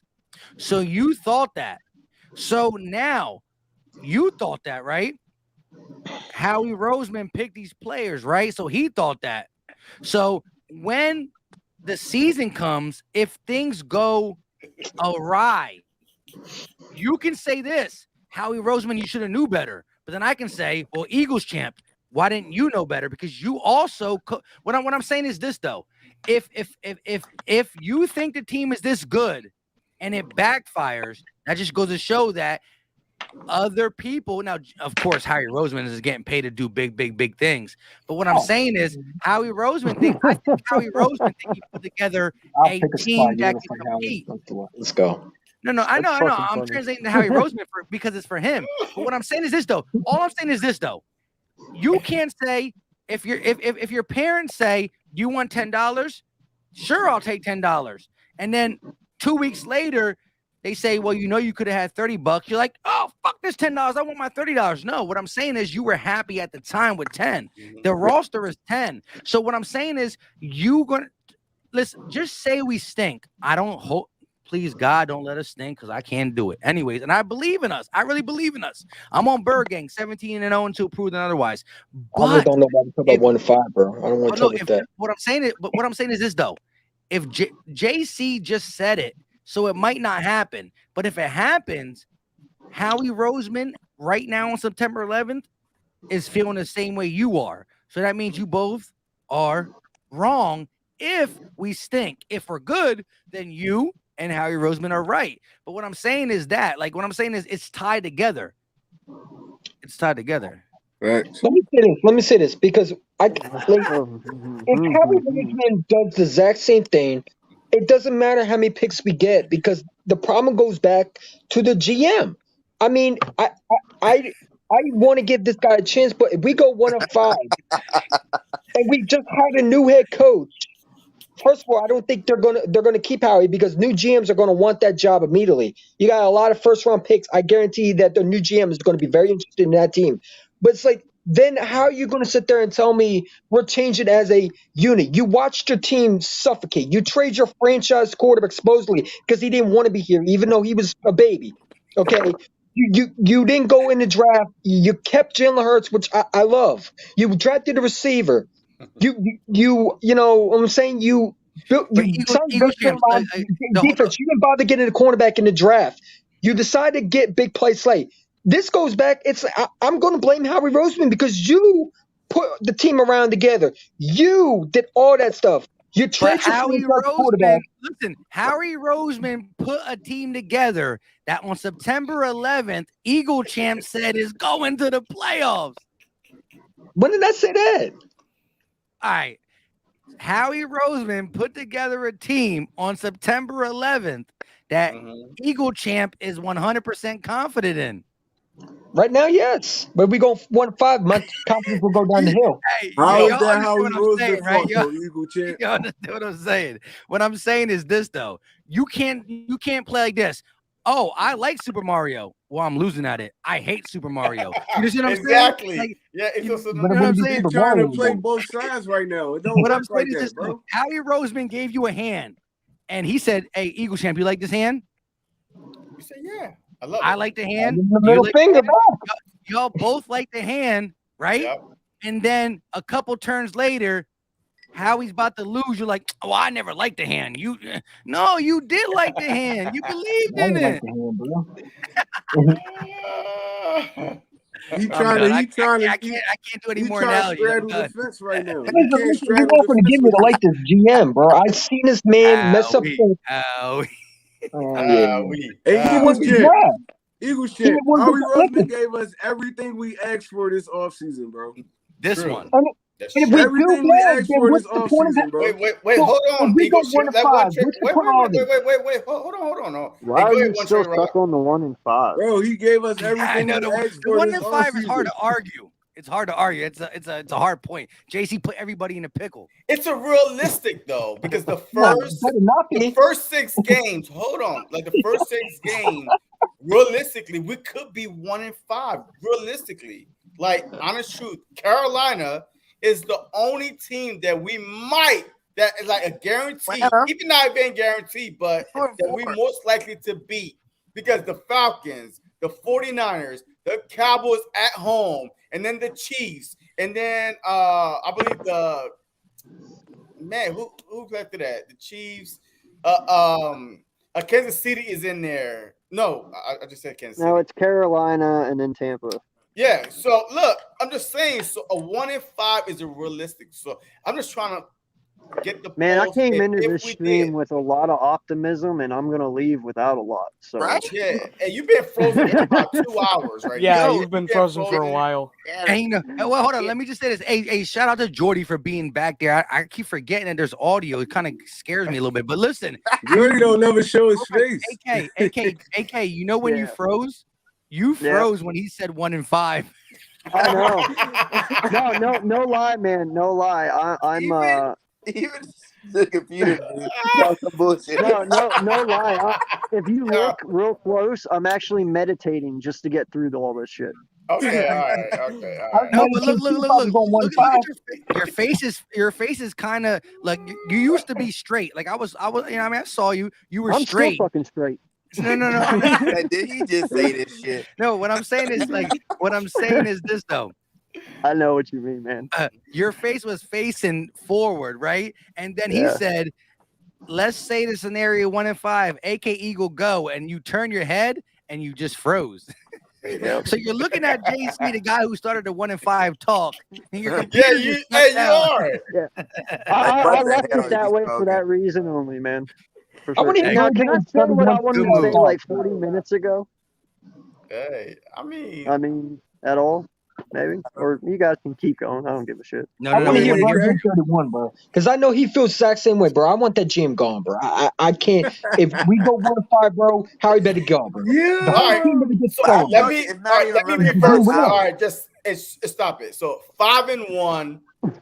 What are we doing? Are we signing? Wait. If 5-1, AK go first. Are we signing Howie? Like, what are we doing at 5-1? At 5-1, hey, you guarantee a playoff spot now, unless you just trash it. I gotta see who doesn't come first. Man, you can't keep fucking with my emotions like this. Are we 5-1 or 1-5? Like, this is fucked up, man. It really is. I've been drinking too much for this shit. You can't do this. I need another drink, bro. Yeah. Oh my god. I might have to go out and get one after this. Yo, JC, did you freeze smiling? What the fuck? Oh no, you're good. No, you're frozen. You're frozen. I've been good the whole time. Oh, 5-1. Turn it back on. So, hey, 5-1, like Bergen I'm said, too lazy to 17-0. But 5-1 is close to 17-0. So, what are we doing as a Philadelphia Eagle franchise? Are we like, oh my God, prepare for a Super Bowl parade, or what is your mindset at 5-1? We're going in the right direction, in my opinion. We're going in the right direction. We're actually seeing a good improvement. Damn, Eagle champ. I mean, I thought you was Eagle uncensored for a minute. Happy. Listen, we go 1-5. I'm not going to be happy, but we go 5-1. We're gonna be happy. Yo, that's amazing. My lips aren't moving, and I'm still talking. I know, but your lip not moving. Still talking. Eagles champ. It's Eagle uncensored. I know you. Oh, You're both Eagles. I'm sorry. But you already said you're done for the rest of the night. Hell, we already started. Eagle uncensored. Go ahead. No. Eagle. AK. Nah, let him finish. Go ahead. No. You have to, because I gotta. You gotta let him finish. Fuck, he's already done. Shit. No, Eagle uncensored. Go ahead. He just got started. So what? The question is 5-1. Yeah, 5-1. What are you doing at this point? Because hey, look, do you want to slip up and wait until if we have a good record? Because this is Howie Roseman last year. You know, to my knowledge, he's now signed to another year. So what are you doing? Are you taking the risk of losing him with possibly 3 first-round picks, or what are you doing? Because he is 5-1 right now. He's hot. I got you. I got you. Absolutely hot. Got you. All right. So here's my thing, man. And I had 2 scenarios like 3 months ago. All right. He can start out hot, but the fact is, if we were going to re-sign him, wouldn't we have already done it? That was my one question, And then the second one is at 5-1, he did do a good job this year. But can you tell me he didn't do that good job this year because his ass was on the hot seat? How do you know if you go and and you go at 5-1 and you re-sign this dude that he's not going to come out next year and just be the same shitty GM he was now that his job's safe. So there's all different kinds of questions you have to ask. I'm okay with him being here as long. What the fuck? AK's face is eagle-like. You're an asshole. Anyway, thank you though. I appreciate it. You go to the bottom one. Go ahead, AK. Yeah, so it's one of those things, man. That's a very touchy subject with me. Like, I do want Howie here, but I don't want him here. He is a good GM. He has proven to be a good GM before, but he's also proven to be a real shitty one. But if you did this to save your ass, then I don't know, man. It's tough. Howie's a really touchy subject, man. It really is. All right. So, hey, wait, you're 5-1. Are you extending him or not? I still don't know. Extending him or not? Because I just said I don't know, because if I extend him, how do you know he's not going to be the same shitty guy? Okay, I'm just saying. All right, fine. Me as AK, no, I'm not extending him. All right. Okay. All right. There you go. There you go. Okay, here we go. Now Eagle Champs really likes you. Yeah. Why you gotta be so picky? Hey, go ahead, Bird Gang. But the whole 5-1 wasn't for a Howie freaking conversation. It was for, are you guys gonna be on goddamn the Eagles side, Super Bowl champion type? Yeah, JC just threw that Howie shit in there. Yeah, because look, the big thing is I'm getting vodka. I can't take this no more. Yo, because hey, Howie put this roster together. Draft, agency. What we do, Howie already lined himself up to get an extension. Just exactly. That's what I'm saying. It don't matter our record at the end of the season. He put himself in a good position to make sure he gets signed next year. Like, he got the 3 draft picks. He got, because no matter what happens this year, you can be like, well, I did get us 3 first round picks next year. Let me see what I can do with that. You know what I'm saying? So their extension's coming. Like, Rory's this guy. He took us over $70 million, under the cap, to the point where it's like he doesn't set himself up for an extension, period. Like, I don't see how anybody thinks that Howie's going anywhere. He's not going anywhere. He's staying here. All right, down. Wait, how do you feel about it though? Are you happy at the end of the day? If we're 5-1? No. I'm happy. If Howie still stays here. I don't care. I don't think he's as bad as everybody says he is. All right, that's all I want in there. Of the year, people forget that too. Like, this dude obviously knows what he's doing. The salary cap, he done took us over $70 million, and he still got us some free agents, and we still got money right now. I don't even know why we're talking about this. It's not like they listen to us anyway. Oh man, but hey, I'm talking about as fans though. I mean, I'm thinking about look, a hard GM is hard to come by. Like, a good GM is hard to come by. Like, seriously, Howie Roseman is a good GM when it comes to salary 2 or 3 and salary and free. Yeah, but it's hard to get 2 out of 3 in any GM though, regardless. Listen, that's true. Listen, when somebody comes to your house to fix your thing, they say there's 3 things: fast, cheap, and fast, cheap, and good. But you only can get 2. You want it fast and cheap? Well, it's not going to be good. You want it good and fast? Well, it's not going to be cheap. That you want sounds it wrong cheap on so many levels. Yeah, you know what I'm saying? You only can get 2 out of 3. Yo, hey, I'm serious though. I mean, that's a realistic question. I like it fast and good though, if you want to know. The fans of Philadelphia, man. Yo, the fans of there's only 2 to go. The fans of Philadelphia is either going. It ain't gonna be cheap. Gone. I don't like cheap. No. All right, so hey, let's get this final thing out the way. All right, so we can I say something? I didn't know that the Eagles Uncensored was talking, so I didn't know when I was supposed to go because he's just frozen. You went before me anyway, so it don't matter. So what does it matter? Just now figuring that out. And you always go anyway, regardless who's talking. So it doesn't matter. Yeah, don't let my frozenness fool you, man. Go whenever you want. Hey, look, what puzzles me is why haven't you refresh it? That's the problem. I'm too fucking lazy. I was gonna say, he said he's too lazy. Do Hey, you what know how trade? much it takes me to push on Oh my my phone, God. leave, push on YouTube, go back into YouTube, go back in the chat, go back in, hit the link, fucking join, and then have you join me back in? Fuck Where's that. the I'll Hey, just stay camera? frozen. He's using a lot of thumb muscle, man. I agree with you. Yeah, yo. I play the Xbox all day, bro. I gotta save my muscles for tomorrow. You Camera, could I can just right? do it. copy Hey, the. and not just that, bro, but my slogan's Wagyu, and I do a lot of Wagyuing too, so I have to rest my hands. Hold up. Jordy's still here. What does Jordy think about Hey, old he Harry probably sleep Roseman? over a phone. Hey, he probably sleep. No, I'm still here. I've been here the whole time. Jordy, 5-1, my guy. Jordy's so patient. So, even if we get 5-1, I'm not extending Howie because I want him to continue on his good streak, and ultimately, when it comes down to it, I'd have to wait till the very last minute to extend him, and then hope he drafts Kyle Hamilton in the first in the next draft. But that's let's hope his drafting habits don't go back to what Wait, they were. is that But the safety? Is that the safety? yes, the safety. All right. Yes, that's a safety. But I would have to wait till the last minute because Howie Roseman is someone that he's so unpredictable, and I don't think we'll ever fully know the extent of Lurie's involvement with all his moves. So Exactly. when it comes down to it, I never hated Howie as a GM, but some of his moves have been very questionable. But even re-signing him, he's a puppet for Lurie at the end of the day if he needs him, and we never know who's really calling the shots.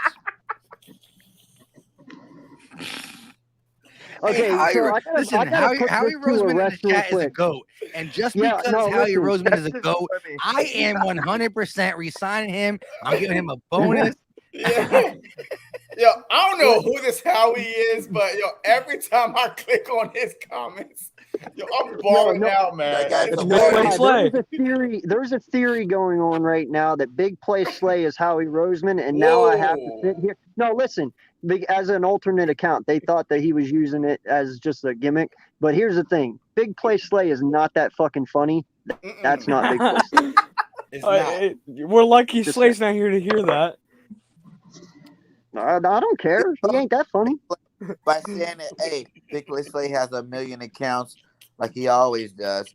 And Yo, let's see if Big Play real Slay- talk. Let me just say this. Let me just say my part real quick. Look, I honestly think this. We're 5-1. I'm super excited. You know, on Bird Gang Nation, sports talk type. Yeah, let's go. But also, yes. Look, regardless if we're 5-1 or not, regardless what I think Howie put himself in a position to get what he to finish his story.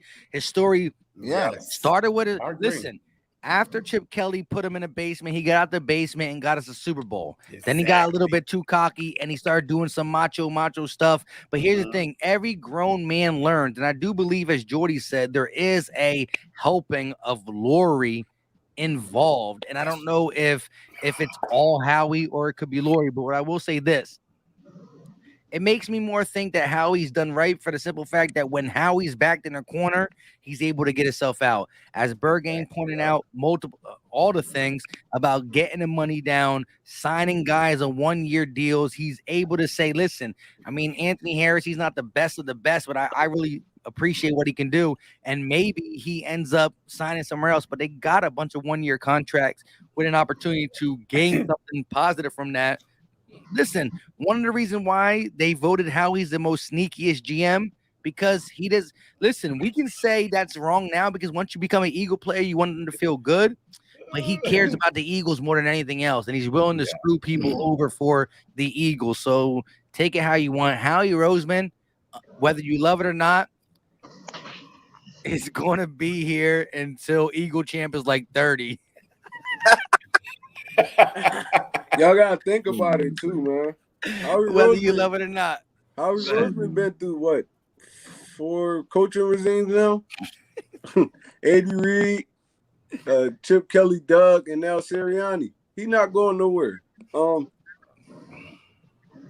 Me personally, I wouldn't want him back, but me knowing the Eagles, they gonna bring him back. He not going nowhere as long as he keep them books right for Jeffrey Lurie, and he can put a respectable team out on the field. Howie Roseman gonna be here too, like Philly Philly Mike said, he's gonna be here till we old men. So y'all just gonna have to get comfortable with the dude.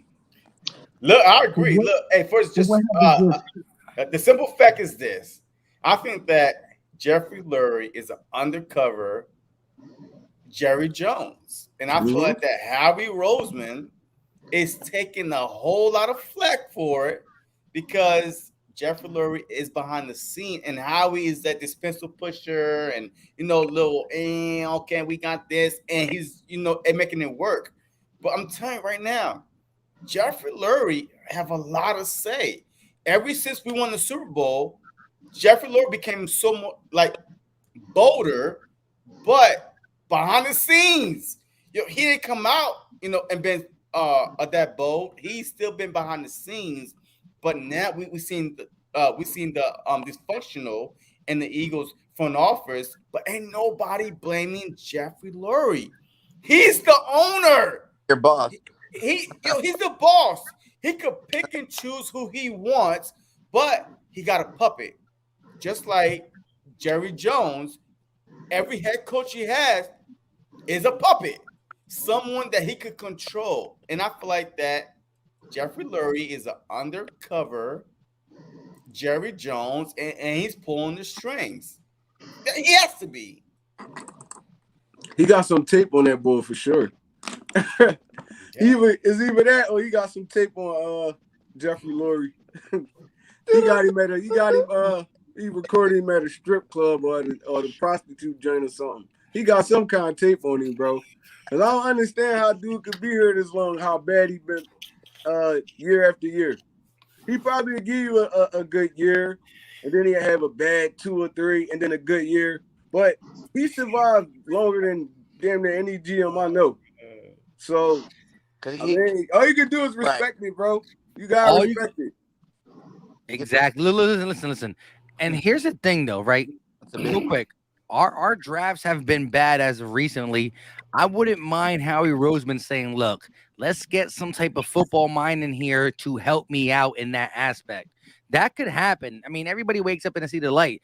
I think the simple fact of the Athletic writing that story last year. Listen, at the end of the day, if I can go to work late every single day and get away with it, I'm going to do it. But as soon as somebody starts outing me, well, I'm back on my goody two-shoe thing. And I think when the Athletic put that really, really vivid and legit with some type of sources behind it, story out, Zach Berman and them, I think that said how we said, okay, I got to relax a little bit. I think he went with a little bit more of Nick Sirianni's taste and Gannon's taste in the draft and stuff of that sort. So I think all that is playing. Now, can he get back off script? Of course. That's where it comes to Lurie. Is he more involved than we think? Like as JC said, that's all stuff we got to find out. But I wouldn't mind. Like when we got John Dorsey in here to be a part of Howie Roseman's crew, I was ecstatic. This dude drafted Kareem Hunt. He drafted Myles Garrett. He knows some talent and get a little back and forth. I ain't mad at the game.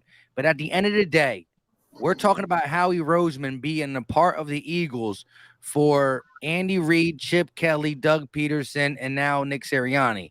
And in that tenure, we only won 1 Super Bowl and we only went to 1 Super Bowl. So we were 2 Super Bowl appearances, 1 win, 1 loss, and a bunch of playoff wins and NFC championship wins. So what I'm saying to you is this: are you guys giving that up for?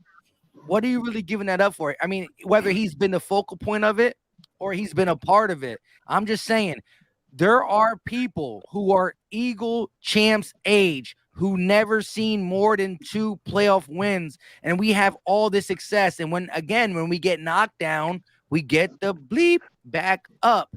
And whether he's been the head honcho or a part of it, he's been listen, in the last 20 years, we can say that we won equal to Green Bay, tied for first place in the NFC for playoff wins. And it's been a part of this Howie Roseman ride, whether we love it or not. Are y'all done crediting Howie Roseman? That's the snapper fact. You know, fact is, this man has not had a Pro Bowl since 2016. When a GM is trying to give you fist pumps and your scouts are looking at you like with 2 heads. But we make playoffs. Look, We The need Dallas hold Cowboys. on, The hold on, Dallas Cowboys hold on. had the Joe most Douglas, playoff. No. Joe No, the Douglas Dallas won that Super Bowl. Cowboys. Look what he's doing No, to Jeff. stop. That's a bad tape. That's a bad tape because the Dallas Cowboys. It's a bad tape because the Listen what Dallas he said, listen. Cowboys had the most Pro Bowlers in our division and still They've been haven't made the Super trash. Bowl. He made Been 50 trash. missed picks, bro. He's That's horrible. right. He's not a good GM. At the end of the day, whether we win via draft, we got to start winning the draft. That's facts because you can only spend so much money. It's not baseball. There's no unlimited cap. You got to start winning the draft.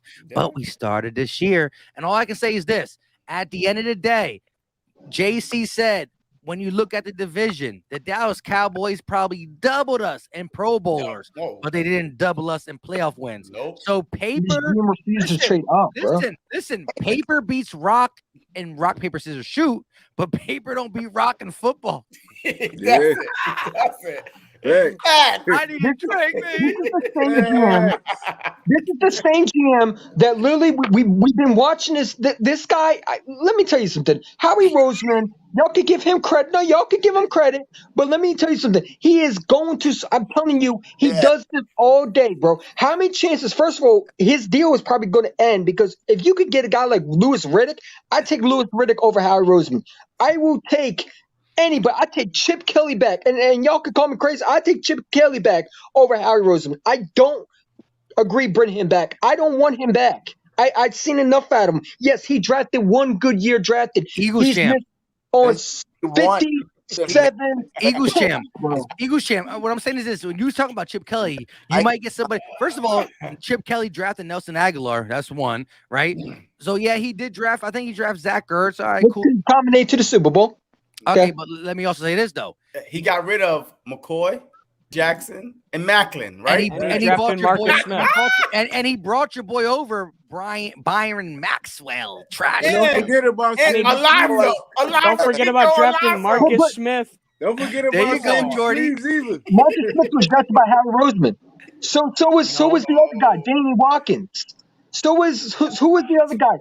Howie Roseman has not drafted except 1 year with But hold up. Let me just say this real quick. Listen, under Howie Roseman, all we do is win, no matter what. Not with Howie Roseman. We lose, and miss No, picks. that's not true. We've been the most successful franchise in the past 20 years. The past 20 years. Wait, Eagle champ. How old are you? How old are you again? 21. 3. I've been Eagles fan since I was 3 years old.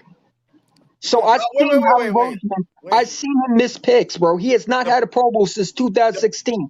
He doesn't know how to draft. When it comes to the late fourth round, he doesn't know how to do it. Individual players. That's your problem. You want about accolades, You want individual Howie to players instead of the team. The team, like we've been the most successful NFC East team the past 21 years since you've been alive. But was Howie Roseman there all along? No. Yes! Yes! Howie's been with us. No. He wasn't always the GM. He wasn't always the GM though. But he's been with us since been here for that long. Yeah, he's been there for a while. But what have you done for me lately? Yes, he had one great draft. I give him credit. We won Super Bowl 5 years ago. The Cowboys haven't won in 25 years. Lately, it's 5 years ago. I'll be right back. Yo, we have been the most successful team in an FC East in the past 5-6 years, regardless of how you look at it. As a matter of fact, after the Super Bowl, we've been to a playoffs 3 out of 4 times. Last year was the only time. Wait, hold on. Last year was the only time we did not make the playoffs since we won the Super Bowl. There's no other team that made the playoffs back to back to back like that besides the Eagles. And that's why I think that you guys are crazy for thinking a 6 and 8 win season is good, man. Like that's what we're used to doing. We're used to dominating football, going to the playoffs. So that's why I'm so high on this team this year. And you guys be looking at me crazy. I'm like, everybody keeps going off this 4-game season last year. It's like I wish it never freaking happened at all, because now the whole train of thought when it comes to Eagles, like, oh, we have to be better than 4 wins. Fuck 4 wins, fuck 6 wins. All those low numbers, that's not who we are. We're a team that always gets 9, 10, 11 win seasons, man. And so I don't know why people think that these 8 and 7 game win seasons are good. Even when I have Bros on, he's like, "Yeah, we're gonna win 6." I'm like, Bros, what the hell are you talking about, man? Like, are you serious? Like, I think it's more. I think it's more of the turnover though, Bird Gang. It's not. It's but we not have the a better Eagles. roster Period. It's more of the. It's more of the turnover. We have like the best roster we've had in a long time. Like, when can anybody say we had a better roster than what we have this year?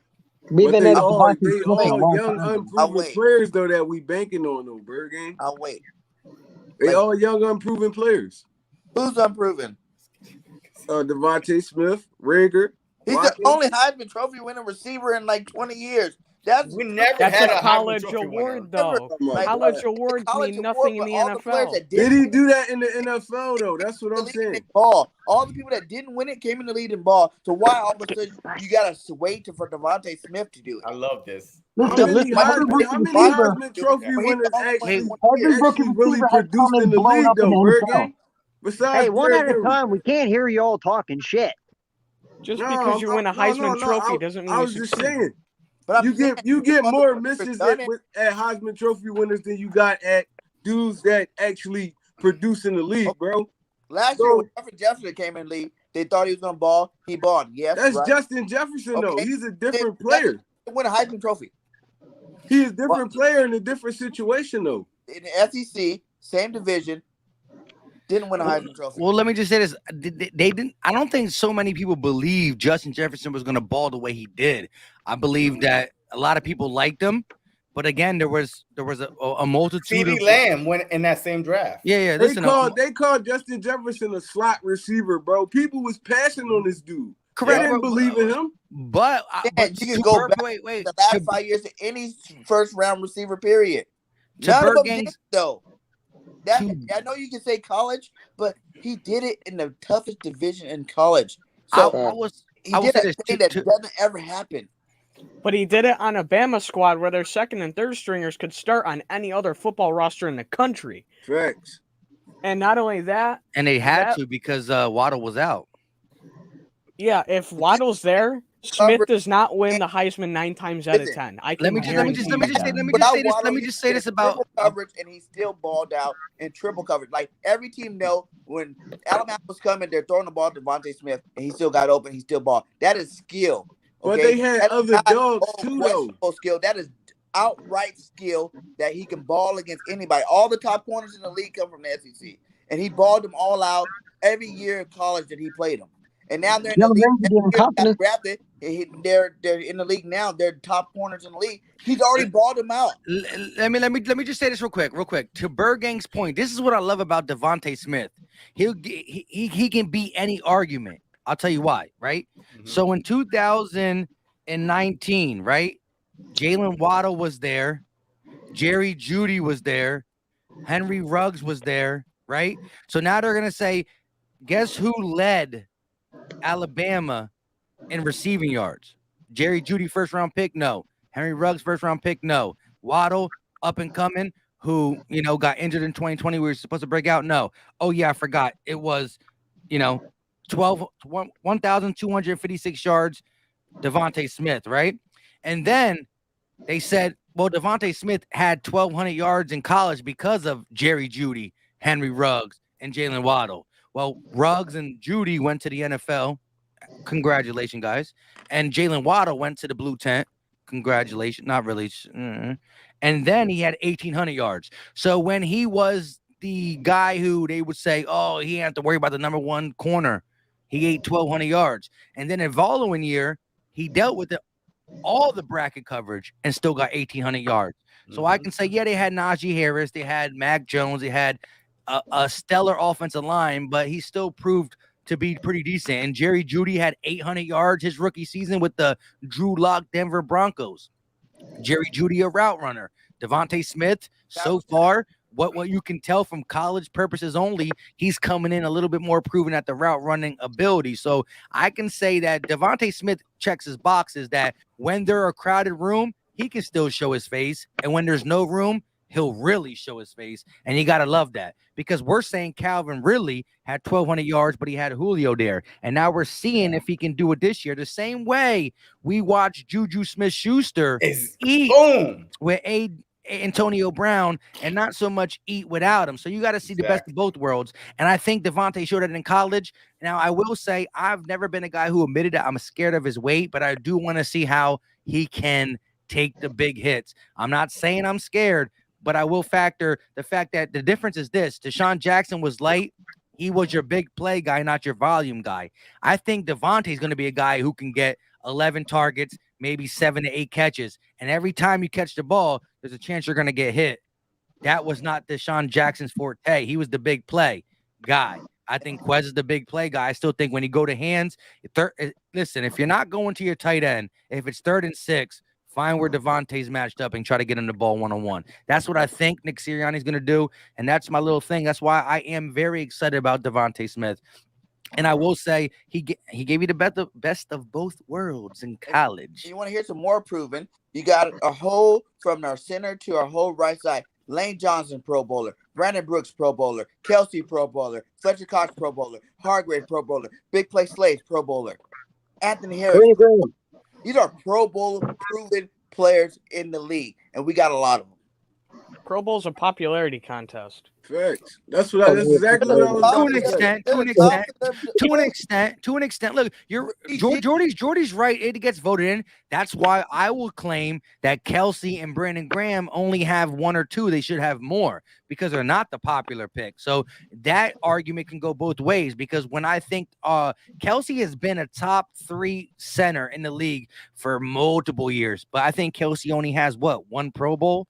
Brandon Graham has been a problem, and that's the thing. It's all about the sack. His first Pro Bowl was last year. Correct. People don't understand what a defensive end means to the run game. Part of the reason why, if you go back, the Eagles in the last 6 years, they'll be like 4, 5, 6, 3, 4, 4, 3, 2, all in the run game. And that has to do with Brandon Graham. And he's given up that flashy-pashy sack total just to be that every down guy who can do both of them, and he's not just going to get you 11 sacks. He also can stop the run, because as we've been pretty good against the pass rush, like overall, like we're always top 10 in sacks, we're always top 5 in the run game defensively. So you got to count all that stuff, and that's what Pro Bowls don't get. And Jordy is right, it's a popularity contest, but I think it hurt us more than helped us, because Kelsey and Graham were guys that I thought should have made at least in their career at least 2, and they only got 1. And by saying it, I mean, you want to talk about Devontae Smith? I watched this guy in college. No big gonna go. And let me tell you, when you say college and NFL are not two things, we can make it simple. We can make it the same thing with people hyping up Lawrence in college too. They're saying that he's going to be the greatest quarterback in NFL. He hasn't played the NFL snap, but yet we'll hype him up. We'll hype all the other players up. But here's the thing about Devontae Smith. Devontae is more ready than a lot of people think he is, because Devontae, nothing bothers him. Nothing's too big for him. He's been like that guy that, when Bama lost Waddle, they say Waddle would have been a 1st-round pick. Well, he still got drafted before him too. So respect to Waddle. To me, I think Devontae Smith should have been a Miami Dolphin. I don't think the Dolphins should have took Waddle, because if you look at it, Devontae Smith is a better route runner, in my opinion, than Waddle. And I don't think Waddle will be better than Devontae Smith. Devontae Smith is a Hall of Fame, in my opinion, waiting. And if you look at the way he works, I'm not saying he's going to be, but I'm saying the way he plays, bro. Just in preseason, look how he's running routes, man. You think a corner in the NFL is going to stop that? If he gets one thing going, and that is catching the football, you're talking about a guy that pretty much lit up cornerbacks. At the end of the day, we want this guy, Sidney Jr. He lit him up. So you could say it's one game, but he's proven he's been getting compliments from Jalen Ramsey. He's been getting compliments from Devontae Adams. Devontae Adams, can I ask can I ask a question?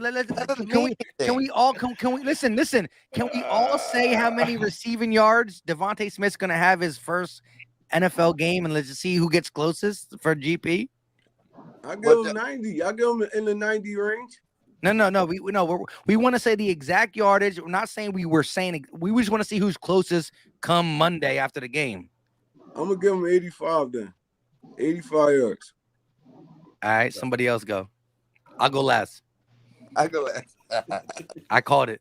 You're second. All right, so I think that Smith is going to get about 75 yards, 1 touchdown. Ooh, he threw the touchdown in there. I did. AK? Why are you putting me on the spot? No, 110, 1 touchdown. Ooh, Yeah, make it. Spicy. All right. Bird gang, go ahead and let it rip. I was already gonna say that. Like I'm like 110, 125 in that range. Well, no. Try to guess the exact because we're gonna see who's closest. Well, I'm just was obviously my or something. You should have went before me. That's the my fault.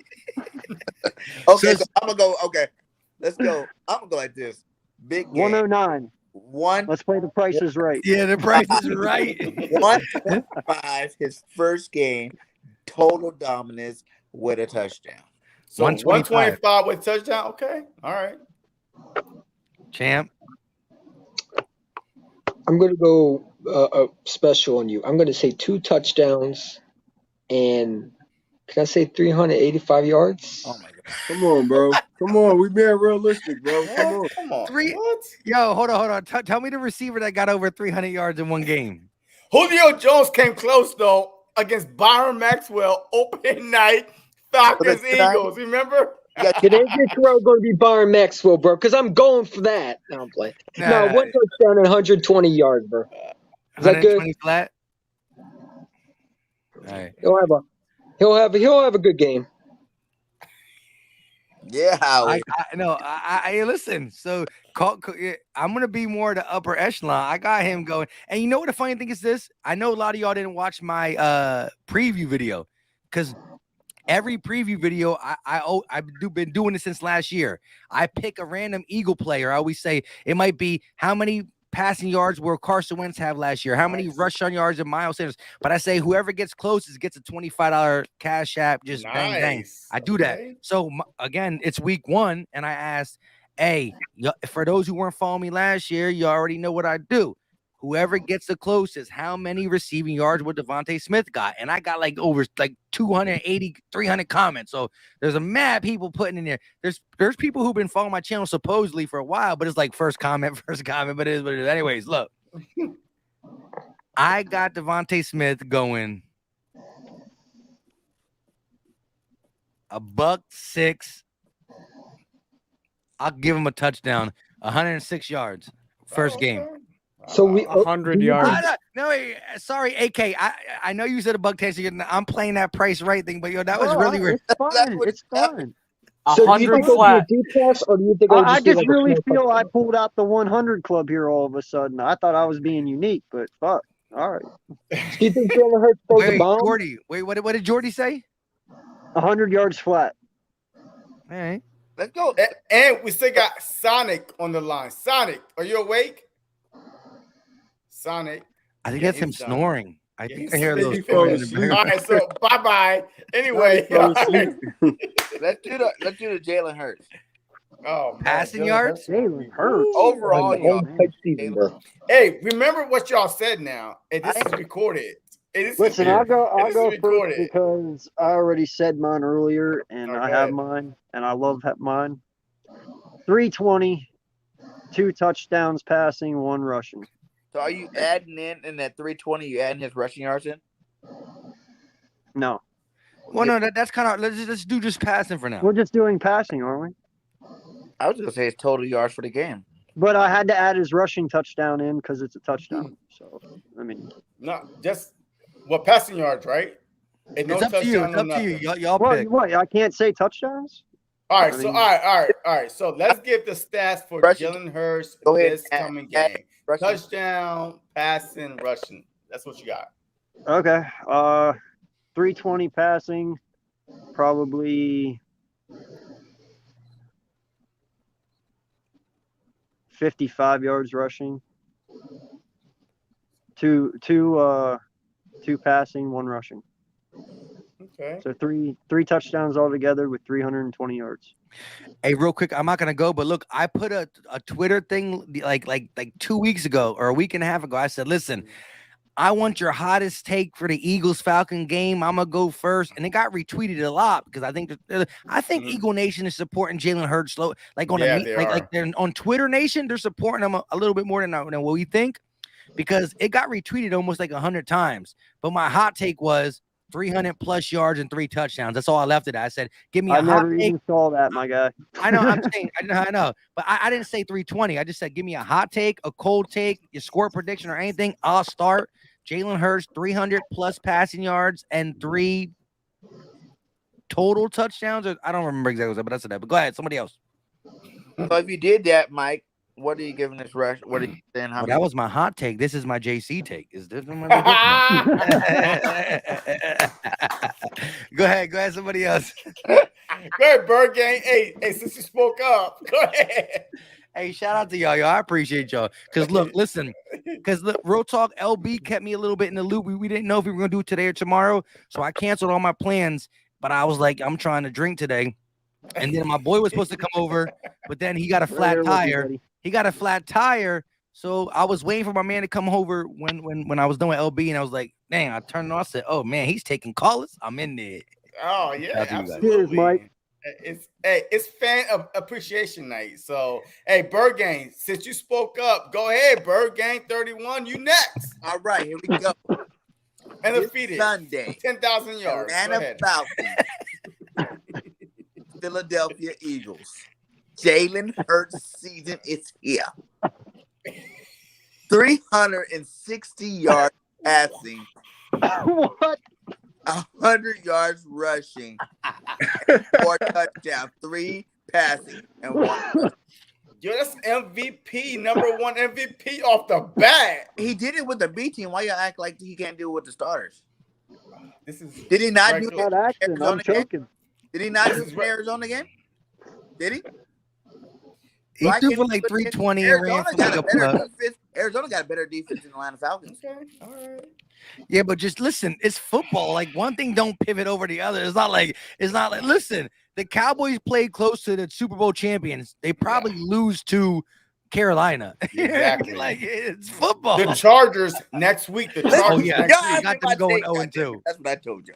I know. Jalen Hurts 350. Okay, I said 360, but 350, 3 touchdowns passing, 1 rushing touchdown for over 100 yards. I think it's going to be one of those type of games. God damn. Okay. All right. Hey, look I'm not going to agree with Eagles chant. Let's go. I think it's going to be 3 touchdowns. Okay.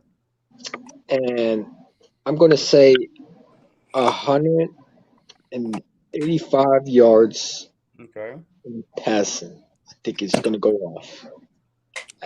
I don't want to say anything. 185 yards is going off. Did you say 100?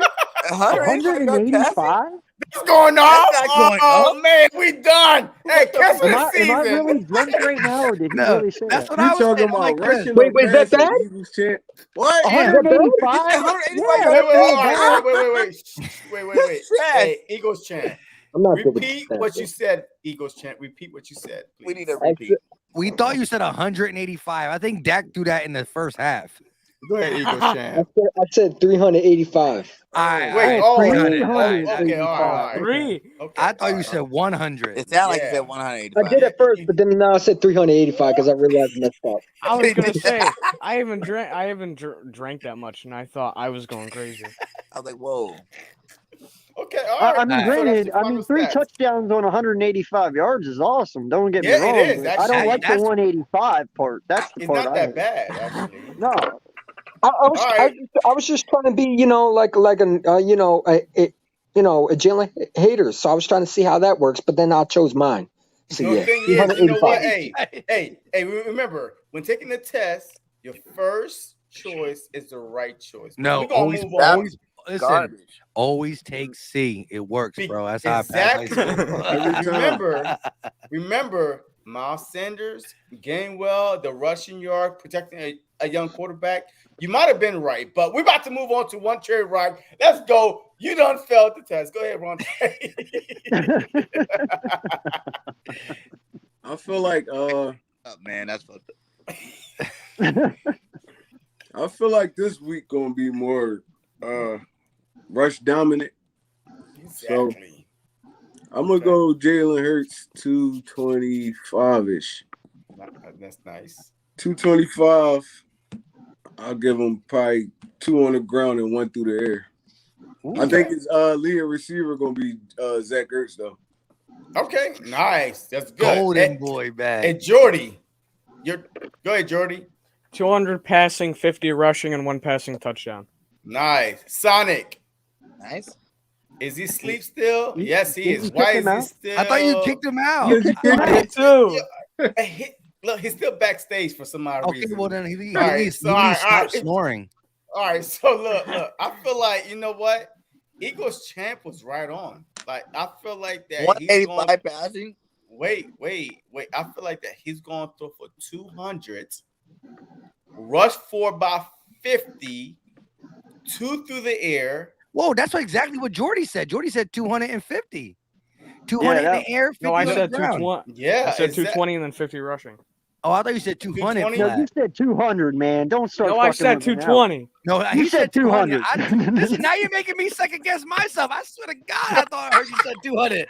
So I said, Jordan hey, said 200, and then I said 50 rushing. 220. He said that. I got it on my phone the whole time. I and have the it man, written hey, down. this is recorded though. So, Oh yeah, and we I'm can always coming go back. back. Hey, Jordy, I'm gonna tag you in this, Jordy. I'm coming. Hold on, But let's see look, where we're we'll at in the see. chat. So I feel like it's 200 passing, 4 hours and 50 40 minutes. I rushing, got you. you know, and 50 Hey, rushing. no, we 2 didn't through even get a the chance to say this to you, JC, man. But Congratulations on 700, my guy. Yeah, for My- sure. Yo, clap it up for oh, JC, yo. okay. Clap Hey, it up for JC. did I hit it? All right. Clap Hey, I appreciate. All right, thanks, man. Hey, yeah, I got to clip it up. Hey, look, Keep up but the yeah, good work, so hey, for real, look, I appreciate everybody and stuff like that. You know, hey, the goal is more than 700. So Obviously. hey, I'm humble and everything, but let's get to the stats, man. So 200, you know, passing, That's 50 garbage. rushing, you know, 2 through the air to Hurts and Goddard. So you think Dak is that much better than Jalen Hurts? No. It's all about protecting your young. Your Dak is not young. This is a But passing Dak- league. I 200 hear yards you. come in the first quarter. I gotta go get my listen, cigarettes. This is listen, gonna take it's a the while. first- I'll be back. It's the first game of the season. It's the first game of the season. So I'm not expecting fireworks like last night was. I'm not, because you have 2 veterans quarterback, you know, and Dak and One's Tom gonna be Brady. back, and the other one's going to be standing upright. I hear you. But the thing is, if you want to protect Jalen Hurts and make him our future, you want to have balance. So if Jalen Hurts throw for more like 200-300 yards, we're not balanced, because then Miles Sanders is not rushing going for against 100 something Bay? yards. We're Yeah. not having no 500-yard offense. We're not having no 500-yard What's offense. that for not? We had the 3 fastest receivers. We're not. 3 fastest receivers. Name another We got receiver the corps that got fastest 3 receivers, 4 man. 3 speed Let's receivers. go. Oh, hold on. Can For I real, finish think my about it. stat, Think about it. please? Can I finish my stat line, Let JC please? go, because I'm after Like- JC. I'm after JC. Like, yeah, because look, I'm just saying, it's all about Jalen Hurts' season, right? It's her season, but the coaching staff is protecting Jalen Hurts, I don't think they're going to. and that's why he didn't play through preseason. Yes, the fear of injury, but outside looking in, if you know that Nick Sirianni, he's all about the rushing game too. That's why Gainwell and Sanders and the 21 package personnel, the 12 personnel. I mean, I'm telling you, Hurts is gonna get his numbers, but it's not gonna be 300-400 yards a game. It's not gonna be that, because we're gonna be balanced, so balanced with the offensive line being intact. So that's all I gotta say. So it's 200-yard passing, 50-yard rushing, 2 TDs through the air, 1 rushing. That's my stat. Go ahead. I think we Warm run it this. up, I think we you run know this set up what the past time 2 it weeks. is. I'm just kidding. Oh, Hey, wow. shout out to my guy Notion, yo. I appreciate that. I know. gotta do that every I thought once he in a was while. here, bro. I thought he was Hey, here. Philly Mike, hey, you said that you was after me. Go ahead. Hey, look, I am a big component of getting the run game involved. I think Gainwell will get some snaps. He'll get some receiving snaps and rushes. But we cannot look at this game like what we're going to do every single other game. Again, when I look at what the Atlanta Falcons did last year, and I think they brought back all their defensive linemen, and they added some rookies on the offensive line part. What I'm going to say is this. For some reason, once you get past the first 3 to 4 run defenders, it drops off a pretty hefty amount. But the Falcons were 6th overall in defense against the run. Now, I think they were that for the simple fact that teams said they are Swiss cheese in the secondary. Why run it when we can throw it? And I do believe we will run the ball. If it's successful early, maybe my prediction is off. But I do think Jalen Hurts, a young quarterback, you don't want to put him in bad situations, but oh my God, this is a good situation. You ever get your kid, right? You're like, hey, you're at Chuck E. Cheese. Go have fun, little man, right? That's what Jalen Hurts got to do. He's at Chuck E. Cheese. I got Jalen Hurts thrown for 317 yards. Yeah. Whoa. 317. And I'm. Whoa. I mean, people underestimate his arm. He can throw. 317. Yeah. He can throw. 317, 3 passing touchdowns. And you know what? He's going to rush a lot of touchdowns, but this game, he's 317 yards, 3 passing touchdowns, no rushing touchdowns. If there's any more touchdowns, that's what the RBs do. Give me that one. How many Man, rushing yards you're you really got? taking this price. I'm gonna have I'm on that He's gonna eat up a lot of like 62. Yeah. No, that's good. That's good. We'll have Lamar Jackson. We'll have one like big those 5 and 6 yard little first downs. He's gonna have one big 25-yard scamper and a bunch of little, you know what I mean? Move the chain 4 yards, 5 yards, 4 yards. Mike, why do you keep $1 in me, man? What? I know. Next time I'm gonna go first. Okay. All right. Because listen, he had 110. Yeah. For Devontae, I had 106, and he had 320. I had 320. He had 317. Price is writing this. He's $1 in the shit out of me every time, man. But best believe this though, the drink I got, I'm all for. Remember, I also told you before you went, I had the hot take 300 plus, so you knew it was gonna be 300 plus. But yeah, it's 37. 311. Even Richie's at 320. Yeah, it's cool. And that's the thing. It's like, and I'm not saying we're going to be dominating against every team this year. I'm just saying the Atlanta Falcons should not be something you're worried about. Because if we can't do it against them, we're not going to be able to do it. You got to worry about them on offense, though. Yeah, you do, but though. Not really that much, dude. 2 guys on offense, really? It's not Hold on. Hey, Burgang. Line is trash. Burgang. Let me ask you this question real quick. Russell Gage was a 3rd option last year. What did he do as a 3rd option? What was his yardage? What does anybody do as a 3rd option? The 3rd receiver always balls out because the other 2 receivers are taking up the coverage. When you get moved up, Okay. So tell me the Eagles' 3rd option. How good did they do? Huh? What last year? How good did the Eagles' 3rd option do? Receivers sucked last year. Ward did. But Ward did great. Jalen Rager is going to have an out season. Listen. Here's the thing. Russell, and he's still fast, and he's still got some playmaking skills. All I can say is the Russell Gage as a 3rd option did better than all our wide receivers. I won't argue that, but I will say that Russell Gage as a 2 option is not going to do as good as Russell Gage as a 3 option because you got a weaker defender on you at the 3 option. But you also got more opportunities too. Opportunities speak volume. Yeah, guess but what? if you can play better against better talent, maybe we'll see. Hey, mind you this though, Julio Jones was absent last year a couple times, and Russell Gage proved to be that. You know what I mean? Look, I picked Russell Gage up late. He got me 18 in a crucial win, 18 points. Shout out to you. Don't do it to me on Sunday though. But like I said, I'm not even hating on Russell Gage. My deal with the receiver game, their whole Falcons receiver game from Russell Gage to Pitts to Calvin Ridley to even Matt Ryan having a big game. It's our defensive line destroying their offensive line. That's the biggest deal to me. We're going to destroy them on the defensive line, going to destroy their offensive line to the point where Matt Ryan's not going to have that big of a game. I agree. I think, listen, I said this on on our stream with LB, that I think we're going to get 3 to 4 or 5 sacks. We're going to get 3 plus. So no less than 3. Well, I said, what I'm saying is no less than 3 plus. I capped it out at 5, but I'll take 7. But still, you're going to see possessions where they're going to keep Mike Davis in. It's going to be a less explosive option. But if you guys remember 2 hours ago when I came on here, y'all were poo-pooing on our secondary. So if you got Russell Gage and Calvin Ridley going out there and they got 7 blockers, they might get something happen the way y'all were talking about my guys. Like, and what I'm but Mike Davis is also a against receiving more back talented though. receiving core, No, like the Dallas receiving core or some other receiving core that have more talented receivers. Look, but hey, I had Mike Davis last year in fantasy. He's a receiving threat, believe it or not. And watching Dallas last night, I promise you, Mike Davis is going to be more of a threat in the receiving game than the running game, just based on the Eagles' defensive front. Hey, I got to say one thing.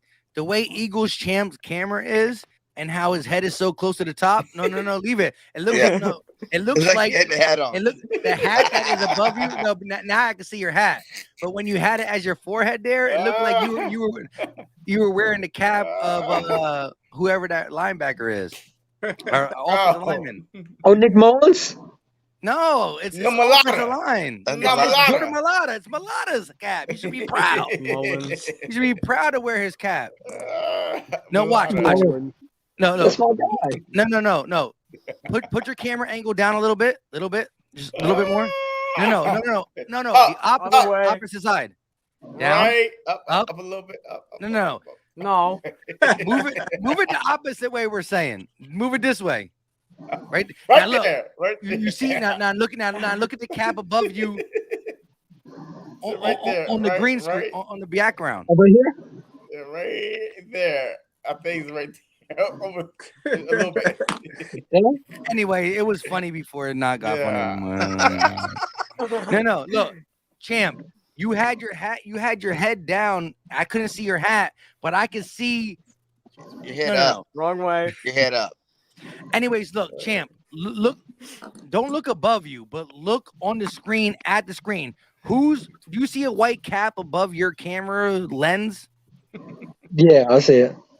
When you had your face close to the camera, it looked like you were wearing his hat. It was cool, like that. See, it was like that. All right, the joke is done, but it was there. You go. There you go. It's done. I thought it was funny. That took for a so second. fucking long to explain. Yes. That explanation was way longer than I thought it would be. I'm not used to that. That's 10 minutes I cannot get back. First of all, it was like 6.5, and I'm sorry. I'll give you that back. I will say it was about 6.5. Oh, Jordy got almost. All right, Jordan, shut the fuck up, my Madden friend. Hey, real quick. So, do you think that the Nelson will shut down Gage? Yeah. I think we're gonna play a lot of zone. So it's gonna be like this. It's gonna be like once the receiver streaks up, the safety is gonna follow Gage, and because the corner is gonna pay attention to, hey, nobody's coming underneath, I'm gonna go. So when Gage goes deep, it's gonna be a safety and Nelson. I think we'll be all right. I feel like this game gonna depend on how our linebackers play. To be honest, if we lose this game, I quit YouTube. I feel like this game gonna. I feel like. Wait. Who said that? I'll just get it. I ain't. Oh, I'm about to say, dang, you putting your YouTube career on the line. I do that. Hey, I do that for Detroit though. Hell no. No, that's the game. And we lost to Detroit already 2 years ago, I said right? if we would lose to Detroit, then that's when he should say that. Yeah. Okay. All right. Go ahead. Hey, go ahead, one Trey. No, I feel like Slay and Nelson gonna play their game for the most part. It's gonna be more our pass rushing linebackers, how they hold up.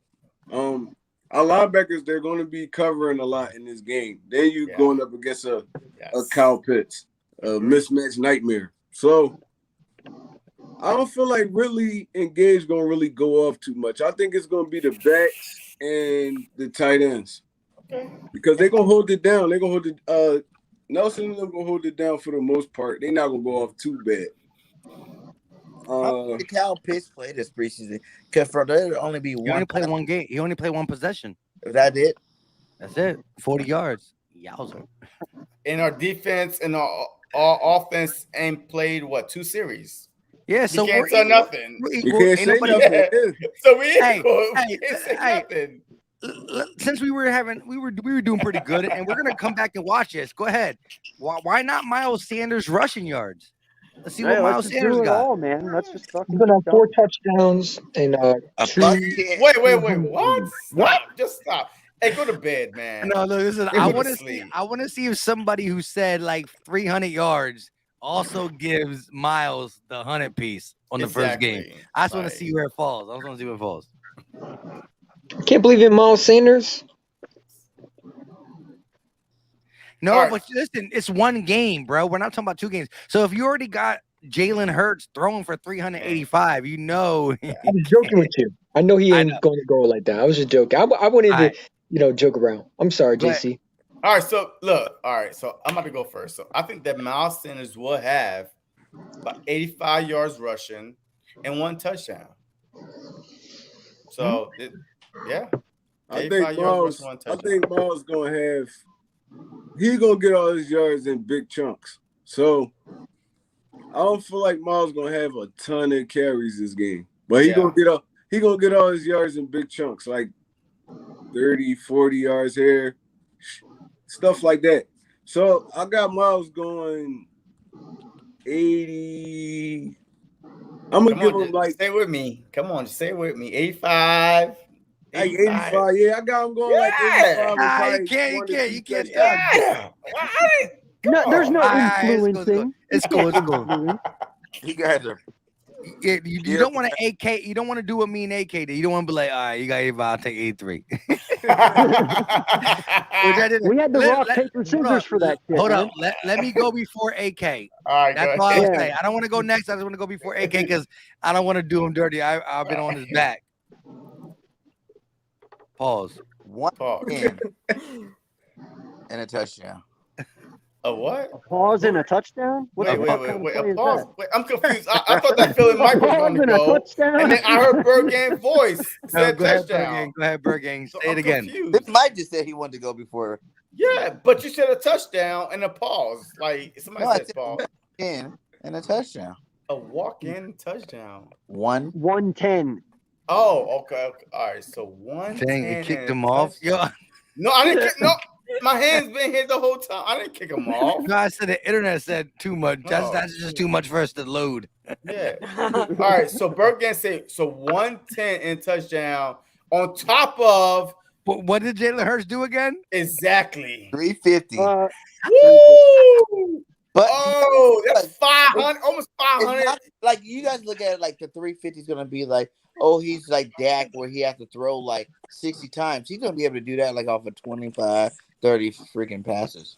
But we get gonna just chunk continue plays, throwing, though? That's the thing. Chunk plays from our receiving playmakers that are young and fast that no one's gonna be able to cover. Oh shoot! Oh! Wait, you said 35 to 40 passes? That's a lot. Listen, No, 25. No, he said 25. 25. You know, he did say 30? 25. He just said 25. Yeah, that's Yeah, still a he said lot of passes, though. Hey, if you're throwing for 25 to 30 passes, Dak just threw for 60 passes. I hear you. But we're more balanced than the Cowboys, though. Exactly. So 30 is half of 60, so that's pretty balanced. Carson threw almost 40 passes a game. I'll give it to him. I'll give it. So my guy got like 350 yards for Jalen Hurts, and he got 110 for Miles Sanders. That's about 460, about almost 500 for the offense. Okay. All right. Go ahead, somebody else. Champ, I know you're ready, champ. Hey, don't be scared now. Hey, hey, just remember what y'all said with the quarterback though. Because Yeah. Try to get. That's what I'm saying. Try to keep it into consideration. and right now, hey, And the listen, highest we have if is I can remember, 351-10. we all can remember. So what did y'all say? Y'all said 300. No. Shit, don't worry about us. No, don't worry about us. Worry about what Eagles you champ. said. Eagles champ. You said you had Jalen Hurts at 385. Yo, I would even remind him. I would say, what did you say? No, I had to remind him. That's stuck in my craw. Well, I said 385 for Jalen Hurts because I believe in Jalen Hurts. I think it's going to go off. And I think Miles Sanders is going to have a big game because I think Nick Sirianni is going to run the football with him. And I think Gainwell and Miles Sanders, you're going to see a lot after the game of them highlights ripping that defense apart. So I'm going to go with Miles Sanders. Give it to him. The way Miles Sanders runs. Stop, Gang. You're doing wrong. Let's go. Hurry up. 80 yards and 3 touchdowns, bro. He's going to go off. 80? Y'all Wait, what? Sanders going off. Eagles champ. You just said Jalen Hurts going to throw for 400 yards. Let him repeat it. Yeah. Repeat it. I didn't hear it. Sorry. I said he's going to go off he's going to have 480 yards. Oh, come on, bro. I'll be realistic. Come on, bro. No. He's talking 400 about combined. or 100? Combined, yeah. Like with Jalen Hurts and Miles Sanders, right? But we focus on Miles Sanders right now. Oh, Miles Sanders is going to have like 180 yards. Oh my god. 121. Yo,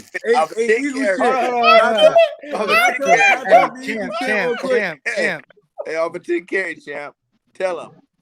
Can I talk to Eagles champ real quick? You're saying 300. Don't influence this at all. You're being mean right now. Stop. No, we're not being. I'm not being. Hey, champ. All I'm saying is this. Look. So 385 from Hurts, right? Then let's just call 180, right? So 380 plus 180 is about 600 yards total offense. Oh my bad. My eyes is just watering. Yo, I have my contacts on. I'm not really good with stats, bro. I don't really look at stats. I just look at my that's perfectly fine. I am so glad I'm off camera for this segment. What we were saying is this, normally for every second. Let me just say two things. Like normally you look at a game, right? I know, AK. So, hey, champ, what I would want you to do. Listen, for next time you do this, right? This is what you got to think of. Look, champ, listen to me. Eagles champ, look. If you think that the team is vulnerable to the run, then build the run yards up, but take the pass yards down. You know what I mean? If you think the team is trash against the thing, then you know what I mean? Because at the end of the day, it's one game. You know, they're only playing one game. So tell them what we're saying is this. What we're saying is Miles Sanders can't have 185 while Jalen has 385 because that'd be like Madden, you know what I mean? Hey, we'll be the number one offense. It's not Madden. I ain't mad at the game, my guy. Yeah, I had the game. I play Madden. Hey, listen. You tell him, Eagles champ. I think I actually had that stat line against a Cowboy player one time. Yeah, I'm just kidding. Hey, it's possible. You play on Xbox or PlayStation, Mike? I can't. First of all, I play on PlayStation, but yes, I have not found a PS5. I got a broke ass PS4, and when I say broke ass, I'm not saying it's just old. My PS4 is actually broke, so I've been gameless for a minute, and I'm actually willing to pay the $800 to get the fucking thing. I just need a 5, bro. I'm crying. I get you a cheap PS5. Wait a second. What? Hey, let me know. Hey, can we back? Hey, I'm sorry. I'm trying to hook him up with a PS5 so I can have someone to play with. No one else has Hey, can we get back to the stats, please? Hey, Jock Talk. What the hell do you mean? Does somebody have $1 for me? Am I that broke? You always said Mike Dollar G. Oh man, we went from gaming console to AK getting $1. I really don't know what we're gonna have, but I was just trying to make up a number because, like, I don't know. That was good. That was Yeah, right. you're good. good. You're good, Hey, champ. that You're was good, good. champ. And that was You're Don't great let them comedy.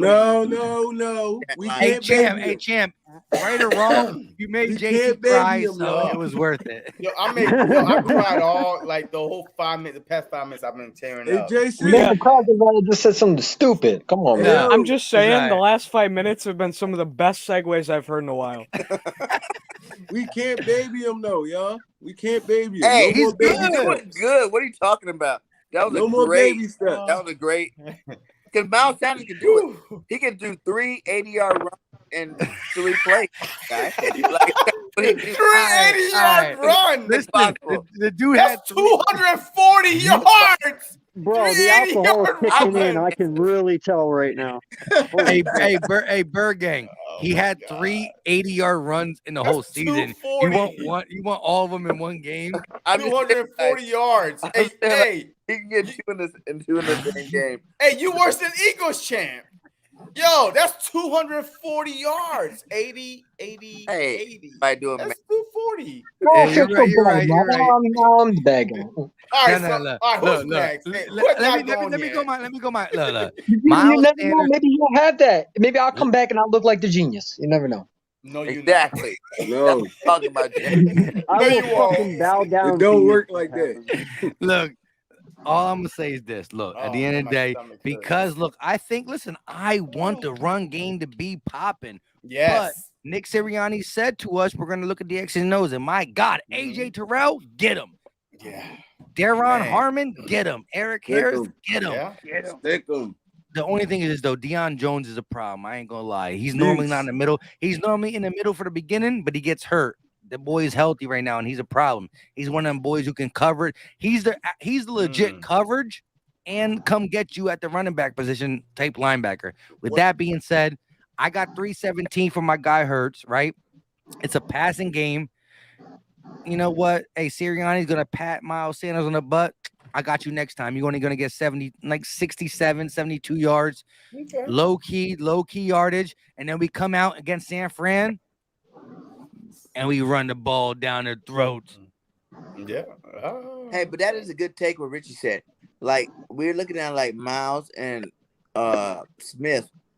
What do you guys? Let's do a stat line for a quiz. I didn't go yet. I know. Can we finish the damn public nation? Yo, Oh, I can't even keep up with the comments, man. We were stuck on Yeah, Champ's thing for a man. minute. Yo, Champ All took right. us all out I'm not the against, game. bro. I can't do stats, bro. No. All right. All right, so who has not I'll gone with whisper the in your stat ear, line for Paul. Sanders? Me, I think Jordy, it's and AK Rock. and Jordy. Damn. AK and Jordy. Go ahead, AK. Since you got a face. And Bird Gang dipped. Yeah, I give Miles Sanders 60 yards here on this game. So now he kind of undercut me. I said 67, right? You know what I mean? So he got me a little bit. I like that. A little payback. I ain't mad at the game. $1. $1. Don't say $1 anymore because they're gonna think we all both need $1. Teasing me. All right, so hey, what was the next one? Me. Bird Game before he dipped out on us because he's kind of scared of that topic, I guess. Quez Watkins. When I remember, Wait. I didn't get my stat Jordy line. and go. Jordy hey, he's back. Oh no, Jordy. Well, Jordy. hey, that's the point of not showing your face. Jordy's Jordy. the GOAT. Jordy's the GOAT. Jordy's the GOAT. I'm sorry. No, he's the ghost. Yeah, you're right. He's the ghost. No, he's the ghost. Yo, he's not the goat, but he's the ghost. Go ahead, ghost. Jordy, go ahead. I'm giving Miles 80 yards, and I did. I was gonna make a joke that he was gonna be returning punts, but I don't need to see that nightmare again. I've already seen it with Notre Dame. Okay. But Jordy's 80 yards is perfect because he also only has Hurts doing first. He said 200, but he gonna tell me he said 220. I'll give him the 220. So his But I remember, undercutting listen, me though. He's undercutting me a little bit, like 5. But remember, hey Jordy, I remember 4 hours and 40 minutes. I'm coming for the screen record. Oh yeah, I'm coming too, man. As I've soon got as this it is written over, I'm down. going I back. had it written down from the beginning. Okay, but listen, sometimes you write something down. It doesn't mean you speak it. Preach it, Mike. That's I've right. got everything I've said written Vic. down. Look at Yeah, Vic. but maybe you just drink that one extra sip of the beer and you were like, you know what? The 20s were good life. Oh, 200. Oh, maybe I made a mistake. We'll see. I'm gonna stream Yeah, it I'm for going 4 back minutes. after this Probably stream's need over. 440. And I'm checking it 440. out. 440. All right. 440. It's the We're going back. sunglasses. A little bit behind. All right. Hey, So, Jordy, you're my guy though. all You're a right. cool dude. All right. So Jordy went, and Sonic is not He's seen. still around. So now, hey, we got he's ghost. But hey, we got Victory. Hey, Nope. Vic. Oh my God, yo, Uh, Vic. Hey, I need 2 predictions from you. What's Oh that? yeah, get him to double dose. Double dose. Yeah. Jalen Hurts stats prediction for Sunday, and Miles Sanders stats for Sunday. Jalen Hurts, I believe that I'll stick with what I said before. 2 touchdowns, about a 280. May have a turnover. Don't know if it's gonna be interception or fumble, but may have a turnover. For Miles, I'm gonna say about like anywhere from 80 to 90 yards in that range. I won't think he'll bust 100. He'll get close. No. Come on. Oh, come on. exact? Yeah. Damn. Just You for out here GP. trying to put money on it. I'm gonna say exact. Vic, Yo, my fantasy league is on the line over here. we were only Oh, doing that's what you're doing it for. Oh, okay. I'm coming in with the big dogs. We're doing this on purposes to say like let's after the game we come back and see who was kind of close. Oh, all right. So A guessing game. if I got to guess, I'm going to say Miles 84 yards with a touchdown. Oh, that's why I said 85 with touchdown. Okay, and Hurts. I had 288, 2 touchdowns. Oh, One what I have? interception or fumble, whatever. was hyped for hers. He was hyped for hers. He been ready to say 288. Yo, I had 25 with 2 touchdowns and 1 rushing. Yeah, it's not bad. But like I said yesterday when we watched that Dallas game, don't expect any team to come out here with guns blazing. Yeah, like they haven't played for so long. They're going to come out trash at first. It's going to take them a couple of series to get, you know what I'm saying? The flooring underneath their feet. I mean, it's going to take them a little bit. Yeah, but some people are like, let's be honest, like there's just people who need to get warmed up, right? And most of human beings need to, but there's always that rare breed, and maybe it's a bad sign because sometimes the people who start out super like bang bang bang, they can't finish. So it's always like the fake bang for your buck. So you never know. Like, rare breed because that's our quarterback. Oh yeah, I had to say rare breed just because it's our quarterback. And then my guy just left me as I'm listening. Yo, I got a fake bang for here? my buck one I'm night. still here. It wasn't fun. Yeah, all I'm saying is this though. You know what I mean? Like Got it. I Thanks, my agree. guy. Hey, Thanks I'm a with lot. you. I'm more of the hot take part for week 1. I think the vulnerable secondary for the Falcons is gonna pay dividends, and I think that we want to run the ball, but for whatever the reason, Falcons were 6th overall in run defense. Whether it's because people said why run when we can just pass, or whatever the reason is, I think that we're gonna find success early in it. And Nick Sirianni's that guy. If we run the ball early and it's good, keep running. If we keep passing, we keep passing. The price is right, Bob, and we're about to beat the Falcons. Only thing I don't want to happen is I don't want to get into a shootout with these dudes. That's what I don't want. We lose that shootout to Matt Ryan every time. Because they're coming. No, JC, every time. I got a great hot take for you, my guy. Okay. What we were talking about earlier. Oh, my guy No keep lie. leaving me.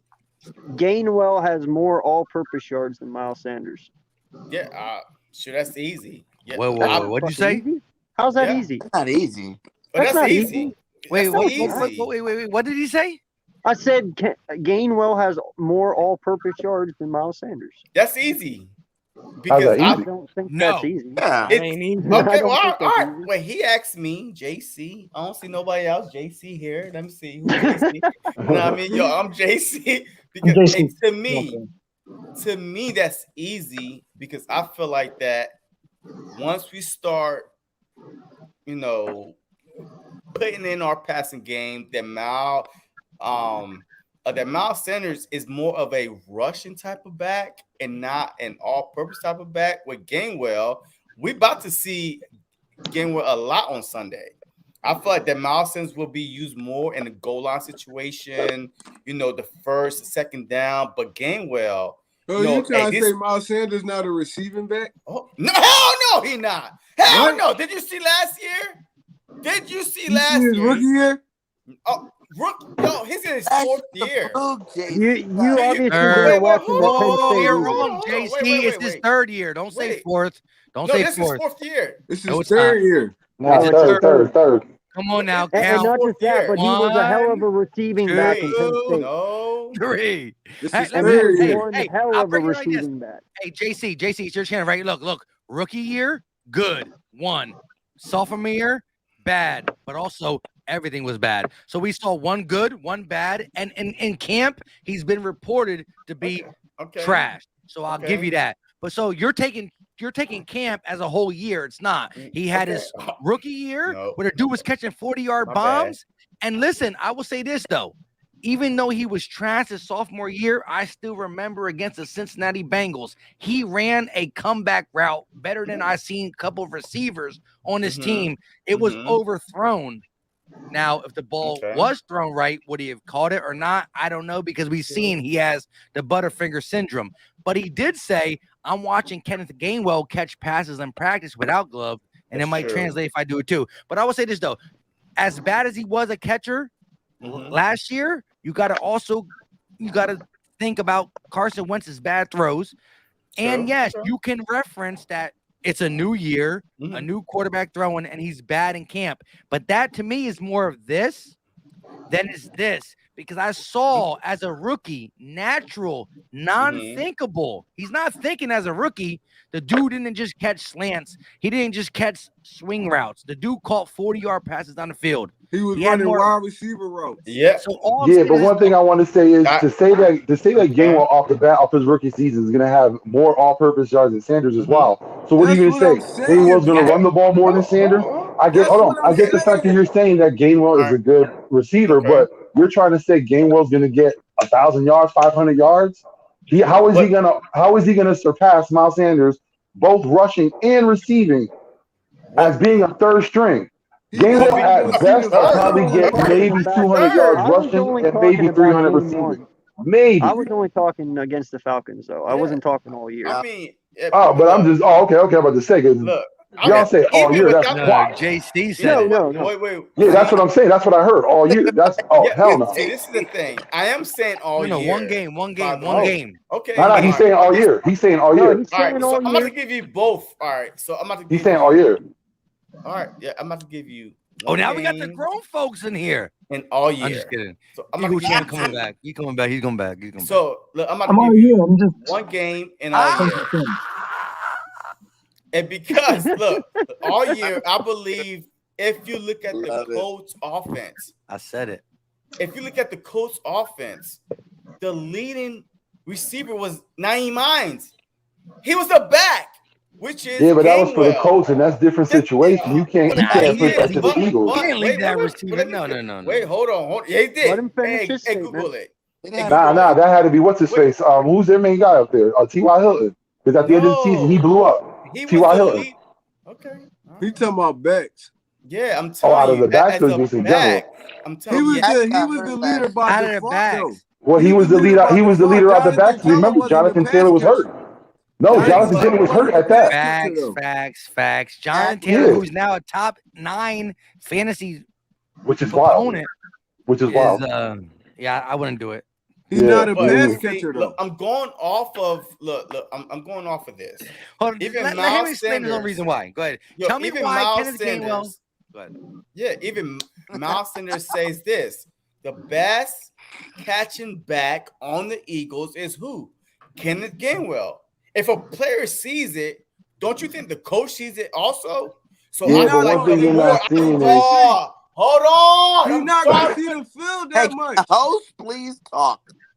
Yeah, I got to do it. I'm trying to say this. Look, it's not about him seeing the field. It's about the game plan situation. So if Miles Sanders is fumbling and can't catch the ball, on third down situations, and remember, a catching back, third down situation, a screen pass could go a long way. So I'm trying to say this: that Nick Sirianni, even though you may think that a Gainwell is coming in for only the pass catching situation, but he could also run it. This dude was projected to be a 3rd round draft pick.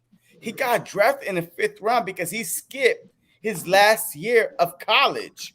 But besides that, he would have been a 3rd round back. He's an all-purpose back. If a player says this, hey, this guy is better than me and catching, you have to listen to him. Period. $100. I feel like y'all putting too much trust in these rookies, though. Wait. Let me Y'all just putting too Gainwell. much trust in these rookies. Wait. Let me just ask you. This is one thing I say about Gainwell. This is one thing I say about Gainwell's game. Hold on. He's not that physical. He's not as physical as y'all thinking. I just want to get a bet in real quick. Listen, Like, you always trying to make money. Listen. Always trying to make money. I got $100 every day. I'm Listen, right? There you go. Listen, I got Hey, $100. you about to owe me some money. Listen, I got $100. On what? That remember on that Flacco. The money. No, I'm playing. I got $100. I want to hear this. That Gainwell at the end of the year, Mm-hmm. an all-purpose yard. We can say doesn't beat Miles Sanders because you're saying that. I'll take that. I was going to give you a cushion a little bit, but I seen you leaning in like, oh, I'm going to take this. No, I'm trying to listen to what you guys say. All right, You got headphones on. I'm gonna add in an extra 50 and say Gainwell don't get over 600 all-purpose yards.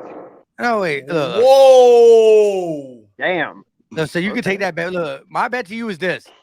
I bet you that Miles Sanders has at least 100 plus more all-purpose yards than Gainwell. I'll give you 200. Shit. So we're You making gonna a have bet Gainwell's not even going to get over 600 wait a all-purpose second. yards. When we're talking all-purpose yards here. You back it off my back. Let me get my back. No. I have. Oh, a no, you question can get your Mike. bet. When you Get say yours. all-purpose yards, how many all-purpose yards are we talking here? No, I'm just saying that whatever Gainwell has, Miles Sanders will have at least 100 plus more. Okay. Yeah, but I I mean, just what want are we people to thinking temper Miles their has expectations. all-purpose? That's it. That's what y'all got to learn. Temper your expectations. Hey, AK, it sounds like an easy bet, but my guy JC's talking about some. He's low key saying that not He's only saying he is Marshall Falk. he might like take. No, he's gonna like slowly but surely take over Miles Sanders. No, but I'm asking though, like,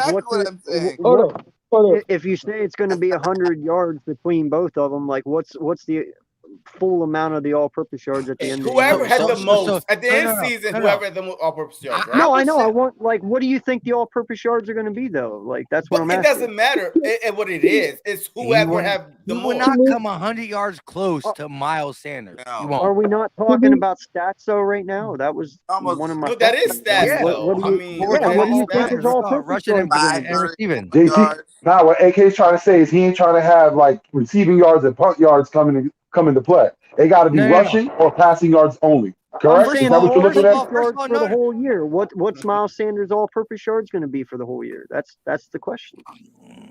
He go over 1,000. for sure.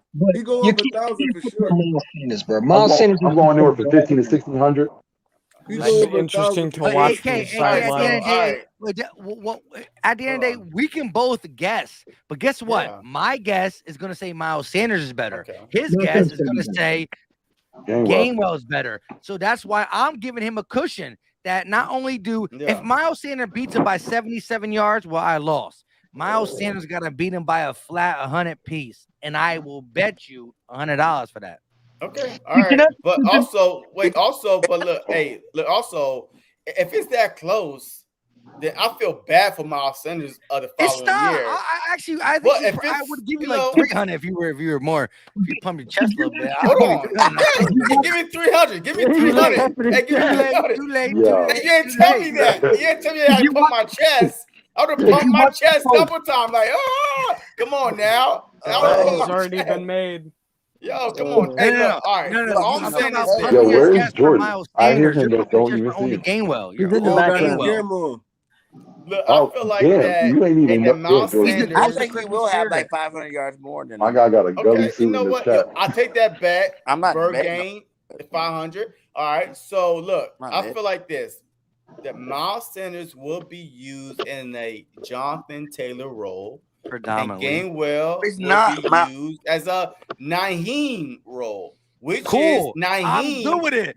And I guarantee you, because John Taylor stay healthy. Naheem, listen. but if- Miles Sanders will not stay healthy. That's the problem that you're facing right now. How you Miles know Sanders Gainwell not gonna been stay healthy. healthy? Hold on. Are we talking about okay? So if Miles Sanders What? gets hurt week 2, That's not my problem. That's not my problem. No. That's not my problem. He hurt.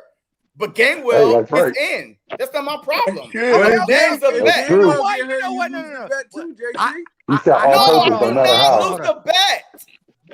No. I thought JC was saying when Miles Sanders was healthy, he was. Oh gonna- hell no. No. All right. It's So the whole you- game. It's the whole So year. you are penning this on a Miles Sanders injury, and I'm I will not paying still on take that. anything. I'll I'm take just that. talking about as an Eagles fan. Okay. Looking at Miles Sanders past few years, Okay. the couple years, he has not been healthy for 16 games. He always missed a game or 2 or 3, And which you is hold on. But you were But also 3 talking out about of you were also 17, we my guy? started we started with game 1, right? We started with game 1, and now we came to this crazy I ain't never just bet. started with game What one. I'm saying is this though. So you think Gainwell will have more all-purpose yards than Miles Sanders come the end of the year, and you're saying it based on Miles Sanders. To me, my belief is he's going to play. He's going to miss 4 or 5 games, but you're thinking in them 4 or 5 games, Gainwell's going to get that big. Listen, if you want to talk injury, there's no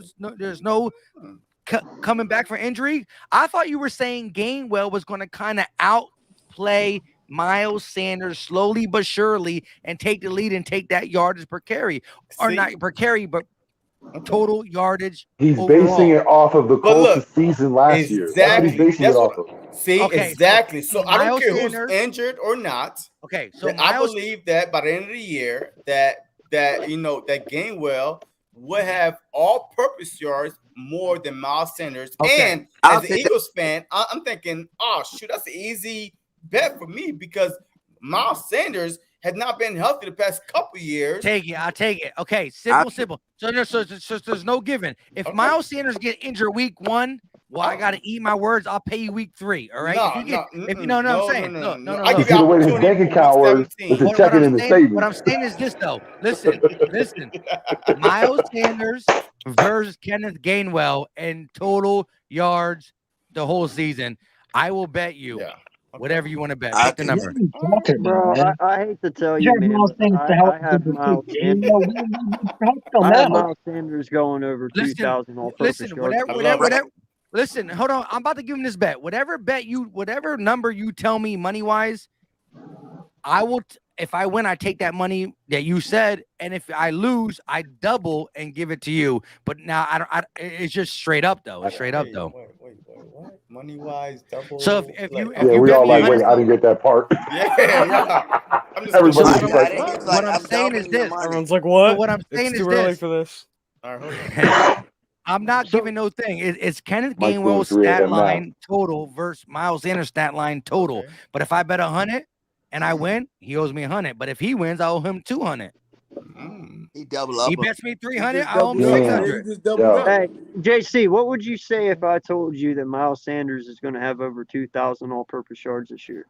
Well, I would say that he's not. That's what I would say. Yeah, I would say that he's not because I tend to agree. I would say that too. the Sean McCoy best year was like 1,800, I think, or 2,100. No, he was in the 2000. No, he low was 2000. Yeah, 20. Okay, so He it's had about 1,600 yards. I hear you, but it's like 1,800 to 2,100 range, and he's still healthy the whole time. Yeah, He no. didn't miss, and he was the future. I can't co-sign that either. So I mean, I so was going I to say would say 2,000 he's all not. purpose is a little too much there. Yeah. You're a bit off more. You should have said like 17, 16 in that range. I can't co-sign that. He said a 17-game season. What makes you think I can't go for 2? 17 games, you can get 2,000 co-sign all-purpose 2,000 yards. all-purpose. You could conceivably, yes, you can. All right, But look, you gotta think about it. look. One question: would you bet your life on Carson Wentz staying healthy? Hell no. It's like saying, would you bet your health So- on Deshaun Bro, Jackson? wait a second. JC, That's what you're JC, saying. my standard. What you're comparing Miles Sanders 1 year that he got hurt out of the 2? 1 year. JC, This is his third JC, year. He got hurt every year. He wasn't hurt his rookie year. Look, He wasn't hurt his rookie year. It's Lily Mike. Hey, all I gotta say take a is bet. y'all are getting 11 o'clock energy to I this didn't say 2:30 what I was gonna bet you though. pod right now. That's Giving fine. all this Hey, 11 o'clock energy to a take the 2:30 bet. pod. No, we. The one Hey, injury we was already shook. Hey, we already shook Philly, Mike. Nah, my guy, I you know, didn't like say this. no. I didn't say what I was gonna bet you. You said No, if no. I bet 100, you'll double. If I bet 50, you'll double. If I bet Alright. 25, you'll double. I didn't. All right. I So, didn't so tell you what I was what's gonna the bet. number? What's the number? What's the number? What's the wager? What's the wager? Pimpin', I I'm think good. we Hold talk about on. Miles Yo, Sanders. No, what's the number? Good. No, hey, Hey, you can't be JC, like he this. put, hey, No, Mike. no. JC, he put the He buck played on this. the table Hey, from the rip, hey, he's though. doing the Darius Slay backpedal right now. I ain't Hey, at the JC, game, but listen, this he is the put the thing. buck He on like the this. table from the rip, though. Look, he's trying to be I said he secret. He's put like the this. buck on the table from the rip, though, when he made the bet. No. He said if All he right. bet a buck, He said, and I then bet he'll double it. $100. That was the first line he put No, out he there. said if I bet Let 100. me talk for a second. Look, Go ahead, no, talk. you can't do this, JC. You can't be I like this. can. I'm gonna keep it quiet, and then when the time comes when my man got X amount of numbers, you're like this. Yeah, I bet $1. You know what I mean? No. You gotta All right, leave you this know what? green. Hey, you know You what? gotta, A no, buck. you gotta All tell right, me right I now. call that the Stephen Joyce. What's the number? 100. All right, look, 100. All right, so 100 gun, 100 Miles- clips. Yes, 100. I'm from Philly. All right, I so, think hey, Miles guess Sanders what? put him If I 100,000 win, yards you owe me rushing. 2. That's facts. Now All right. listen, remember That's it, I'm done. remember the rules. Kenneth Gainwell has to have more all-purpose yards than Well, Miles Sanders. If Miles Sanders yeah. get hurt, I'll be crying like a little baby back bitch, but I'll give him 200. I'm good for the money. Listen, Miles Sanders had more anybody who than has a 10 games. YouTube channel is always gonna pay because I'm not gonna sacrifice my YouTube channel for not giving the money. And if I don't get the money, you It's call all me the fuck good. out. You know what I mean? It's all Listen, good. my word is my bond, and my bond is my word. It ain't Same no here, ass man. betting. All right, so hey, let's more find out. Okay, Thank you. so if Miles Sanders gets over Okay. 2,000 all-purpose yards, do I get your $300 then? Wait. Yo, hold on. I'm not going to add on more to the We gonna do betting. that. I think that one bet is enough for JC. JC. This man is going out on a limb and saying Miles Sanders will get 2,000 purpose yards. So listen, Get hold your on. money back. First of all, listen to what I'm saying. Listen to what I'm Like saying. to take the under. Hold up. Listen for 1 second. If If he gets we're doing that, I'm 2,000, taking the other. Hold on. if hold on, Miles listen. Sanders gets 2,000 yards purpose yards, that means I automatically beat you. So your money is mine, right? Yeah. Get over here on some scorpion shit. You know what I Yeah. mean? Right? So when I got the $100 that you gave me, the $200 that I was going to give you, if Miles Sanders gets 2,000 yards, I will give all of that freely to AK. Bet. If Miles There we Sanders go. has that's how. Bet. And listen, I love Miles Sanders, but Yeah, I'm confident this man's not getting 2K Come yards. on. Bet. That No, Come on. all-purpose yards, but Shake. yeah. I don't know, No, yeah. It's a long, it's a long I like thing, the but on-air that's what makes shake. it fun. That's Come what makes it on. fun. But I'm waiting. I already shook, man. What the fuck? All right, we good. We Yo, good. we All gonna right. take it. We Bet. gonna take it Philly style though. Let Money me on just the say this wood. last Make the thing. bet look Let me good. just say this last thing How real quick. many drinks were had during this? A lot. A lot. I was about to say, 'cause again, Multiple 11 too o'clock many. energy. Listen to this 11 though. o'clock energy. We got too Hey, much hey. energy for 2:30 in the morning on the East Coast. Exactly, man. Jordy. Yeah, Oh, it dude, is I still gotta 2:30. go play Madden yet, so let's Listen get to this over this. with. I'm The running funny on thing baby is- fumes, and y'all are just the energy of just, my God, I commend Listen, you all. real quick though. I know, dude. I have 2 kids under 5. I haven't known sleep in like 4 years. AK, I So, co-sign that 100%. But look, the funny thing is this: JC was shaking my hand so happy. The whole definition of the extra bet for AK is Miles Sanders balling out. So if Miles Sanders balling out, so he's all happy, like, yeah, I'm happy. I'll just give it to AK. Yeah, you know what I'm saying. But at the end of the day, if Miles Sanders beats Kenneth Gainwell, it's my money. If somehow Miles Sanders not only beats Kenneth Gainwell, but goes the Shady McCoy route, well then AK sitting here like this. I ain't do a goddamn thing, and I got $300. But right? Yeah, that's the way I look bro. at it. Kenny Gainwell was not having Miles Sanders this year, bro. It's just not No, happening. hey. Miles Sanders gonna go off 200,000 yards, bro. He's just gonna go off, bro. Like, but Did you say 400,000 yards? But look. What did What did you say? Hold The on. man, What did you say? the Hey, man is yo, a monster. Don't sleep yo, on my No, no, no, man. no. I'm just trying to hear if you said I No, give you 400,000 yards. did you say 1,000 One 4,000 more yards? Yeah, that's time. what he One was more drinking. What time. Mike got right there. hey, Two yo, How hundred. many hey, yards? since AK can add it better, I'm adding it better in too. Boston Hold on, Scott hold gonna on. get He still Boston gotta Scott he Go gonna gotta get ahead. more negotiate it. carries, gonna get more touches this We year than Kenny already shook Gainwell. though. We already shook though, Yeah, man. I yeah, was you really did. Hold on, thinking. hold on, What? hold on, hold on. Yeah, I saw that on Maybe air. he has a separate bet. Maybe go ahead, go ahead. That's a One good Tree Rock. bet. What you got to say? I It's hard said, to point. Right? I'm gonna add on Yeah, to go the your bet opposite too. way. Then There Boston you Scott go. is gonna get more touches this year than Kenneth Gainwell. I'm Ooh. not I don't co-sign that. Hey, So Yeah, Wait, I that's JC, can. turning take into the a bet. betting JC, stream. take the bet. that Take the will be bet. between Take the bet, JC. no Take the That's bet. 2 steps forward. Yo, I would JC, take take the that bet. bet. Yo, I would There take you the go. bet. Yo, There you go. Oh, that's easy money. All That's right. easy for You me. think How so? much? How much? How much? we got How Absolutely. on much? air thingy. Yo, you How know what? much? Hey, I put a buck on it. I'll put a buck on it. All right, boom. Hey, Hold come on. Let's We go. got Come on. Let's go. everybody Wow. record this Yeah. stream. on. While Yeah. everyone's making Epic. all So these hey, deals, look, if I lose, Yeah. look, if I There's lose, I owe money being 300. tossed around If I lose, I lose this stream. like hold total on. is 300, right? This If is everybody's in the Yeah. right. dealing mood, let's talk about these fantasy teams. Oh What's going man. Oh, on? here we go. No, Hey, no. who Heck wants with You Derek about fantasy. to No, Carr? throw I in got I here? don't another know all one. your other Oh fantasy teams. man. I don't know them things. Nah. AK, do you want Yeah. Derek Carr? Oh, come on, No, I man. don't want Derek Hey, Carr. man, we're Hold not on. doing no Hold damn on. I don't Hold want to on. bet fantasy. on Can fantasy I because I explain feel what happened sad and I yesterday to had AP everybody? on my bench yesterday. Wait Go ahead, up, Mike. explain it. Explain Mike, it. listen to this. I'll be Mike, listen back. to this. Yesterday at 3:57, I got a message of an accepted trade. Clay Claypool for Gus Edwards. Clay Claypool? I know I messed that up. Check this out, right? As I get the message, I couldn't, approve it right away. I'm still working. So I just sent a quick message to our group chat. I said, nice trade, gentlemen. Literally as that message goes out, ESPN sends a message out.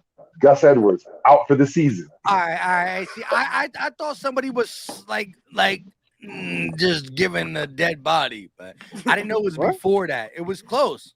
But again, I don't know how the trade went out. They talked it amongst themselves, but I just thought that timing, like that chain of events, was hilarious. Yeah. You know why? I don't Yeah. know if the guy All I who know is I'm knew. winning everybody's fantasy leagues, and all you guys can owe me money. Are you high right now? How are you Listen, beating me, boy? I'm the best. AK, you're one to talk. hey What are you yo, talking look. about? I got the best roster in our fucking Hey, yo, fantasy. I let me- was ranked 1, and I'm still fucking 1. That's There's subject to not change. many listen. I'm the best fantasy Not, player no, ever. no. I'm not talking I about the don't one you're lose in, fantasy JC. football. This is Oh, another okay. one. All right. Yeah, Okay. this is I'm another about one. to say, I'm like, yo, All I I'm don't know gonna about say all is, that till listen, last me night. I'm in one with all you guys. No. I'm in one with Philly Mike. I'm in one with JC, and I'm in one with exact. All I'm gonna say is And this. you're So on I last in all of them. I'm not three only because fantasies. my team hasn't played yet. Right. Look. I got 4 fantasy leagues right now. So Yeah, look, 5 when over I here. listen, 5. when I was younger, I got in all the fancies I can get. Hey, got my money, go ahead, yeah. paid it up doing it. But listen, I am, what I mean? Listen, let's be honest. The guys who do content every day, it's tough. Mind you, I don't know what they got going on, but I got a wife, married, 3 kids, I got a 7 full-time kids. job. I just bought a house a year ago. Yeah. So listen, Right. I gotta mow my own grass and do all that good stuff. But at the end of the day, what I'm trying to say is this. I started a fantasy league back when I was, little Philly Mike, and Victory was part of it. There was a couple other ones. Some of them had to drop out because of, whatever the reason, and they still my channel members. I give it to channel members for a reason, because I have like a decent amount that I don't want to disrespect them before I go to anybody else. It's not me not reaching out to other people. It's the fact that they're doing me a justice, and I love them to death, and I'm always gonna rock with them. Plus, the Philly Talk channel members, the live stream gonna be lit, and Vic 3's been on every single one of them. AK's been on the one, but he didn't make the last one. You know what I mean? We do live streams on my channel. I didn't even know you had a members and all last that. one. When was that? I think it was because it was like a last minute thing on the last one. It was a last minute post, Yeah. but still we were live for an Oh, okay. hour. And if you would have came through, I would have got you. You probably were doing a live. My guy ain't mad at the game. Another the one end that of the Steven day- said he would be on and didn't show up. Yeah, I love Stephen Joyce to death, but you know, at the I end of do. the I day, like look, messing with him. but look, so I Hey, got Philly Mike, can I get an invite one day? Then I'm trying to get you, my guy. Are you a channel Listen. member? You know, I mean that's one thing too. And no, listen, bro.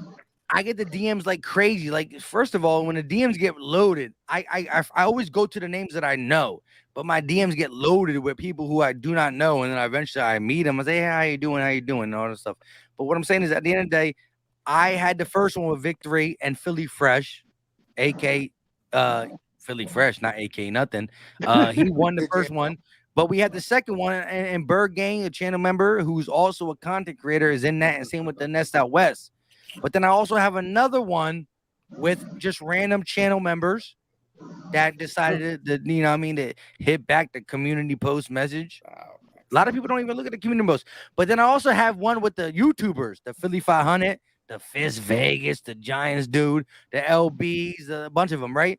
I have AB on 2 networks, and they both were on the bench because I didn't know how much AB was going to be featured. I thought, you know, Brady going to get AB a little bit of something, but he going to feed Godwin and Mike Evans. But maybe, hopefully, Trayvon Diggs is not that good because we don't need a Dallas corner to be good.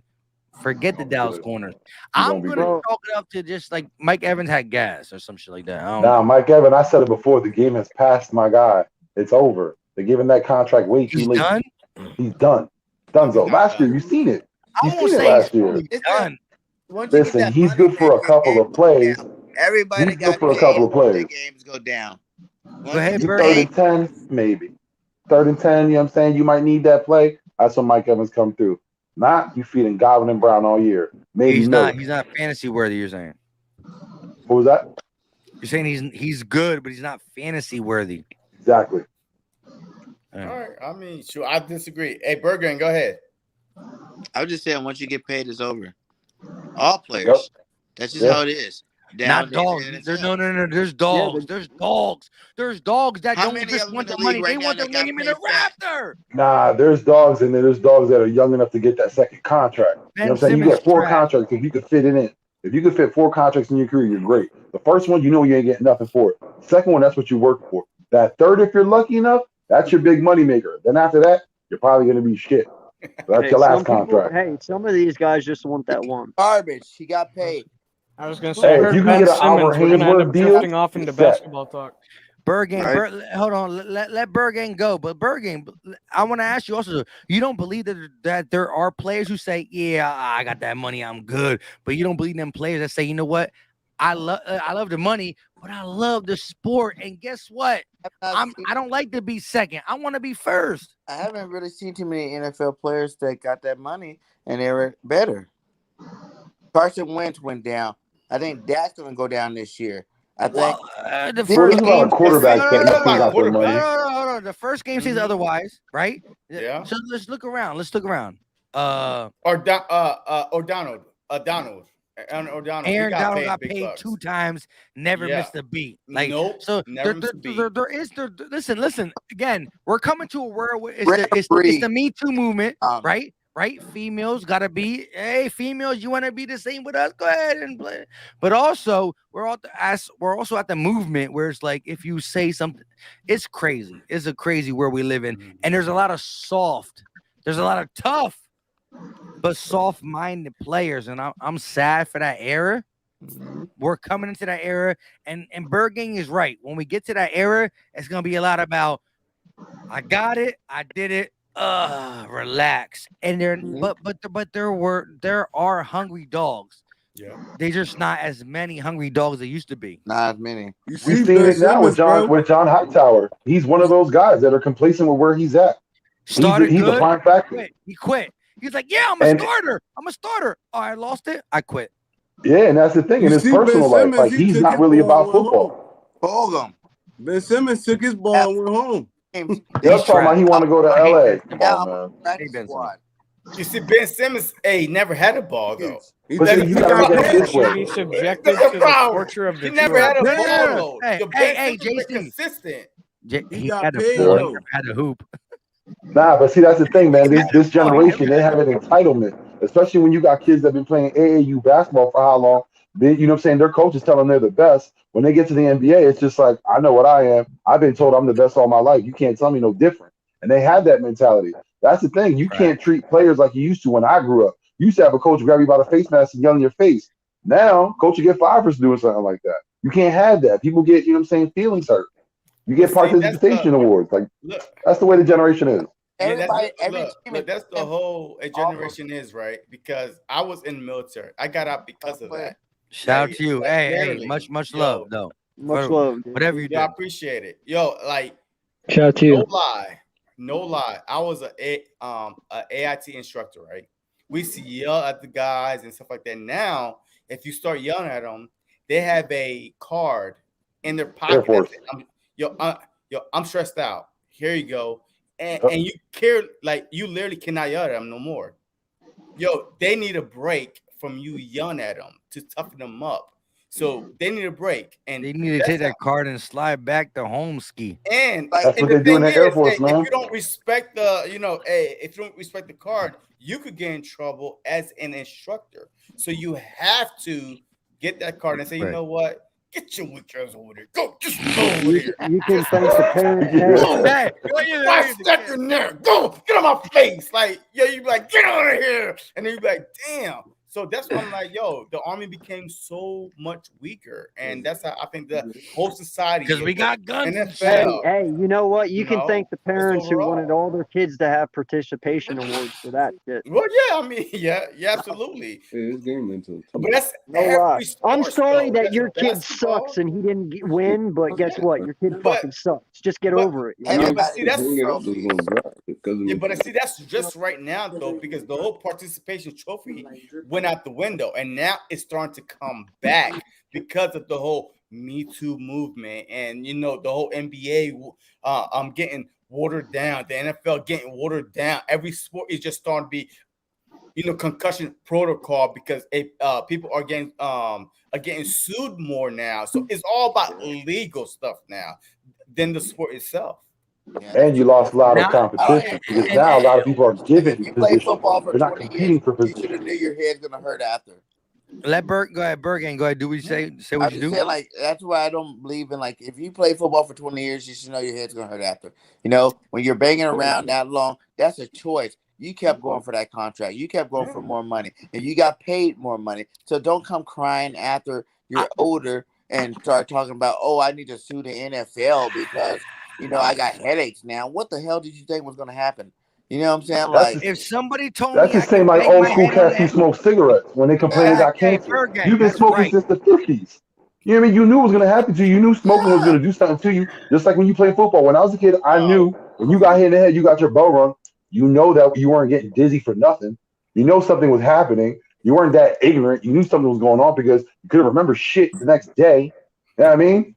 So you Okay, knew something was going to happen to you. There's going to be a Vic, long-term effect. I You got a can't be that broken ignorant. back from Vic, football. Does that mean I can Vic. sue my When they high look school? at you, I got Huh? You know what I'm okay. saying? I Like, was gonna make a joke about you, but go ahead. Yeah, this is I real didn't get to talk. hear it. I didn't get to hear it. no, I was saying I have a Coach. broken back. I have a broken back from fucking sports in high school. Does that mean I can go sue my high school now? Like, Spinal? what the fuck are we talking about?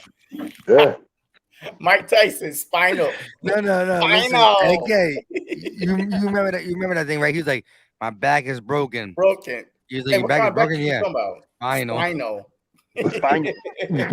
Because these Yeah, players Mike was are on another soft now, level. bro. They're not what they Mike were. Tyson They and they bees they though. can Yeah. just like NFL franchise don't have any more rights than NFL players now. Now Where players this have more voice rights coming than from NFL above? franchise. Right? Man, I wish I had the rights that these NFL players have at my fucking work. I'll tell you I that don't even right like the way the game's being played. This whole soft calling everything you call and all that bullshit. How training Back in camps the are day, done. you used to be able to lay people out when they came But across see, the it's middle. not. Yeah, it's Yo, not Oh, that only shit, the that shit NFL trickled though. already down to college football. Exactly. Yo, do It's you remember when every you were sport. you remember when you were playing football, especially in the summertime, you were guaranteed to at least see the ambulance come 4 times a 3 year just for days. someone to 3 have like days. a heat stroke.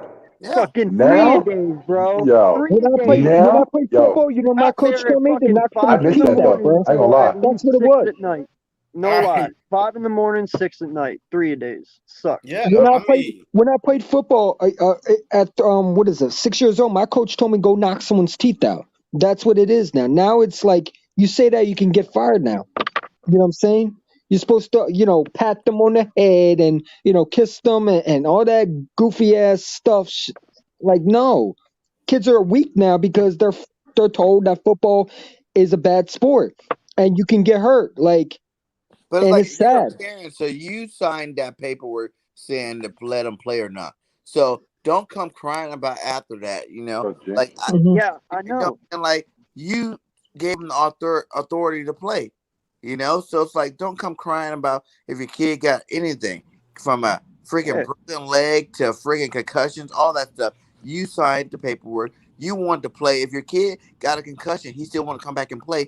You let him play. I said, as a Well, parent, and man, bro, I say that's this for fine. your kids though. You mean you got to teach them how to be smart. At the same time, you got to let them know, like, don't go out there trying to showboat. Don't try to go out there and do something you see on TV because you're not that person.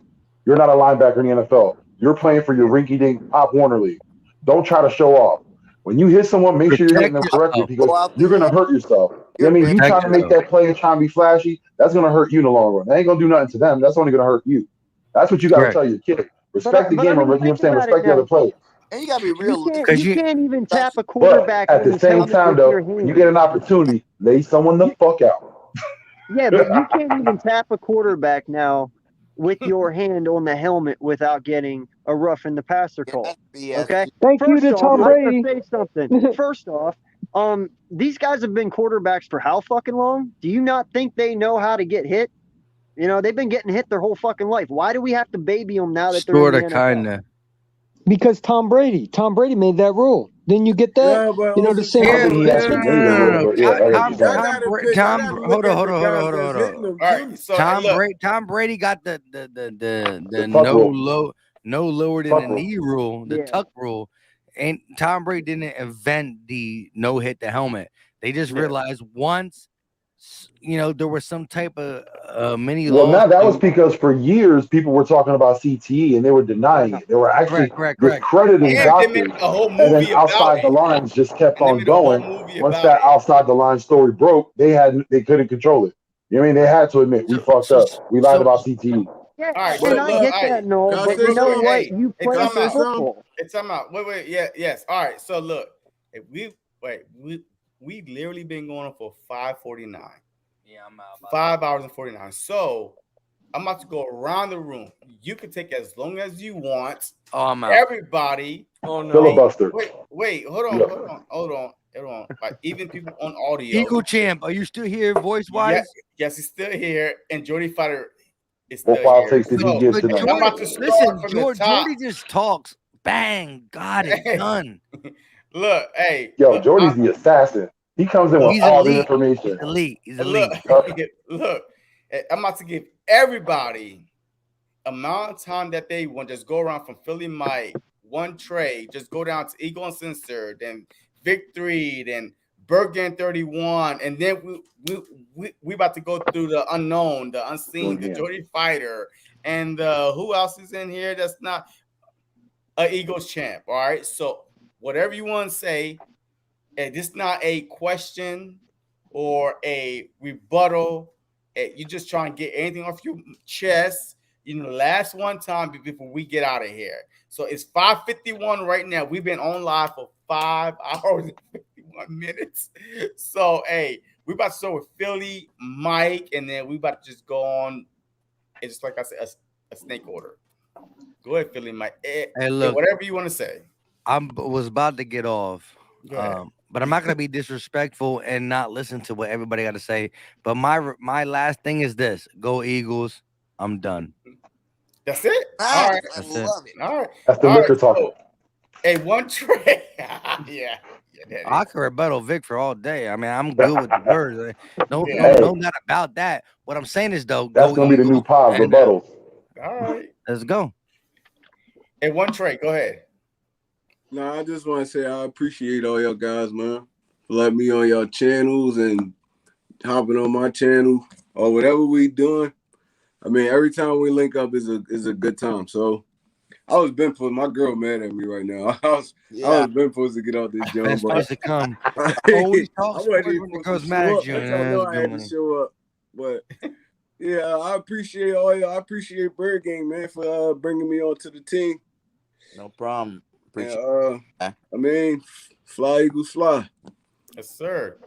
Hey, all right. So any comment from the previous statements that was being said, or you're done? Are you over it? previous statements. We said a lot of them. I mean, one Trey Rock that guy. Let's go. That's all I gotta say. I mean, no, like, I mean, we pretty much touched on everything. We agreed to disagree. I'm gonna feel how I feel regardless. I mean, no matter what Bird Gang start yelling, I'm gonna feel how I feel regardless. And I mean, I just want us to have a successful season, man. I don't want another horrible season like last year. I mean, let's just get it done.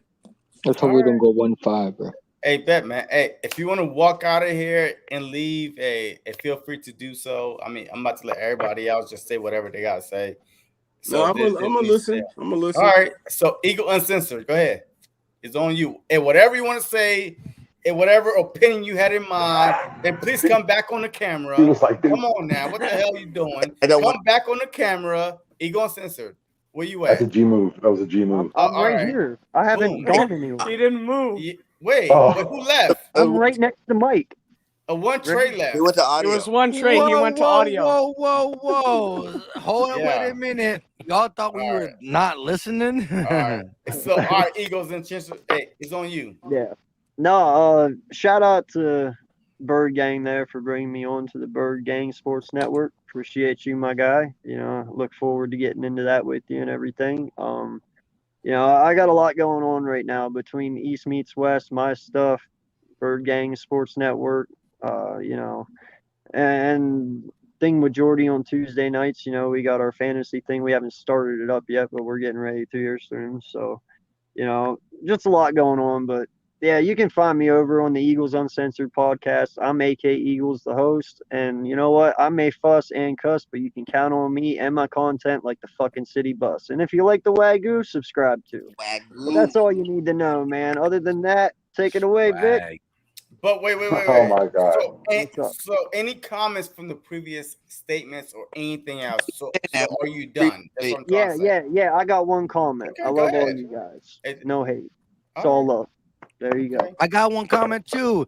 AK Now you Eagles, done. my You guy. done, Philly Mike. No, you done. Oh, hey, he's talking about me. is Shut over. up. Shut. Right. I thought you, when you say comments and beyond, I thought you got the people who already went to say little son. No, my guy, AK Eagle. The people that already went You're in beast. just You're beast. and go sleep. But go beast. ahead, Philly Mike. Go ahead, Hey, I'm gonna go sleep. Hey, appreciate y'all for having me on. Victory, love you to death. Hi, man. Good night, my guy. See ya. Eagle and Scissor. Hey, are you done? Eagle and Scissor. I'm good, man. He can go. All right. Hey, Victory. Go ahead, man. I wasn't all along to retract the statement from before. I will say this. The one statement I will say is for all Eagles fans, temper your expectations. You know what I mean? A lot of people have a lot of ideas that, you know, we're going to do a lot of things.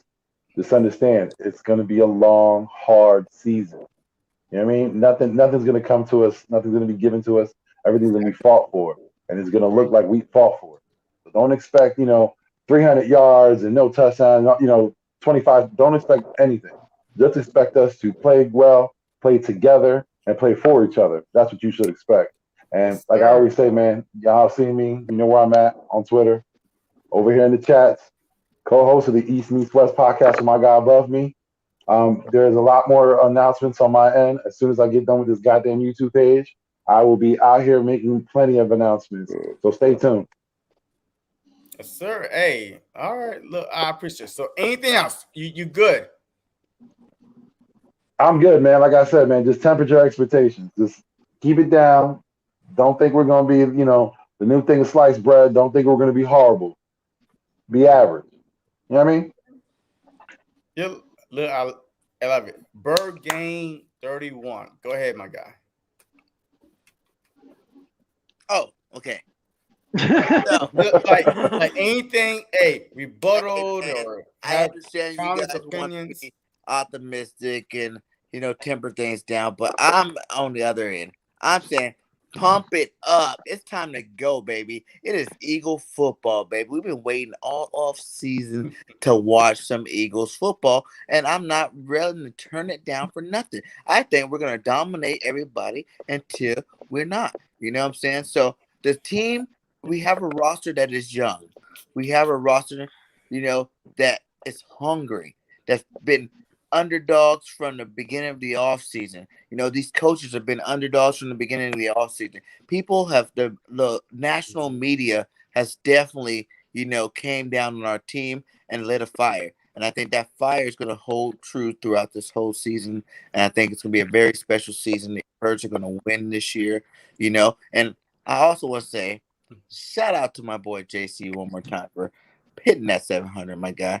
Much love to you. Shout out to all you guys for joining the network. I love all you guys, man. Let's go, turn YouTube green with this network. You know what I'm saying? Like, much love to all the support from anybody that's ever supported Bird Game Nation Sports Talk. You know what I'm saying? Hopefully, you guys are all supporting the network. I hope to get everybody on the network, eventually.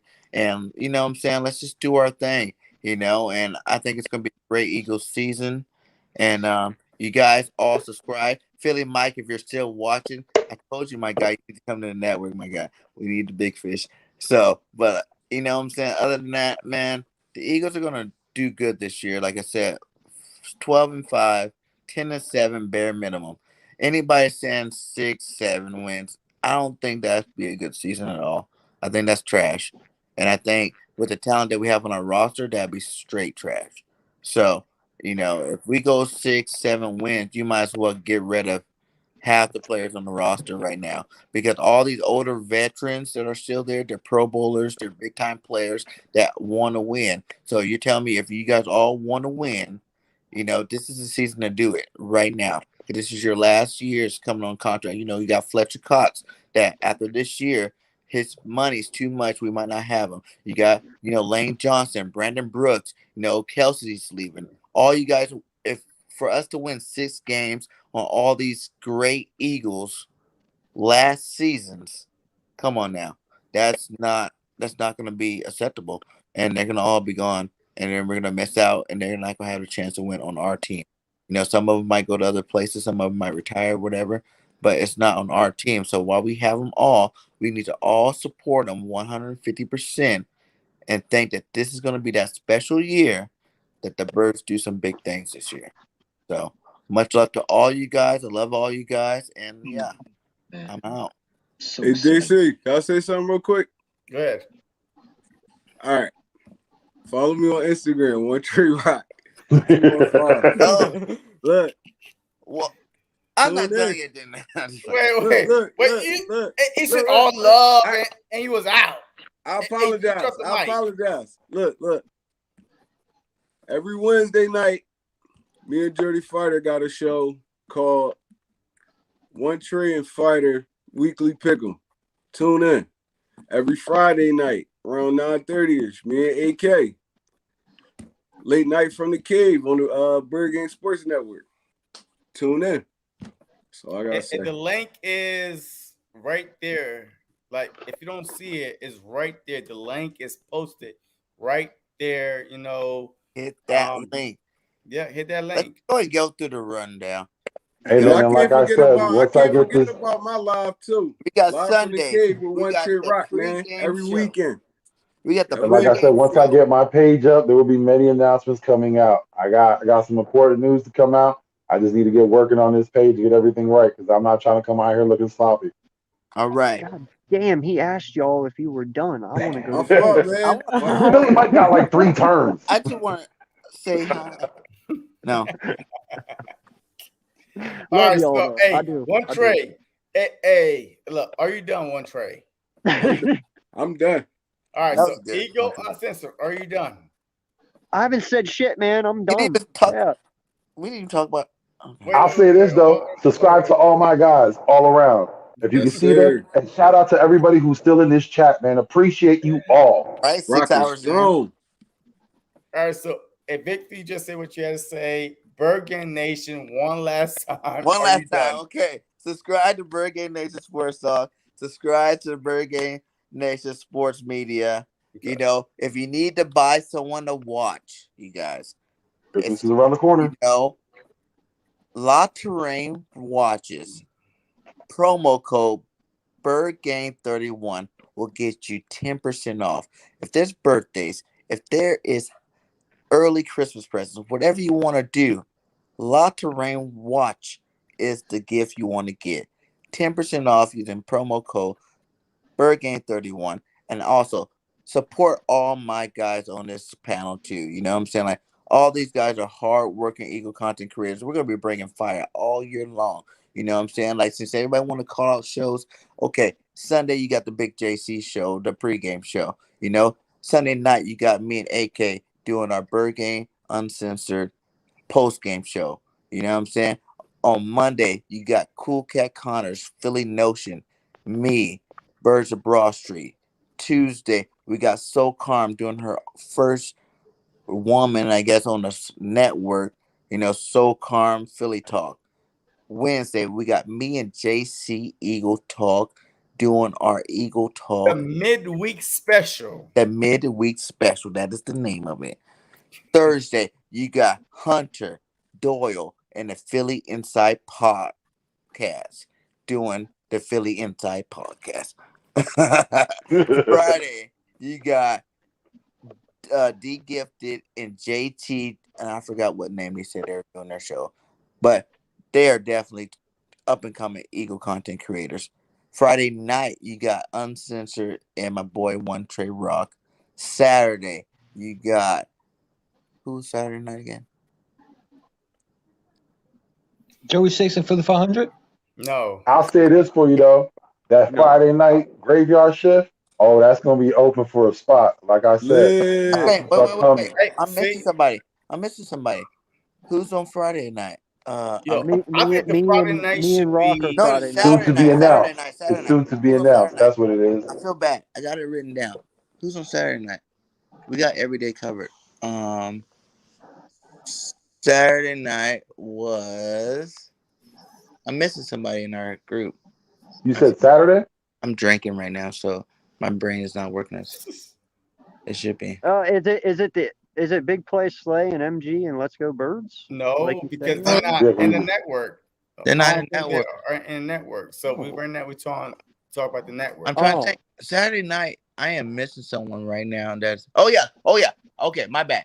Saturday night is Cool Cat Connor's show.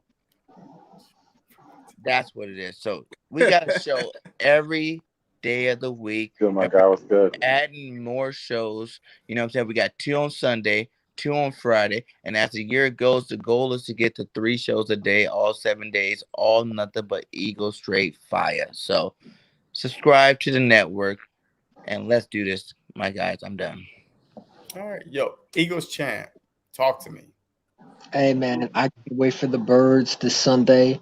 1 o'clock. It don't matter if it was 8:30, Monday night, Tuesday night. I don't care. Let's go. I cannot wait for football. I'm not going to be sleeping. Hey, all I gotta say is, man, like I said, I agree with everything Bird Gang 31 just said, man. Listen, I'm not lowering my expectations. But at the same time, I understand that this team, there's going to be some games where we're going to think we're going to win and we're going to lose. You know what I'm saying? Yeah. You know what I'm saying? I'm hoping that I don't get embarrassed next week and we have to talk about, did the Falcons really look good against the Eagles? Did we really get blown out by our coach looked bad? Hopefully, I don't have to say that, but I feel confident going in this season. Listen, I'm not taking the Falcons lightly. I know they got some playmakers.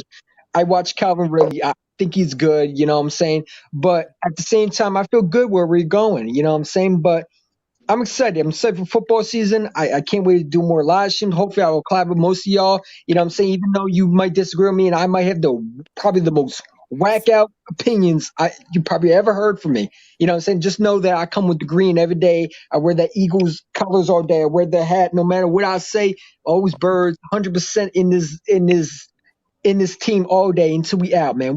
I'm always going to be an Eagles fan. No matter if we go 0-16, we always here, man. We supporting everybody. And shout out to JC Eagle, man, because like I said, this. I enjoy coming on here and talking football. I act sometimes like a, just stupid thing. Shout out to you, got 700, man, and can't wait. Go fly, Eagles fly, and let's go, bro. Hurt season, man. I can't wait. And Marlson's gonna have a great year. I think Kenny Gainwell's gonna have a great year, and I think those two are just gonna be that. What's that code? So Marlon Mack and Jonathan Taylor, duel, man. Can't wait. Or Fly like Eagles. Reggie Bush and Lindell White. Hey, stop. Hey, please stop, Bird Gang. Stop. Hey, It's too late for this shit, man. Come on. Jordy Spider. Go ahead, Jordy. Hey, go ahead, Jordy. So excited for Eagles football soon, but hey, at least you can't start off as bad as Notre Dame. And I'll say this: at least Philadelphia hasn't lost 2 Rovers and a new left tackle for multiple weeks. Although now I can rest easy knowing that our receiver now turned linebacker isn't returning punts anytime soon. So no more muffed balls. But They now won the game. Now I don't have to yell every podcast about Lawrence Keys III dropping punts. I don't have to do it ever again, and it is the best feeling ever. We don't know the Eagles. Do you yell muffed balls when you do it too? No, but that's not what I yell, but trust me, I yelled multiple Because I was Sounds like wondering muff. I was wondering what your parents were gonna think when you're in your room yelling muffed balls all over No, and over. I chill in the living room yelling at a large TV. Oh. I do too, man. I probably break shit, but hey, man, it's gonna be fun, man. I can't wait to do more. Hopefully, we're gonna be talking about the Eagles actually doing good, and JC Eagle don't have to come back angry and say we got to tank and get rid of all this team, man. Hopefully, we have a good season, man. I can't wait, man. And you know what? The Cowboys lost. I feel great. You know what I'm saying? But we got to do our part this week. You know what I'm saying? Because we don't do that. Eagle Chant 1, Bird Game 31 are going to be on this channel. And all you 4 that said that, oh, you're lower your expectations, we're going to be clowned. You know what I'm saying? But I'm preparing for it, man. Listen, I wrote the punches. It is what it is. I can't wait. Let anybody else, hey, before I go. JC, what's your closing comments, man? We trying to get out of here, man. Come on. Hey, you can leave anytime. That's what I was going to say, you can go anytime you want. We're closing out the show. We're closing it out. So I'm just trying to find out if anybody else had, everything else. Anything else. I was going to say, I'm good, man. Hello, you See, guys. it's on somebody. Go ahead. So watch out for Fucking my free podcast, because now I have a feeling I'm going to be trying a lot more different things, and it's going to turn out to be a nightmare. But then again, I'm crazy for doing 3 at once, and soon it may end up turning into more. All right, I do things, man, but understand something on game day. Let's go, Birds, baby. Let's go, man. Hurt season. Let's go. Birds, baby. Cut it. This has been a long Peace. 6 hours. Right. Hey, look. Hey, one last thing, man. I'm glad that all y'all was able to participate in this fan calling. Not content creators, but we're fans, baby. Yeah, we are fans. I hear you, but I try to do this every 2 weeks. Open up to the fans. To try and get the reaction for the past game or upcoming game. Hey, that's my thanks to them for subscribing to me to hear their feedback, their opinions, and stuff like that. So that's why I try to do this. The first 30 minutes is usually nothing but fans. And then after that, I try to bring on the content creators, to try to hear what they have to say. So this is why y'all all up here right now, because ain't no fans came on because they were a little scared, but it's all good. So, hey, that's what we are here for. We are their voices. So I feel like that. I appreciate all y'all that came on, and express your emotions, your feelings, and your opinions, throughout the off season and upcoming game. Yo, I loved it. Period. Just point blank. I'm not disappointed at all. Yo, hey, if we could do this every couple weeks, I would love it. Too. And I do. regardless, if no fans Only come on or Eagle not. content creators are crazy enough to do a 6-hour stream on a Friday till 3:15 in the fucking morning. So Yeah. let's get it. That's Yeah, how you I know mean, you got a let's lot get to it. talk about. This is why we are making YouTube go green right here, because Or we're that's how the you know only you're a ones little willing to bit do this mentally shit. unstable. Mm-hmm. Yeah, like exactly. And at my first thing when I came on, I did show the whole video of the Bird Game Nation, the sports talk and stuff like that, and ask everybody to subscribe and stuff like that, because I told them that that is the best network to go on, because we all gonna be on it. We all gonna be on different days, and they would want to be in this, in this network, because hey, you ain't gotta go to one network. Hey, you could go to one network and find everybody and every different day and just talk about just the midweek special or the pregame show or the Friday night or whatever it is. So I appreciate everybody here. And look, this was a blast. I never did a 6-hour That's live what stream before. I wake up at 4:45 in the morning. mine was I fun. wake up at 4:45 in the morning, Monday through Friday.